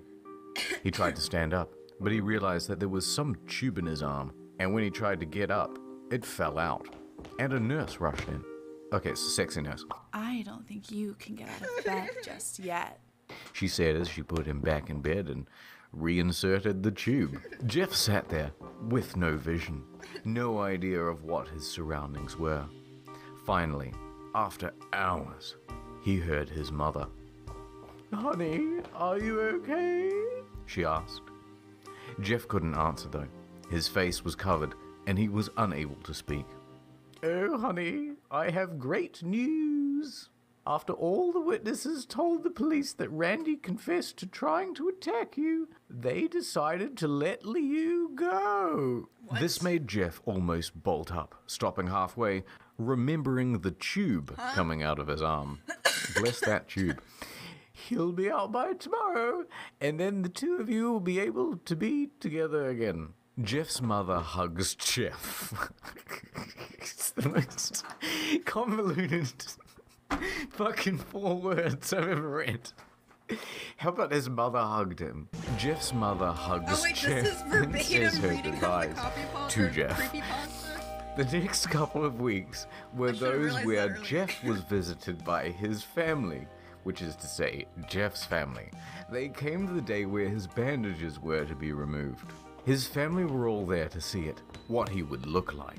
As the doctors unwrapped the bandages from Jeff's face, everyone was on the edge of their seats. They waited until the last bandage holding the cover over his face was almost removed. "Let's hope for the best," said the doctor. He quickly pulls the cloth, letting the rest fall from Jeff's face. Jeff's mother screams at the sight of his face. Liu and Jeff's dad stare awestruck at his face. What happened to my face?" Jeff said. He rushed out of bed and ran to the bathroom. He looked in the mirror and saw the cause of the distress. Oh my God. His face. It's horrible. His lips were burnt to a deep shade of red. What? His face was turned into a pure white color, and his hair singed from brown to black. That's not a thing. He slowly put his hand to his face. It had a sort of leathery feel to it now. He looked back at his family, then back at the mirror. "Jeff," said Liu. "It's not that bad." "Not that bad," said Jeff. "It's perfect." His family were equally surprised. Jeff started laughing uncontrollably. His parents noticed that his left eye and hand were twitching. "Oh, Jeff, are you okay?" "Okay, I've never felt more happy." Ha! Look at me. This face goes perfectly with me. He stroked his face, feeling it, looking at it in the mirror. What caused all this? Well, you may recall that when Jeff was fighting Randy, something in his mind, his sanity, specifically, snapped. Now, he was left as a crazy killing machine. However, his parents didn't know that. "Doctor," said Jeff's mum, "is my son alright, in the head?" "Oh yes, this behavior is typical for patients that have taken very large amounts of painkillers. If his behavior doesn't change in a few weeks, bring him back here and we'll give him a psychological test." "Oh, thank you, doctor." Jeff's mother went over to Jeff. Jeff, sweetie, it's time to go. Jeff looks away from the mirror, his face still formed into a kind of crazy smile. Okay, Mommy. Ha ha ha ha. His mother took him by the shoulder and took him to get his clothes. This is what came in, said the lady at the desk. Jeff's mom looked down to see the black dress pants and white hoodie her son wore. Now they were clean of blood and stitched together. They took the clothes. They got burned in the fucking fire and cleaned them of all the blood and vodka and bleach. And, yeah, they were burning, and cut out the burned bits. And why? Jeff's mother led him into a room and made him put his clothes on. Then they left, not knowing that this was their final day of life. Dun, dun, dun. Uh-oh. Later that night, Jeff's mother woke to a sound coming from the bathroom. It sounded as if someone was crying. She slowly walked over to see what it was. When she looked into the bathroom, she saw a horrendous sight. Jeff had taken a knife and carved a smile into his cheeks. Jeff, what are you doing? Asked his mother. Jeff looked over to his mother. I couldn't keep smiling, Mommy. It hurt after a while. Now I can smile forever. Jeff's mother noticed his eyes, ringed in black. Jeff, your eyes! His eyes were seemingly never closing. I couldn't see my face. I got tired and my eyes started to close. I burnt out the eyelids so I could forever see myself, my new face. Jeff's mother slowly started to back away, seeing that her son was going bananas. What's wrong, Mommy? Aren't I beautiful? Yes, son, she said. Yes, you are. Let me go get Daddy so he can see your face. She ran into the room and shook Jeff's dad from his sleep. Honey, get the gun. She stopped as she saw Jeff in the doorway, holding a knife. Mommy, you lied. That's the last thing they hear as Jeff rushes them with the knife, gutting both of them. His brother Liu woke up, startled by some noise. He didn't hear anything else, so he just shut his eyes and tried to go back to sleep. But as he was on the border of slumber, he got the strangest feeling that someone was watching him. He looked up. Before Jeff's hand covered his mouth, he slowly raised the knife, ready to plunge it into Liu. Liu thrashed here and there, trying to escape Jeff's grip. Just go to sleep. You're so dumb. To be continued. No, probably not. You fucking scared me! Jesus Christ!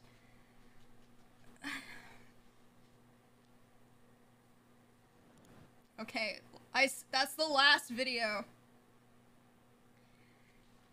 Okay, I have 2 League games to play.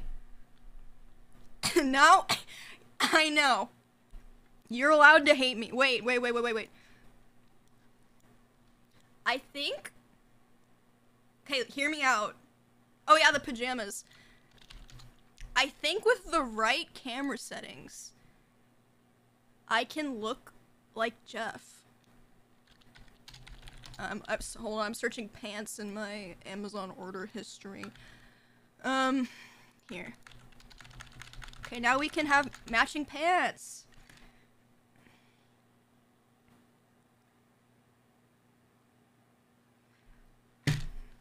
Okay, wait.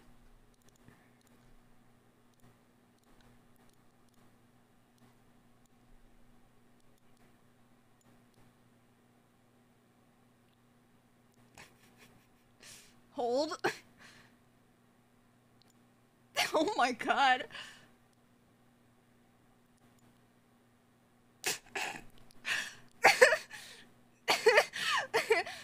Hi, chat. Okay, I'm done. Sorry. So, anyway. Video games?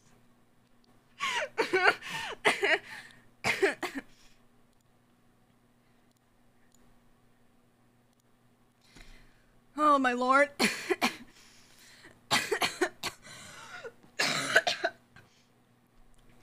Yay, I'm gonna die of whooping cough.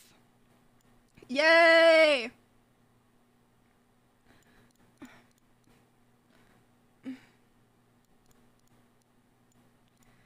Okay.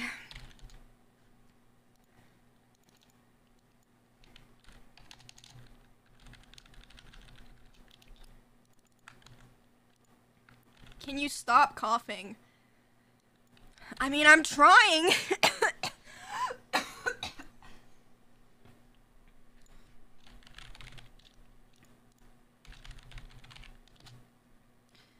Alright, 2 more promo games. I have to win both of them. Or I have to get back to promos, which will be annoying.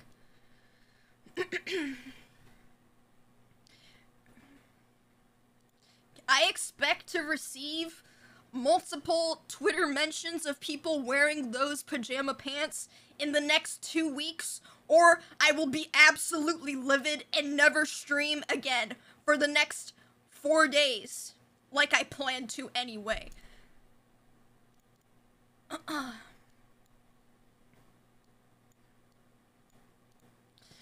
Promos! Holy fuck.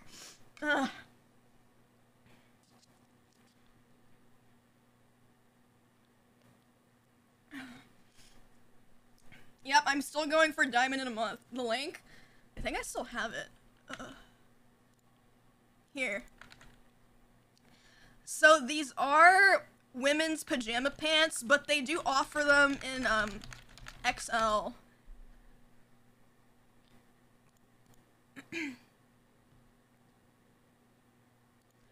Buy the fucking pants. Buy the fucking pants. Oh, guys. I downloaded this really cool game that I'm sure you haven't seen yet.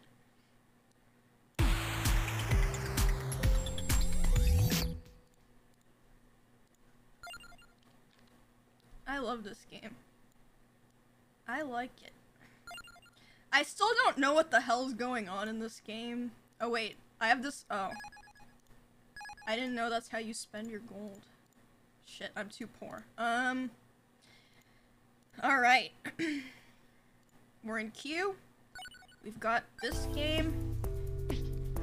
Everything's good. Please- I already linked the pants. Variety? Don't be fooled. It's not real variety. It's League plus games and queue. That's like fake variety, which is what my channel has always been. Is it too loud? Or is it fine?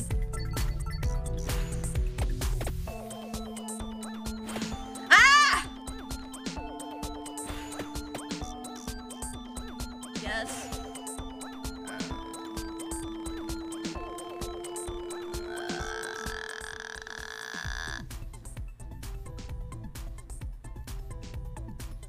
If you're on the enemy team, do not ban what I just showed my jungler is hovering, or my mid laner.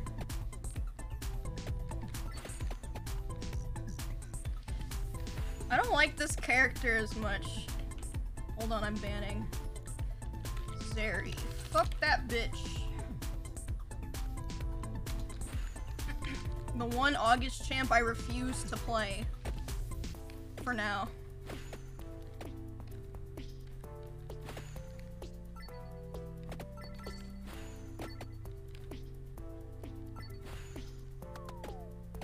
Ow.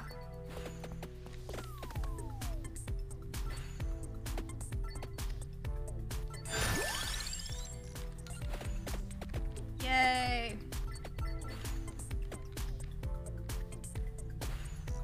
Ew, I have a Malphite support.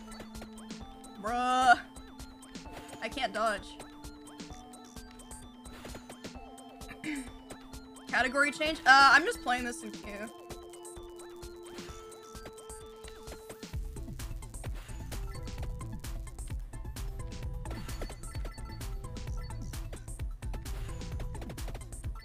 You know how it is.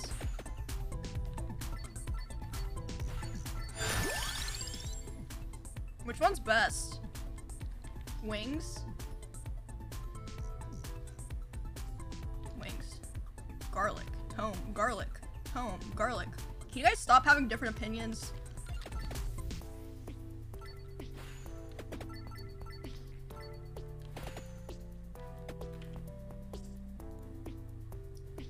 Alright. Okay. I secured my Jinx lock-in. And I'm playing Arcane Jinx.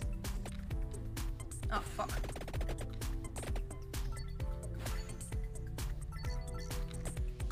Ah! Guys, I swear, I was really good at this game yesterday. It's just the new character. I've never played this character. Ah!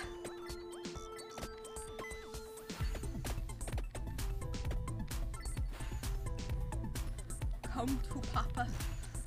Fuck! Like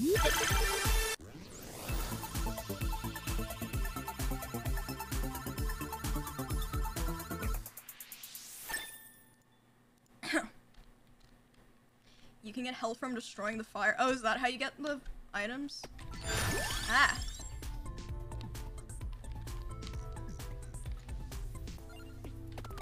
Ah! I'm dying soon.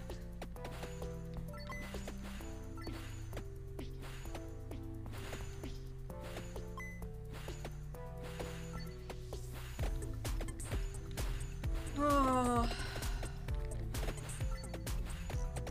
Yes, chicken. Is my game starting yet? Okay. We're good.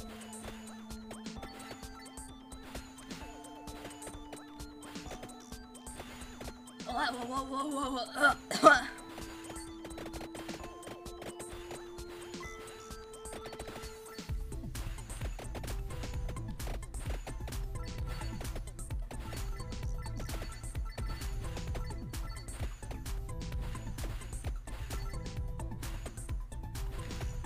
Is this the longest lead loading? Holy shit, it went up 4% in all that time. That better not be my team.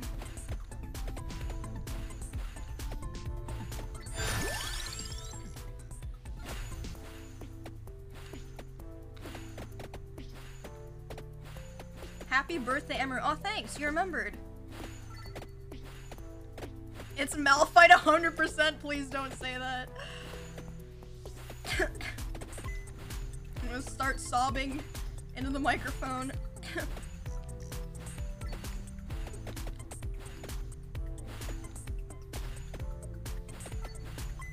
Holy sh... oh no, no! It still hasn't loaded in! What is this? For fuck's sake.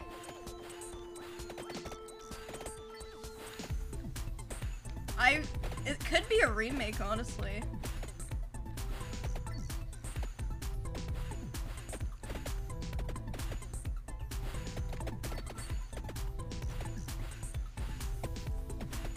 Get these dudes.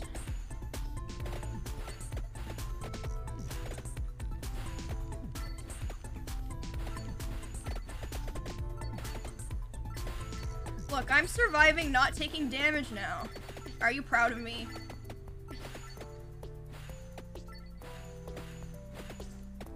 Dude, there's no way that it's taking this long and this isn't a remake. Holy shit.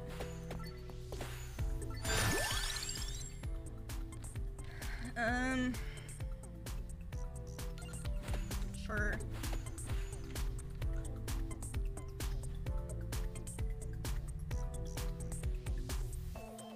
How? Dude, how? Oh, I'm unmuting alerts. By the way. I forgot to do it after the videos were over.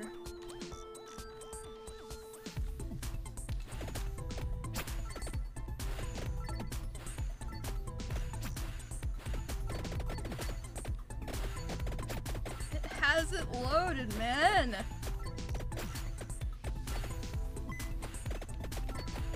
It's actually crazy. Is your brother visiting tomorrow? Oh yeah, I forgot to mention, my brother flies in tomorrow night. At like, I don't even know. I think like 10 p.m. He said the game. He said he was down to, do streams with me. Okay. Game time.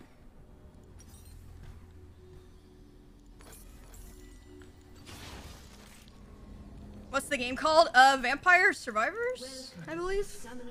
It's like $3 on Steam.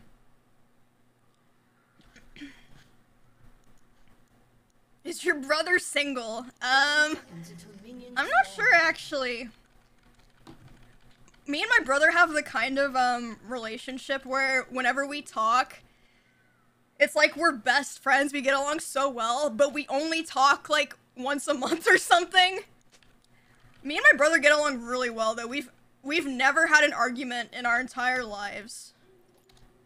Even as kids, we've always gone along super well. And my brother was actually my first viewer. When we were kids, he never wanted to play games himself because he was like, oh, I don't want to. I feel like I'd be bad. I'd rather just watch someone else play. So I would play like Zelda for him and he would watch every single day. My first viewer, my little brother. Huh? Where did that, huh? I guess Lux Eat or something? Where did that comment come from? My sister still beats me up to this day. I've never had a fight with my sister either. I have 2 younger siblings. They've had times where they didn't get along, but I've never had fights with either of them. I don't know. We just never had conflict. At least not that I can remember. Sick poke, dude.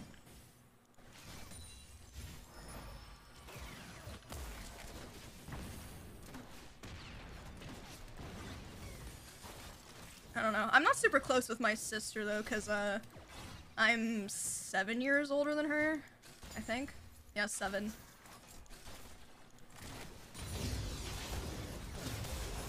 Where am I going, bro? I should have played a warm-up game. Holy fuck, that was painful. I'm sorry you had to watch that. Are you the oldest? Yeah. My brother is 2 years younger than me, and my sister's 7 years younger than me.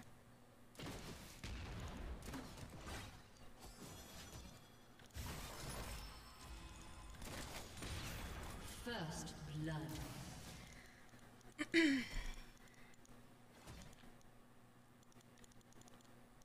Haven't spoken to my so your sister's 30? Yeah. How'd you know? I told you it's a remake! What a fucking waste of time. I'm opening Vampire Survivors back up. God, that pissed me off. Just curious, do you have your own private bath/shower and closet, or do you share with someone in the house? And just like that, I'm turning text-to-speech off again. That's crazy.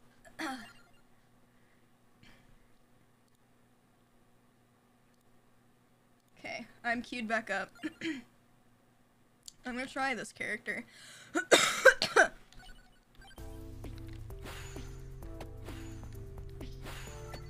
Oh, this one has actual tracking.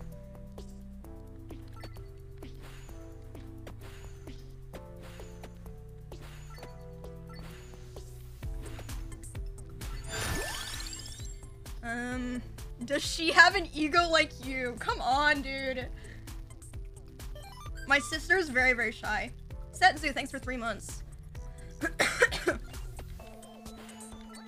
If you think I'm shy and awkward around people, I mean, not really anymore, but like when I first started coming here, my sister is easily 10 times worse.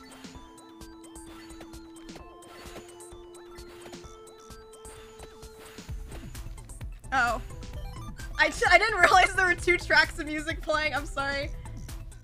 My brain, I was distracted. Sorry. Shit. Exterminator, thank you for 9 months. Your voice has gone deeper. Combat Woman, thanks for 5 months. Thanks. I'm not good at projecting my voice, so sometimes, yeah. I used to have a very... No, they banned Jinx! I used to have a very soft, natural voice. And then I got yelled at by a teacher in the middle of a school presentation. And I almost cried in front of everyone. And since then I started straining my voice to project it, which led to me sounding like a 11-year-old boy. But it has created a nice talking point for my streams for first-time chatters. So all in all, I think it wasn't that bad of an incident.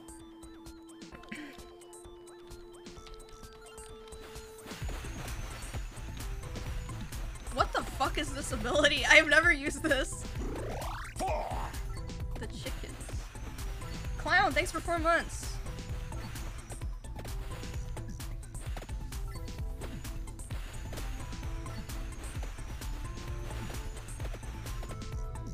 Okay, I picked Jin.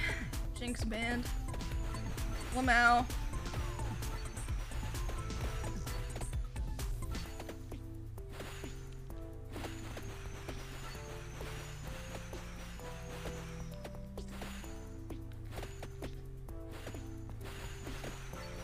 Dude, I'm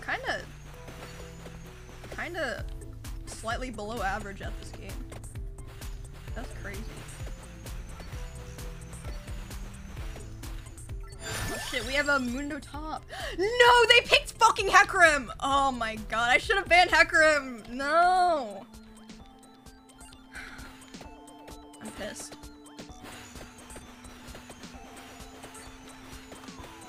How do you win? I think isn't this just one of those, like, you go as long as you don't die games and it just gets crazier and crazier? I've only gone to, like, level 15 or 16 or something. I don't know. Oh, it's 30 minutes? Oh, gotcha. Now I know. That's how you know I've never won the game.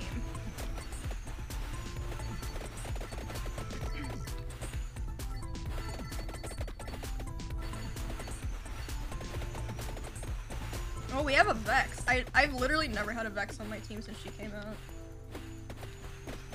Cool.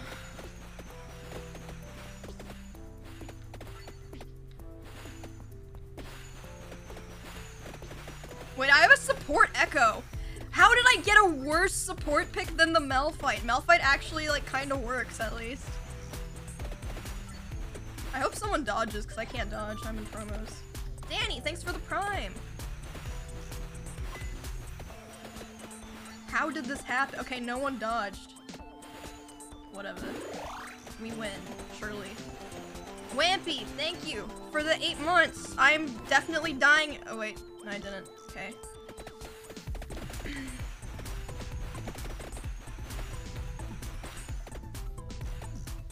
Echo Sport's actually pretty good. I've never seen it. Maybe I'm just a hater. I don't know.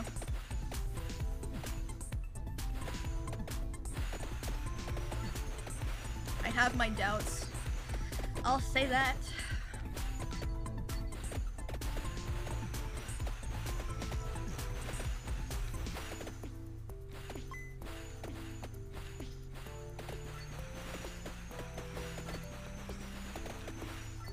This character's way easier than the other two I played.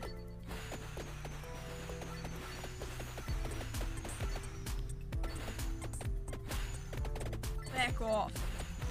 Punks. How is this another infinite loading screen?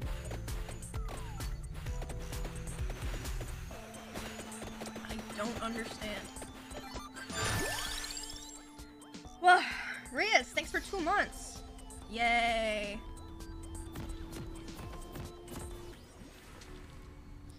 Video games.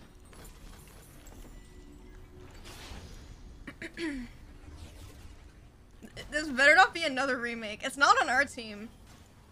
Ew.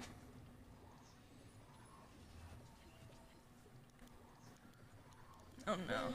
Cursor bug. Okay.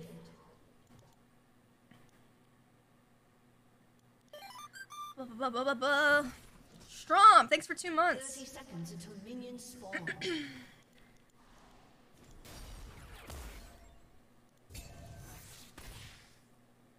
Fix the song thing? Oh shit, it's doing the thing again.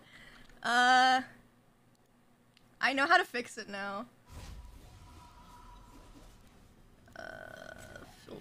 Wait. Do I know how to fix it? Filters. I fixed it. Minions have spawned. Yay, are you proud of me?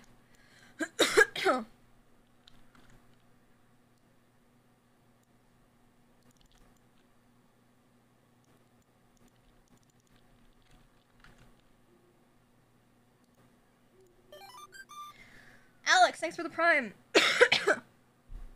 How come the VODs don't have music playing? I have separate audio tracks on my OBS so that there's no music in my clips or VODs, so I don't get DMCA striked. Or at least I'm less likely to get striked. So yeah, they don't show up in those.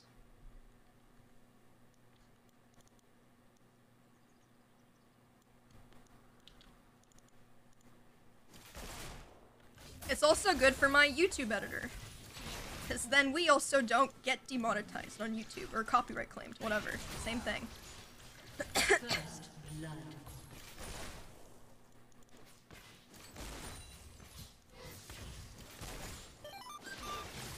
Dude, Ghost, thanks for 2 months. What's up?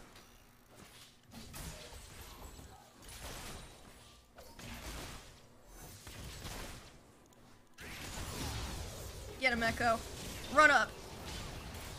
Yeah, boy. That was not a great trade.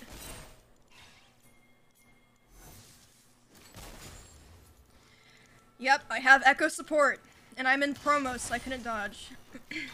But apparently, according to one person in chat, it's absolutely nasty. Dippington, thanks for 15 months! Welcome back.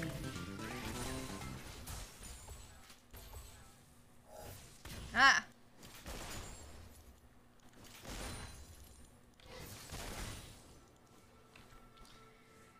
Okay.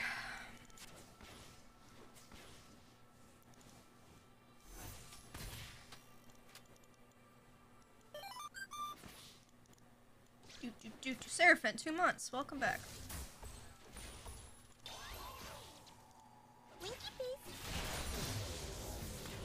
Yo, Emmy, thanks for the $5. You're welcome. You don't have to thank me. Second, thanks for 2 months. Nice cue, bozo. Nice cue, bozo. Salt, thanks for the prime.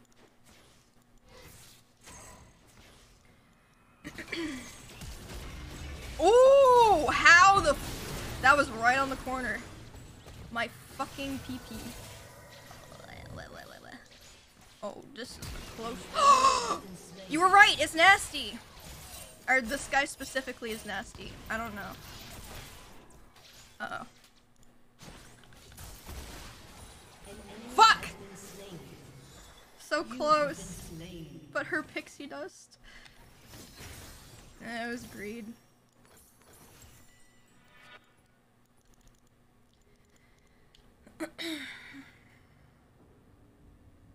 Should have flash killed. She was literally already in range of me. Her auto just did more. Let's go, Emmy. I love it.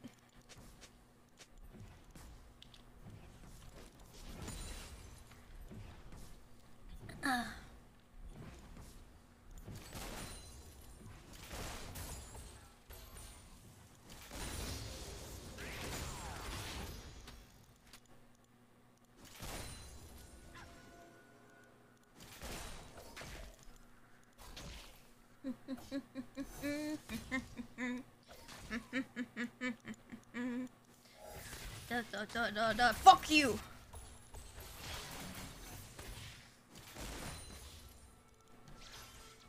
Wait, her name's Alexandra Botez. The fuck? Real one? Question mark? How did that- what? Ah, fuck.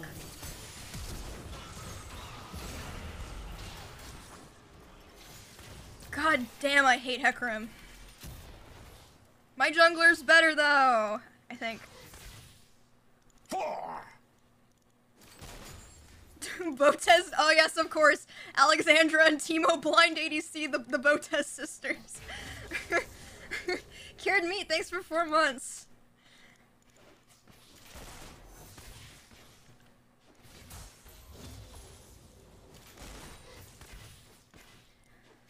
Oh, dude, the coffee's starting to make me lightheaded.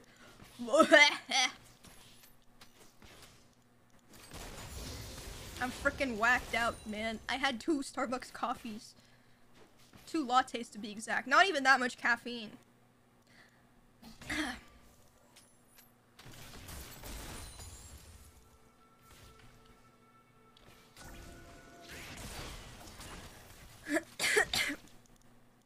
Oh! He left it for me. Oh, I can't. It's too soon for that. It's way too soon for that.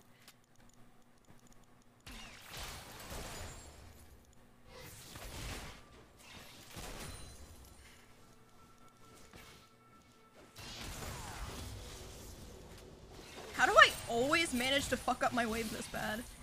I need to stop autopiloting and laning phase and just pushing. This always happens.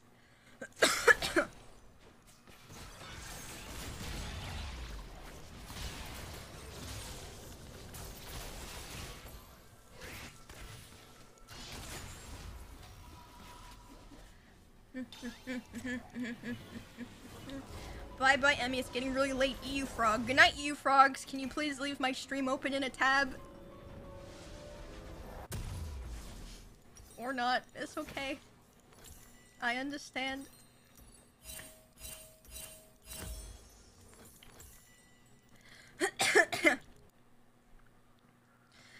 Don't throwing. Oh no.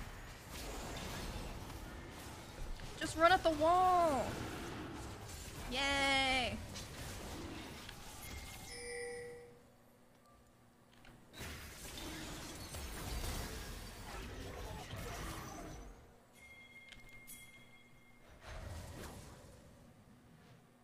I'm so late.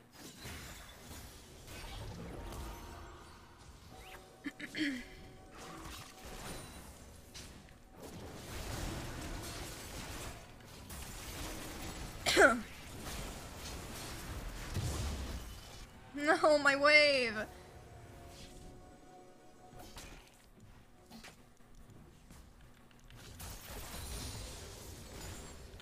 enemy has been slain. Oh, they're fighting. I'm busy farming. I'm busy. Whatever, team.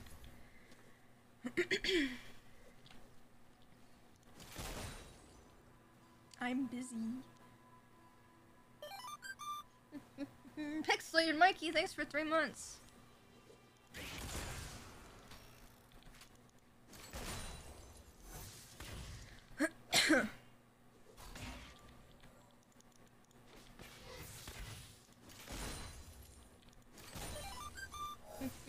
Woblin, thanks for the prime.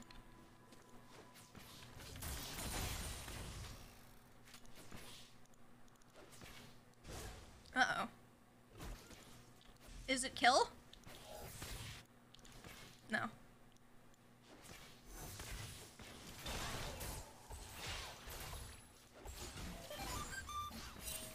Cyber, thanks for subbing.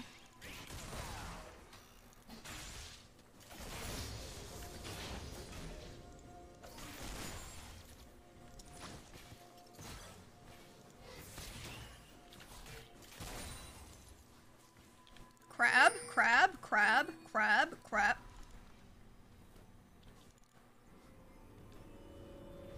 Oh, I missed. Hee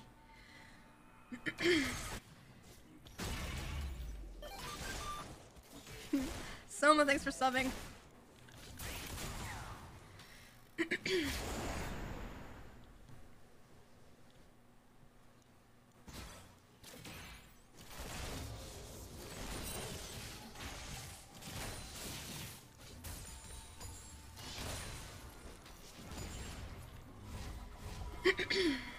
Okay, not bad. We do have a CS lead. For now. An ally has been slain. Actually. Well, Romeus, thank you for the prime. Winky face.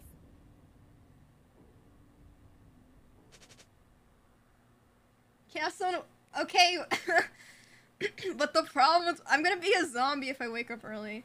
I do want to start waking up at like. My ideal sleep schedule is waking up at like 10 or 11 and streaming at like 2 p.m. my time. But I mean, you know how it goes.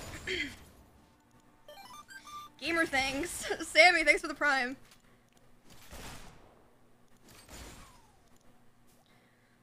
What's the song called? You can find the song title and artist scrolling at the top of the screen.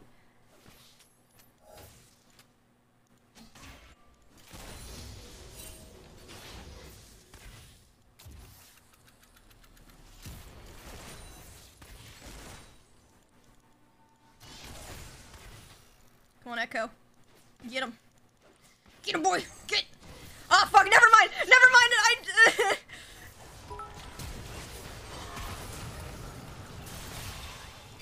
Come on, man. Ah. Close. Fuck. My W. War God, thanks for the prime. Holy shit. Fluttershy. 5k bits. Amazing find, much loves. Aw, thanks. I love Vaughn. She my homie. I miss her. Your team has destroyed a turret. Okay, I'm close to getting my shield bow. Yay, tower plates. An enemy has been slain.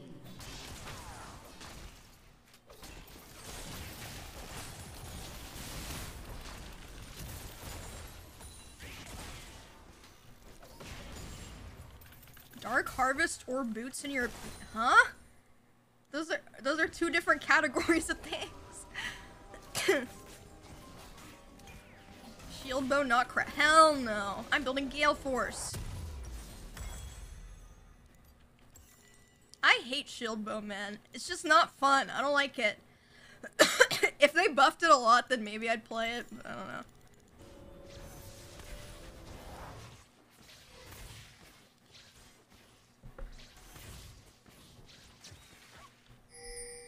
What's with the title? That's just my inside my head.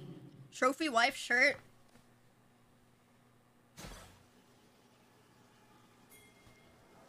That's me, baby.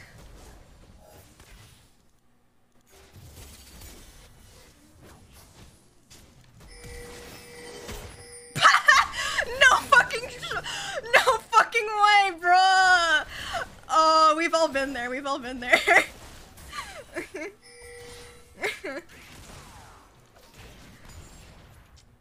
These things happen. It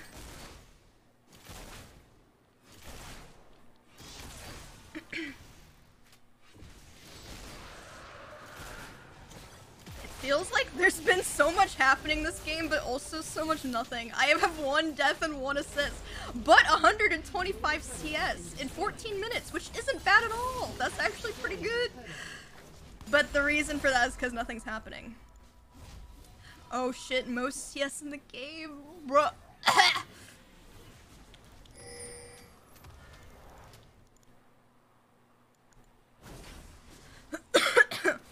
Good. Yes.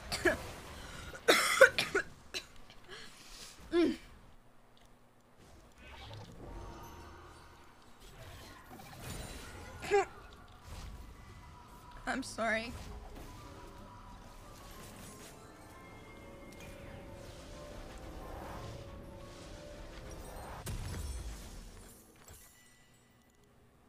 Vex kind of scares me. I love the eyes in her shadow. An enemy has been slain.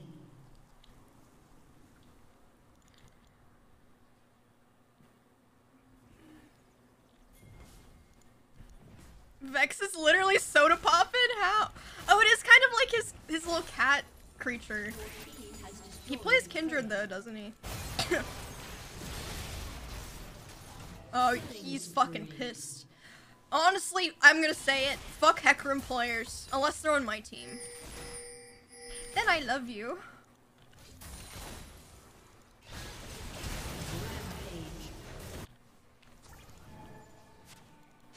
Is there a red buff for me?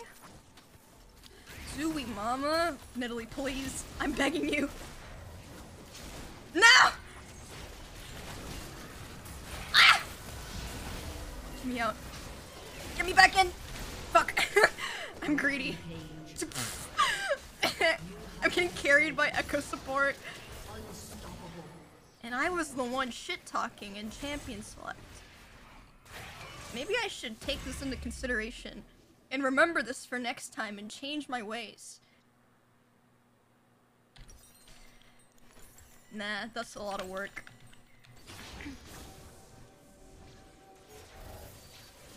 I'm doing good though! Look at my farm! I'm out farming the Mundo! Dominating. But you won after shit talking, why would you change? Yeah. I don't get what Vex does. Your team has destroyed a turret. Ow.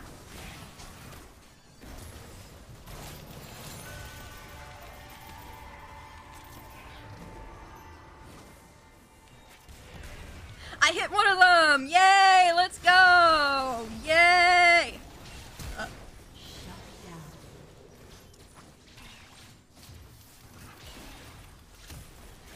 American Sniper, am I right?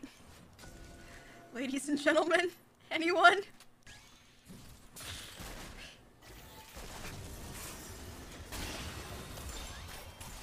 Land that Q. Land that Q, boy. Holy fuck-a-moly. Holy oh, what the fuck is happening? What elo? What elo? My games with Miz are less bronze than this. What is happening? Holy, here comes Hecarim. He's here. He goes in with the ult.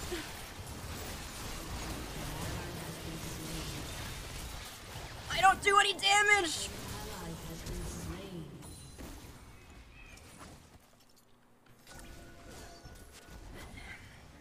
That was a good time for there to be no music. Thank you, Spotify. Nidalee, we ride the plant. Actually, you're a god at poking.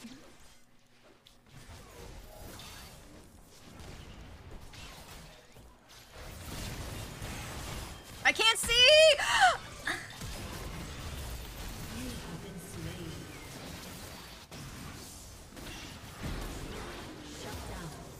What is happening?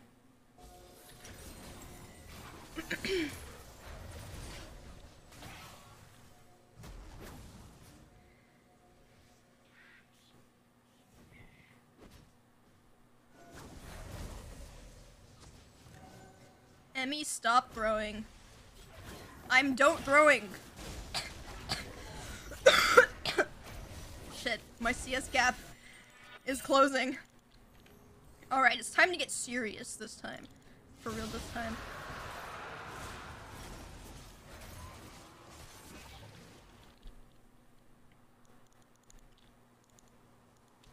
Isn't this your promo? I mean, yeah.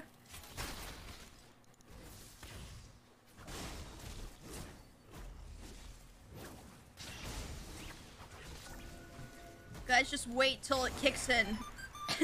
My Jhin player serial killer instinct. Then you'll be sorry for writing BM in my chat. A Vice, thanks for subbing, welcome.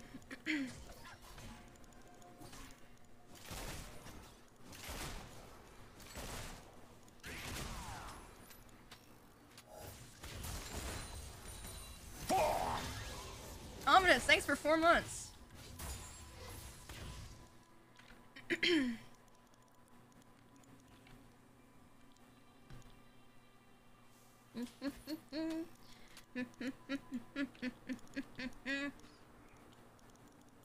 Is winning important than being fun? No. Yes.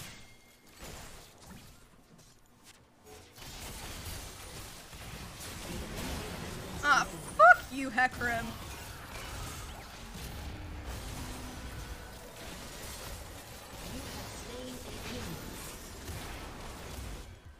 Okay, I got my first kill after 21 minutes. I bet you're sorry now.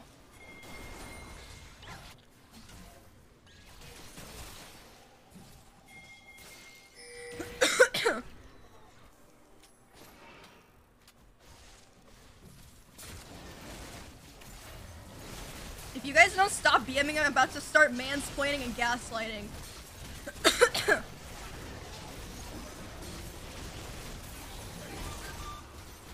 Crunchy Taco, thanks for the prime. Uh-oh.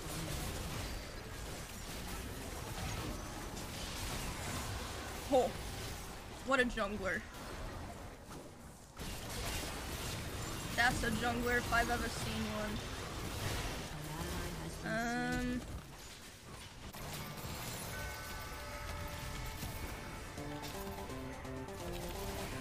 Fuck my... Fuck.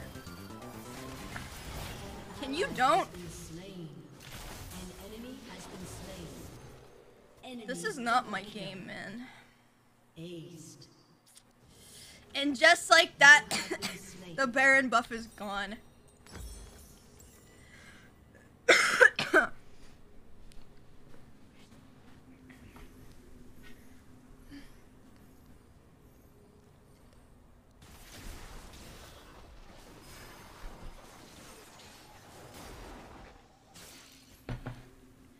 And just like that, promos are gone. We're fine!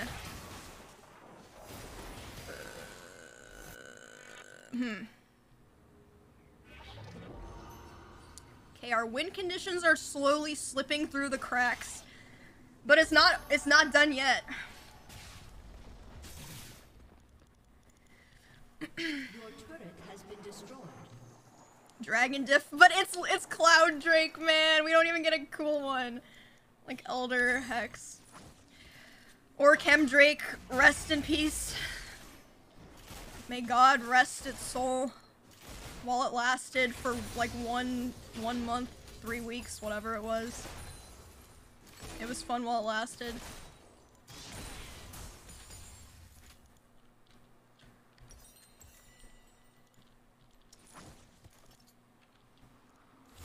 Yeah, I'm going to get my second item. Now I can start doing a little damage.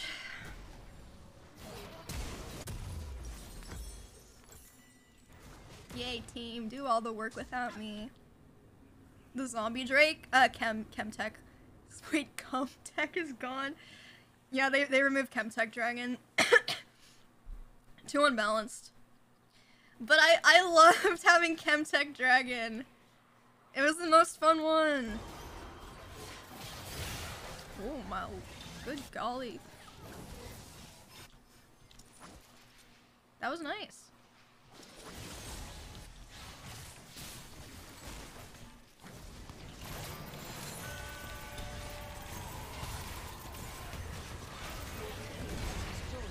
Goodness gracious.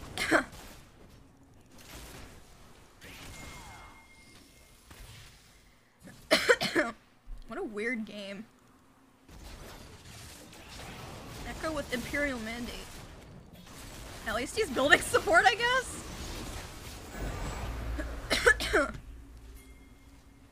Not like it matters, he's carrying me.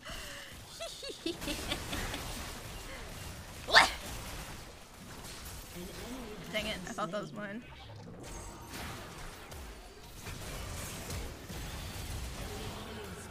No, Vex!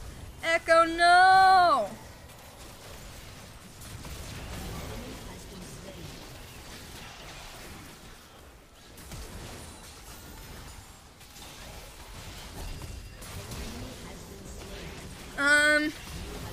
Yay, Alexandra Botez! Am I right, guys?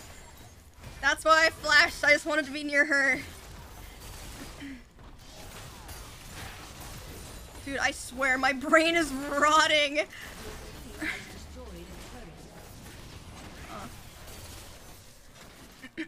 11 out of 10 flash, thank you. She wouldn't dare.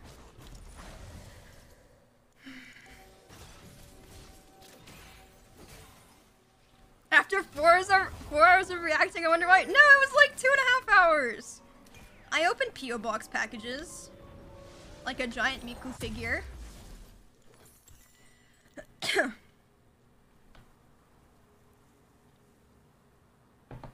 Emmy becoming Jeff. Don't make me turn the filter back on, because I think I saved it. Don't make me go into my Joker mode.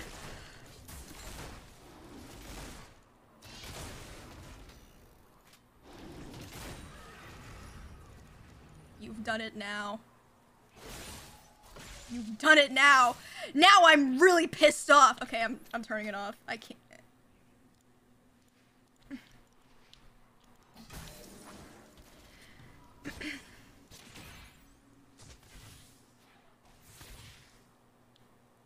My stream is a dumpster fire.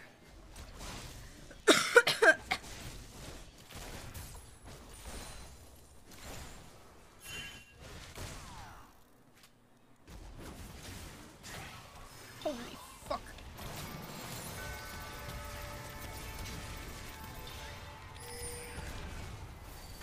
Can I have anything nice in this world?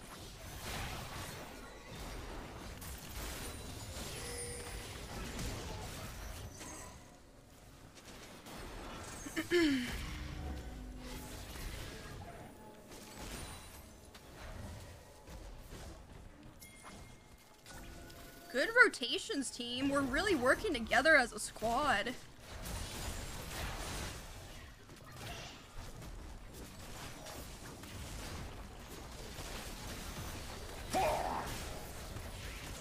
Drip, thanks for 4 months. Oh my.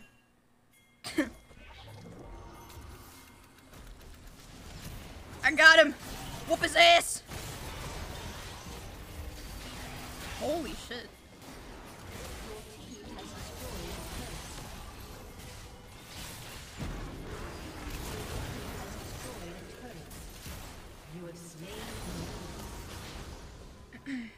Holy shit, our minions are all the way back there! Who needs them?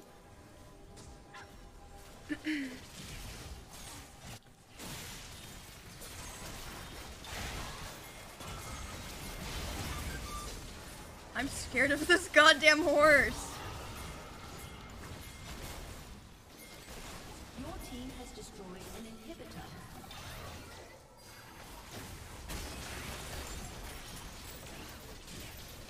Alexandra Botas! Fuck! Oh shit. I hope Ezreal doesn't have ult. That would really suck. Ah!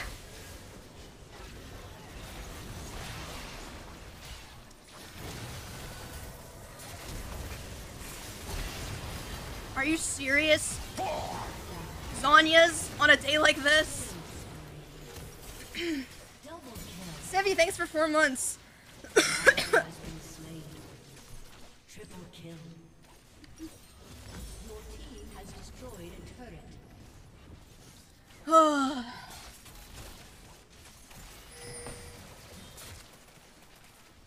Okay, they only have 1 tower now. Elders in a minute. Things are looking good.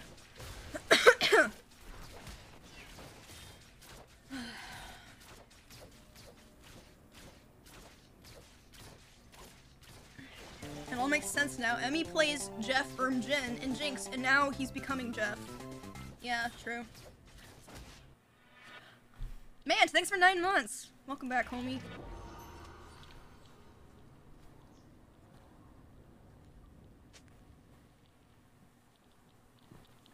Haunted are my dreams.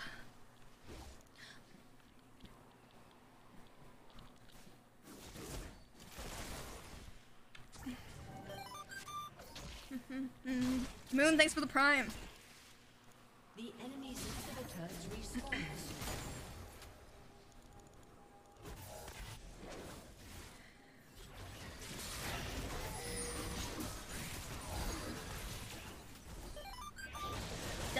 Smeef McGee, thanks for the prime.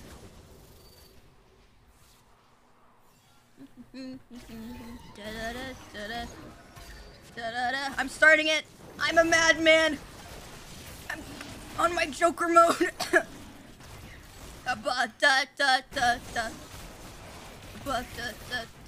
Here she comes. Wait, our jungler isn't here. We fucked up. Kill him. What a dumbass. Holy fuck!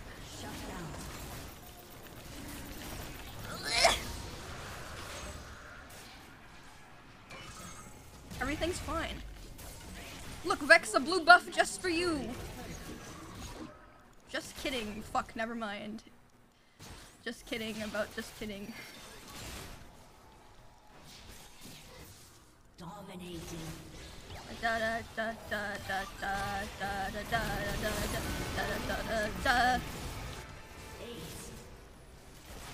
Yay! Game 5!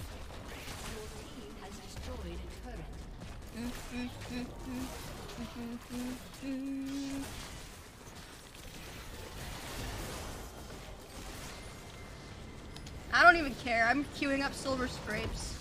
Victory. Game 5! 2-2.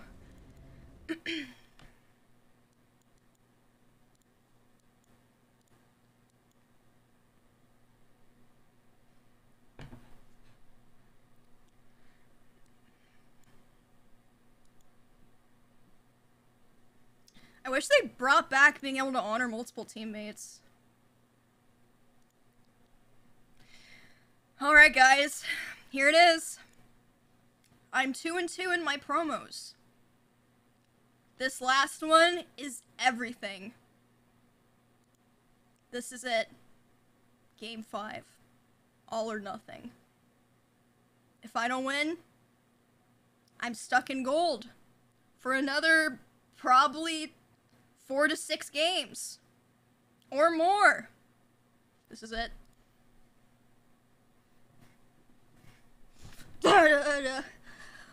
Fuck. Never leaving gold. Come on, man.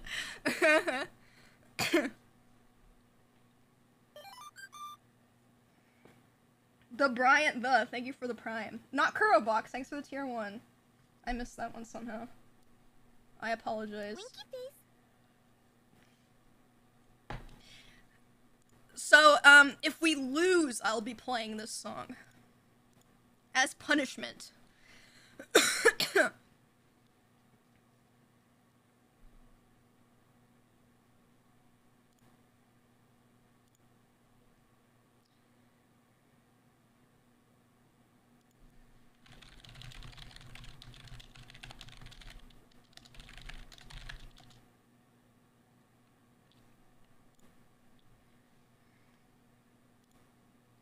Alright, this is it.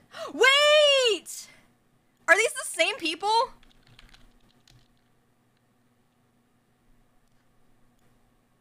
I'm banning Hecarim, by the way.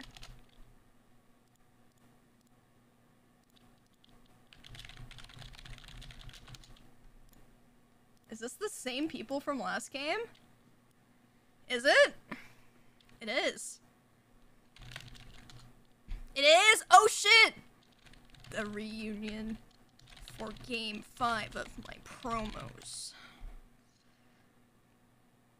Nice. Shouldn't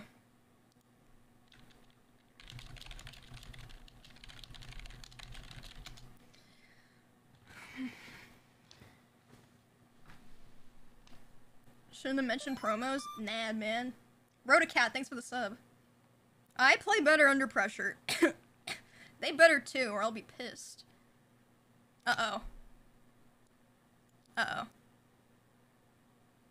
Uh-oh. Uh-oh. They have Urgot?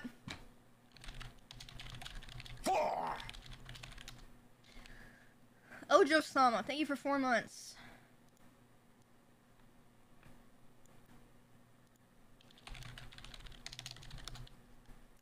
Oh boy, I've been waiting for someone to ask me this.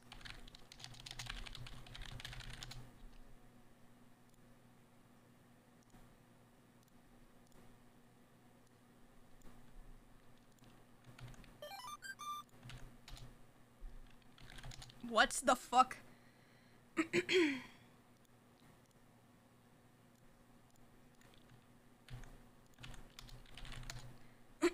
There.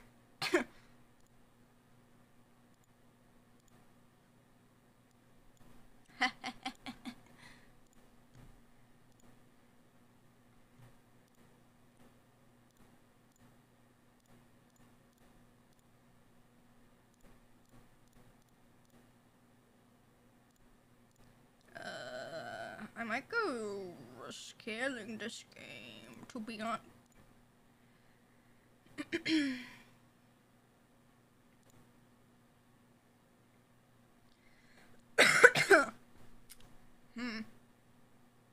Is this the game where I have to swallow my pride and go shield bow?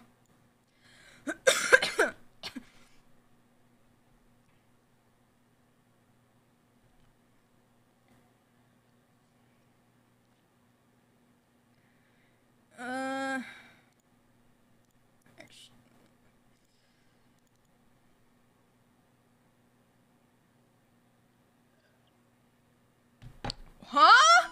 Anonymous 50 tier 1 subs. What the hell? Thank you.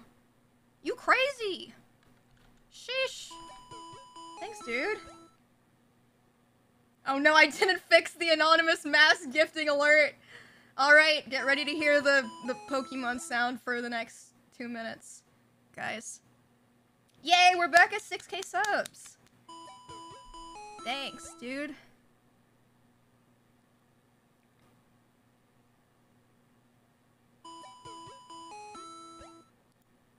Ew! Twitch, I just realized, ew! This is disgusting, this right here.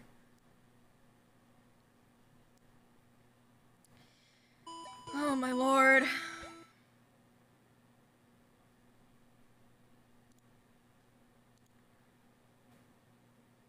The song thing is still showing silver scrapes, oh. I think that should fix it.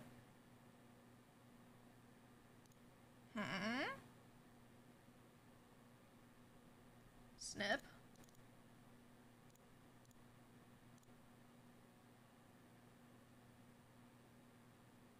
I guess we're still listening to silver scrapes. Better make it true.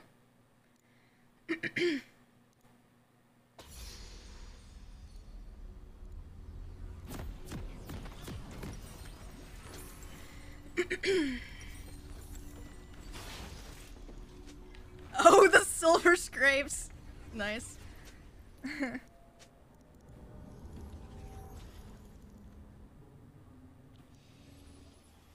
One sub per death.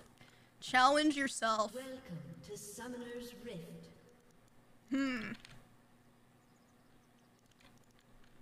How about 30 seconds until minions spawn. 10 subs per death? No.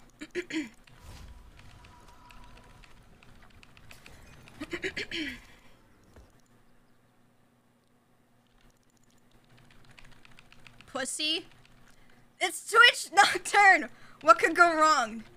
Gift a sub and we guarantee free promo. You really mean it? Minions have spawned.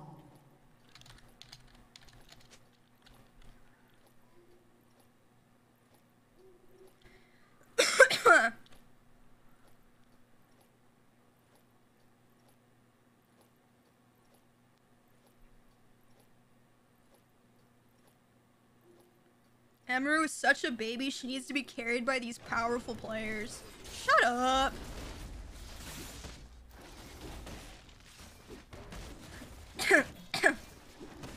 At Emiru, you don't sound Asian. Sorry, 你好吗? 1, 2, 3, 4, 5, 6, 7, 8, 9, 10. Motherfucker.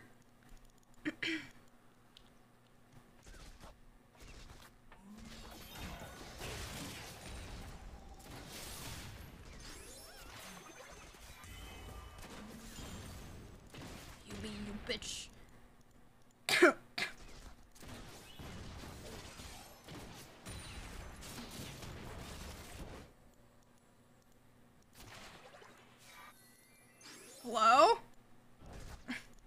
Was this some, like, 5-head tactic to get me off the wave?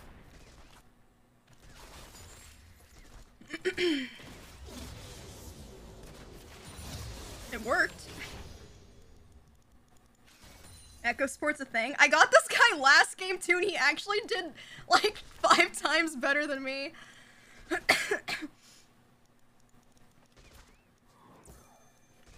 Which isn't hard, but I'm just saying.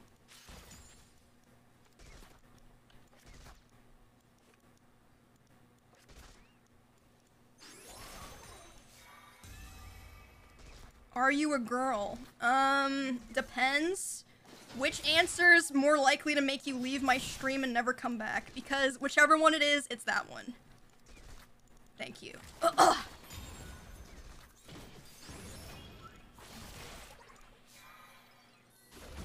Ow.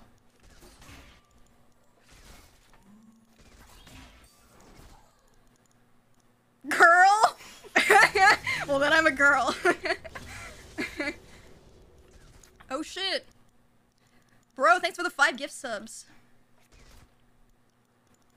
So dumb, ignore them, but it's fun.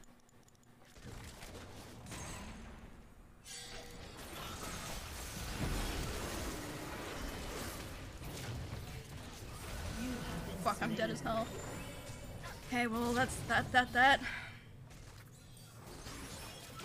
Nice! Alright. I may be in consideration to go shield bow this game. I'm thinking about it. Emmy, why are you so old already? Because I was born and I'm tired of it.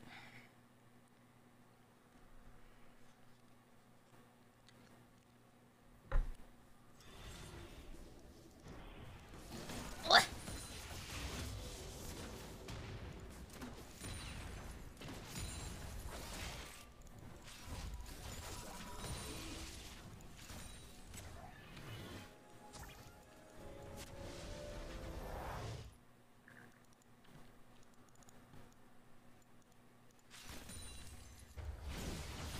No, not the egg, bruh! Fuck Twitch Yumi, dude. Actual loser duo comp.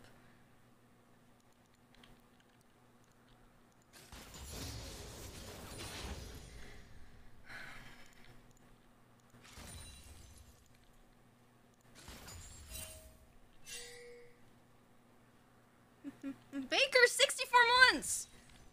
Welcome back, dude. Ah, fuck. Shit, he's going in. Keep going. No! Oh, the Yumi Blunt. What a good kitten.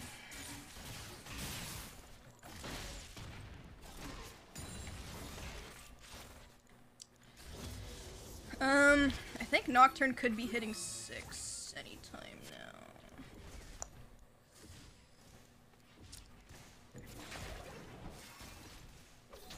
I'm a little scared, a little nervous, guys. I see something. Oh my god. This guy's crazy.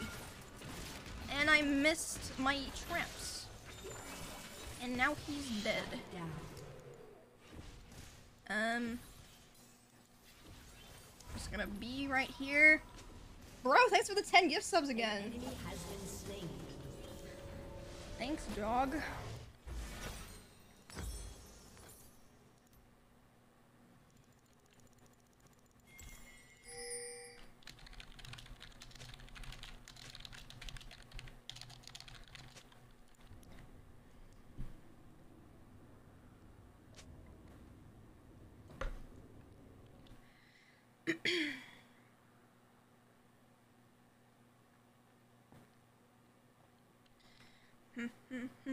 Are you gold? My account got placed gold 1. So presently, yeah. I'm in plat promos.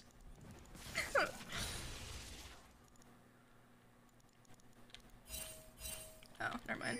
He's here.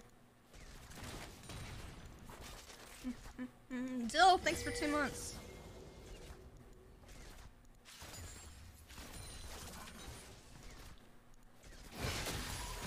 Echo is smurfing, dude. Has been slain. Crazy.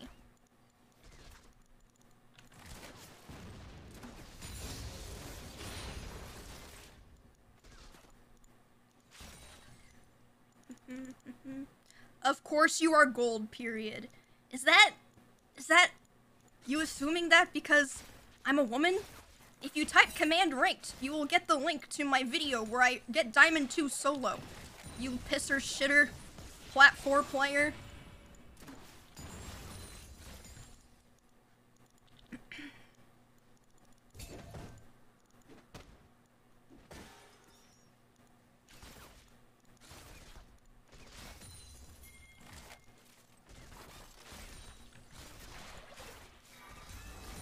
Is Emmy washed? Question mark. Yes. That shouldn't even be a question. Oh, fuck.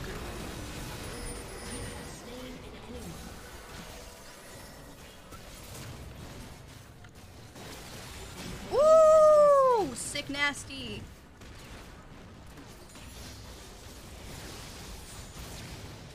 An ally has been slain. You have been slain.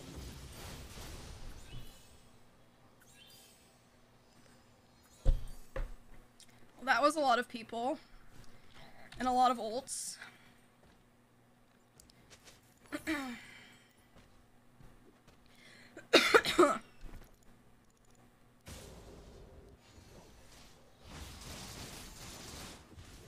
Every lane's doing well though. Mundo died, but he's out farming. Not going shield bow? Oh fuck, you're right, I forgot. Force of habit! It's not too late for Gale Force. Gale Force could work. I do feel like I should lower my pride and start going defensive items more often than late game. Gale Force is better than nothing.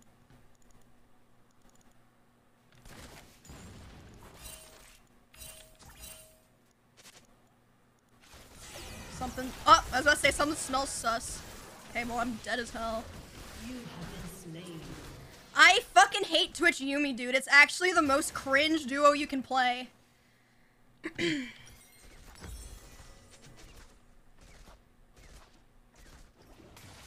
Oh, he also flashed. I should ping that.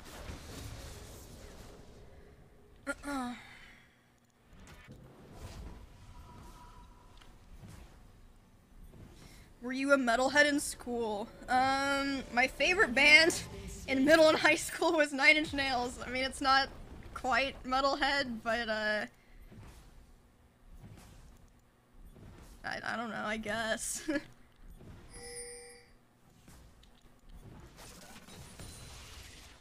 Well, not band artist, I guess. I know the lore.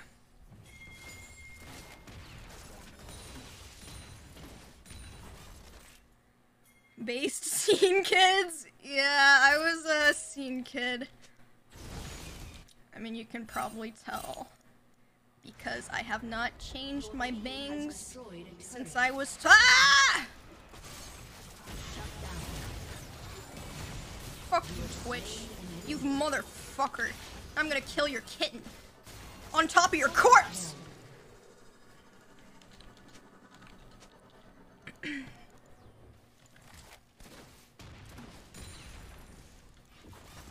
This is dangerous. I expect a Nocturne ult in 10 seconds. But this tower plate looks really good.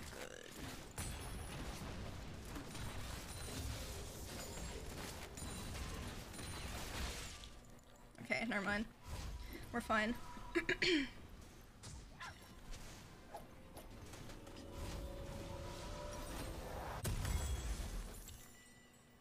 got the... Should I actually give them subs? I mean, I'm down. Oh, I need to do my channel point sub gifts. My memory bed. Yes. If we win, I'll ask them.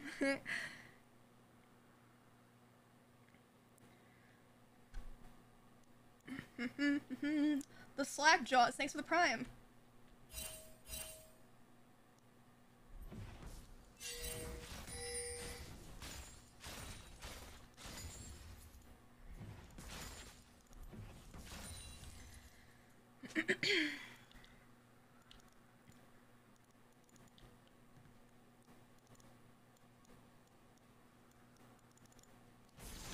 Twitch?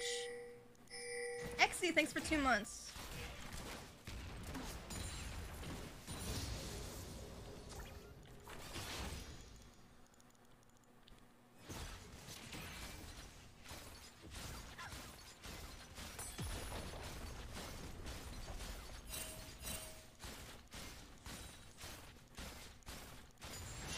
Oh, fuck, my...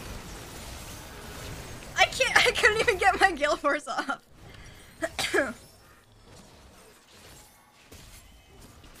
What if I just go Gale Force Phantom Dancer, bruh? Nah.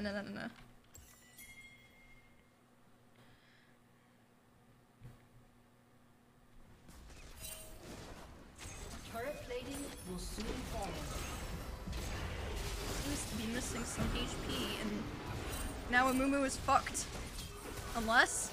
An ally has been slain. Oof. Wait a minute. I should have bought Executioners. Whatever. I'll get it next back. Oh,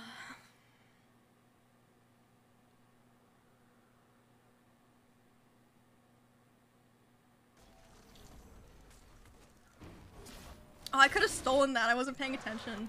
Too late. Rip.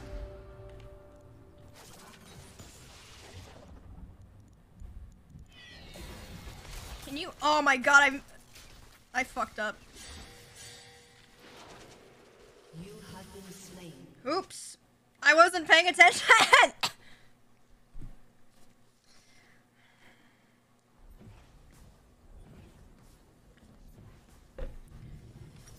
That sucks.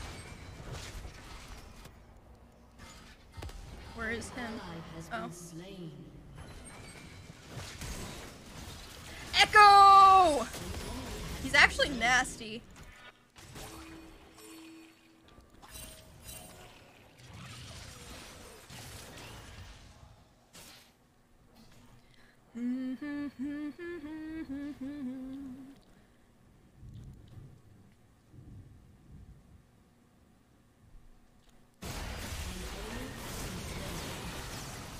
He's uh-oh.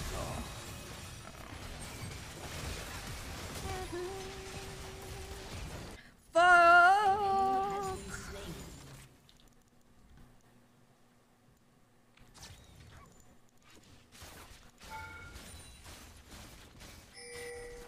Uh-oh. The egg is in trouble.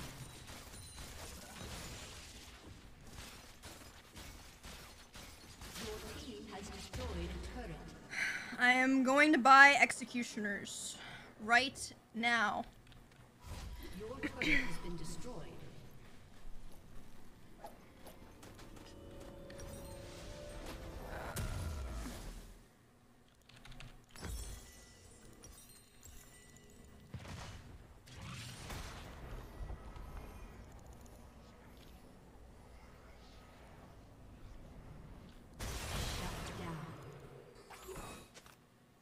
Jesus Christ, he's farmed! He had a shutdown with 1 kill. Oh my god.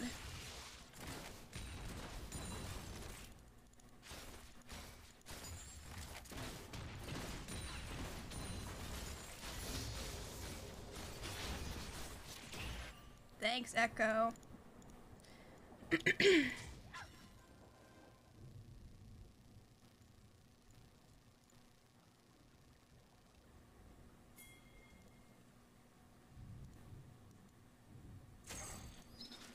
Get her. Damn. Okay. Next goal. Ocean Dragon. Yeah. In 2 minutes. Aw, he's so sweet. Leaving the last tip for me.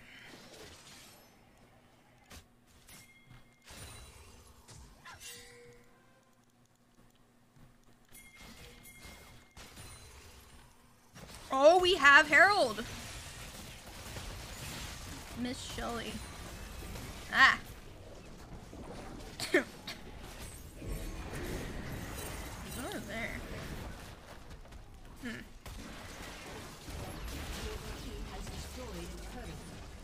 Escort the Herald. Okay, cool.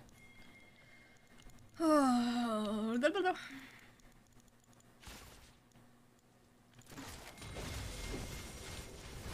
I'm scared.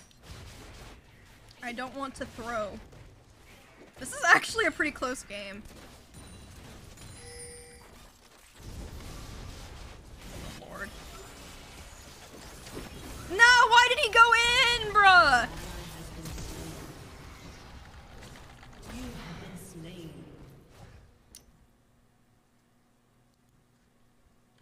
And why did I help?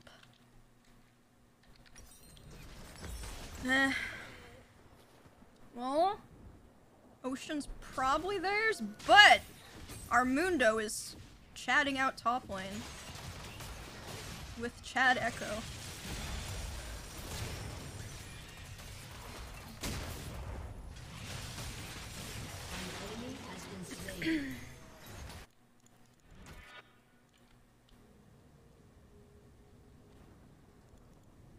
Your team has destroyed a turret. Cool.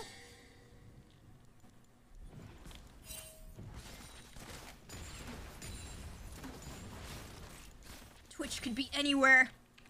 He could be there. He could be there. He could be there. He tried to steal. Enemy rampage. Good attempt.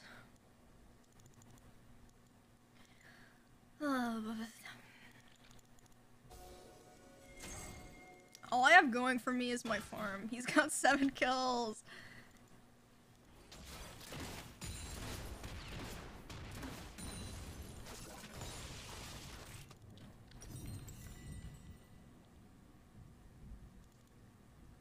Clowns. Joker mode?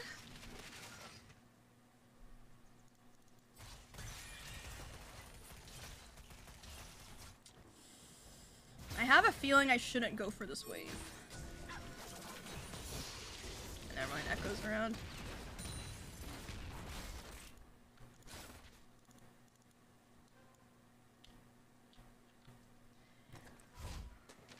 Would they go for Baron right now?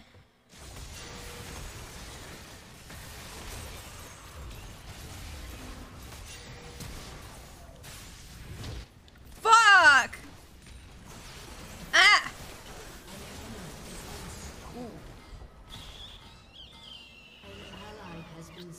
That was a bad choice. Oops.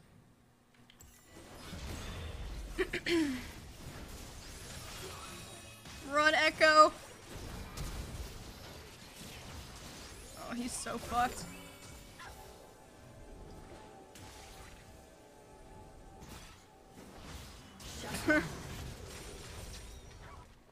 At least our team has good macro. Every time something bad happens, we're getting something done. So it's not too bad.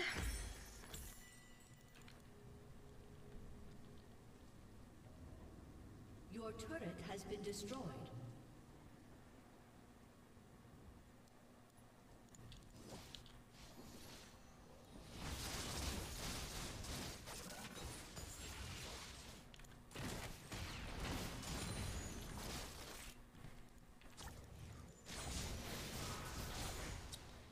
Okay, buddy.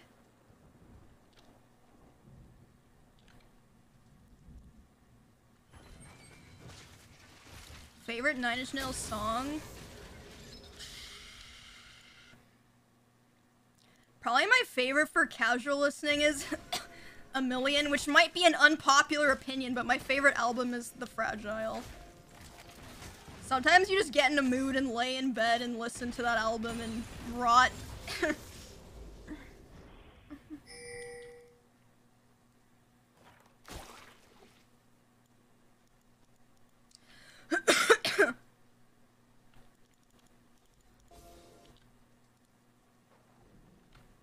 scared to go anywhere.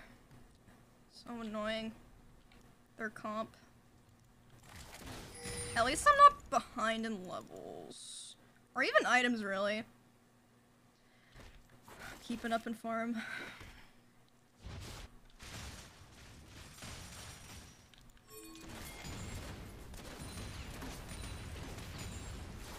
Fuck.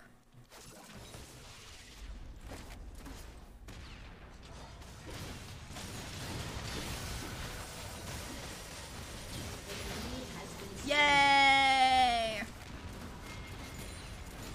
Nocturne's bot! It's go time! They are pulling up though. Bait, bait. No! I don't like this.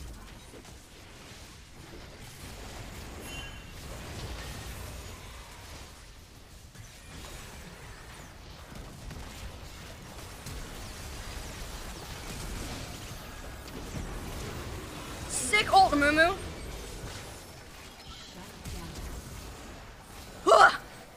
No! Yumi, you fool! Ah! Zanza, thanks for the 10 gift subs! Dang it, man.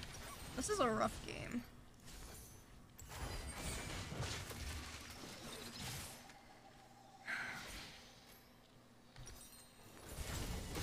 I hate Yumi, man. No, egg.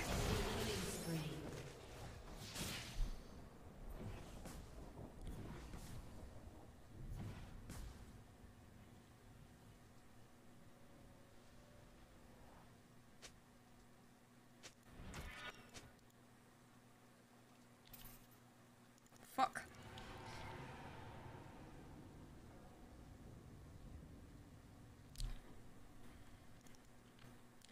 They have good team fight and good pick. It's annoying.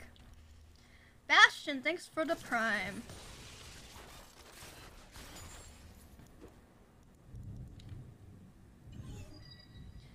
Oh.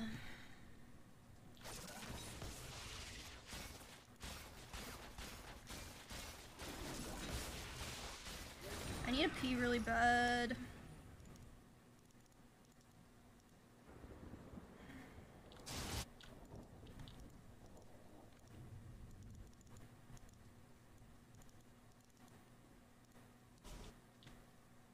I don't even know who on my team to play around.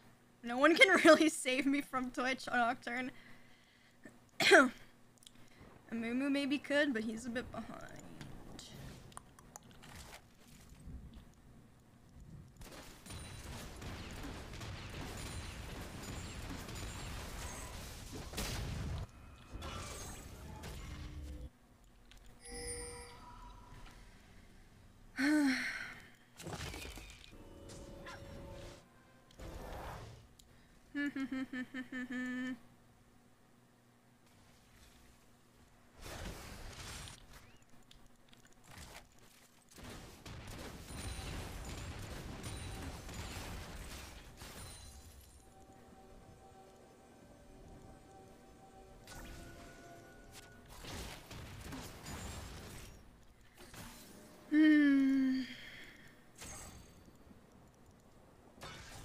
This is stressful, man. I hate their team comp.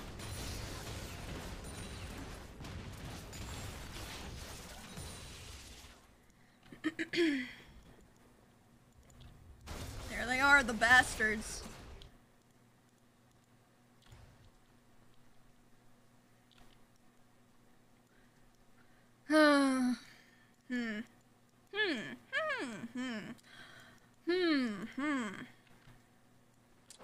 It's quiet. Too quiet. They're waiting for us to step out and fuck up.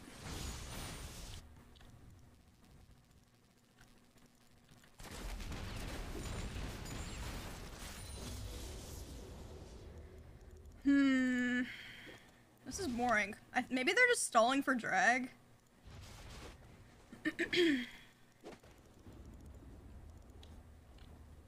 Maybe we can try to just trade Baron for Dragon.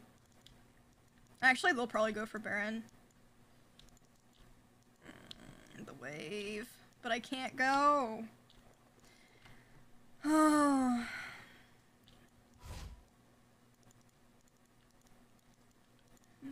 I'm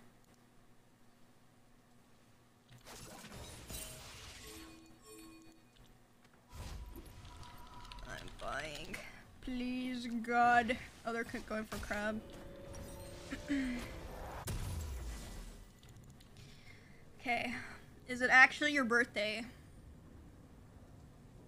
Maybe? No, it's not my birthday. Oh shit. Drama.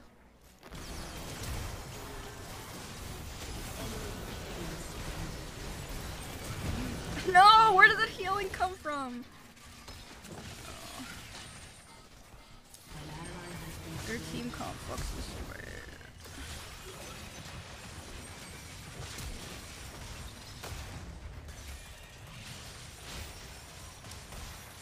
Damn.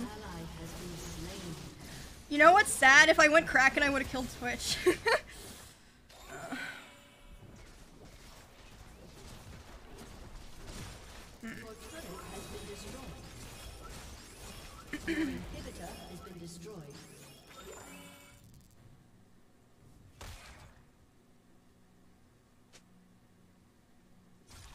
And they're about to get even more annoying with Ocean Dragon.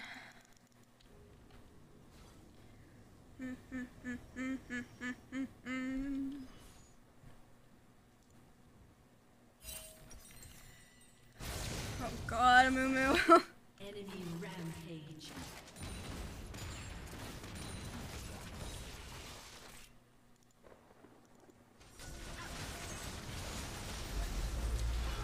Damn it. It's not looking good, dudes.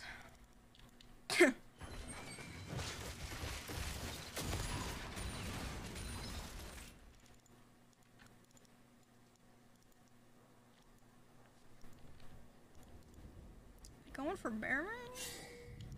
Question mark? I think so. Not yet. Oh god. Oh.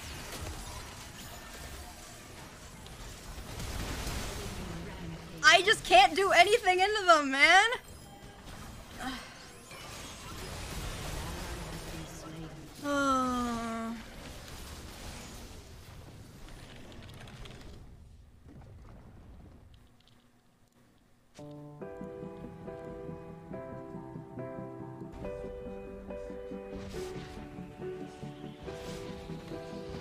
to go anywhere? You, the Silver Scrape, going to Game 5.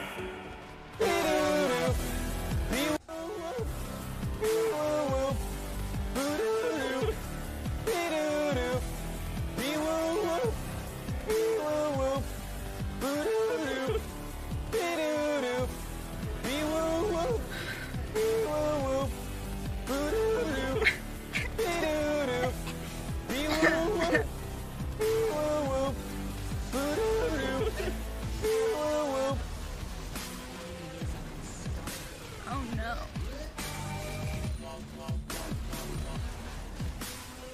Oh, Amumu, I swear to God. You are my friend.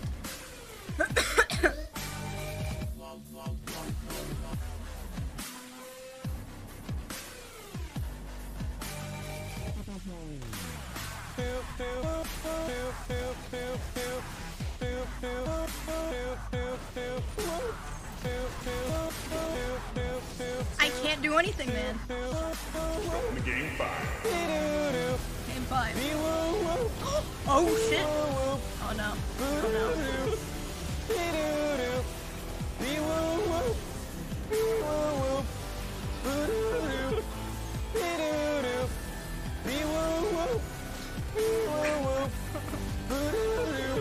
Stall, Anivia! Yo, holy shit, she does no damage.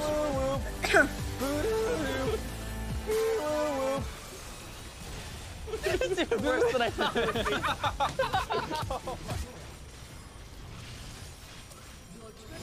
Well, I think this is the end of the line.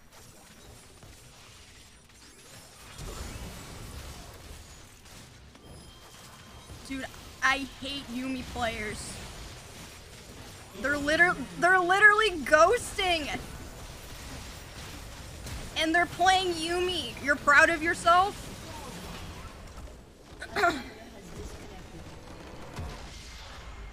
Defeat.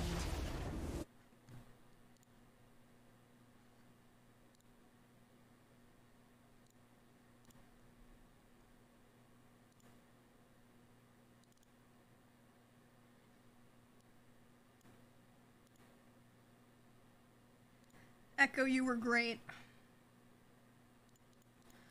God, I'm stuck in gold. Again. Minus 10 LP. Fuck. Shit. Fuck.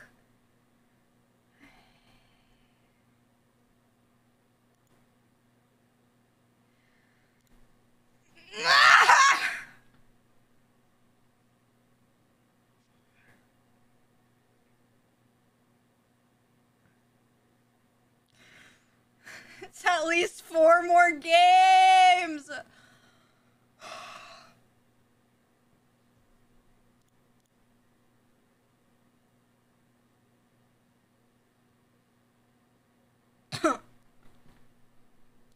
Well, that's it.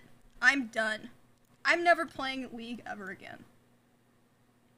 Until next stream. And I'll try again. Good? Come on, dude. It's not like I lose 5,000 viewers when I start playing League. Oh, the misery. Alright, you know what time it is. Time to raid as fans. Yay! And I'm gonna go live my life.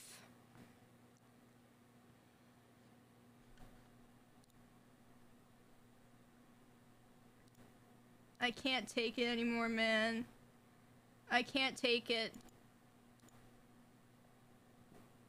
Okay, well, thanks for watching. P.O. Box opening was fun. Yeah.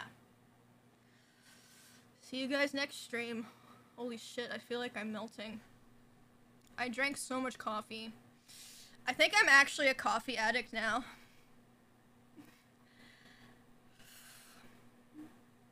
These things happen. Good night, everybody. See you next stream. Bye. Give Esfen a good time. Say hi to him.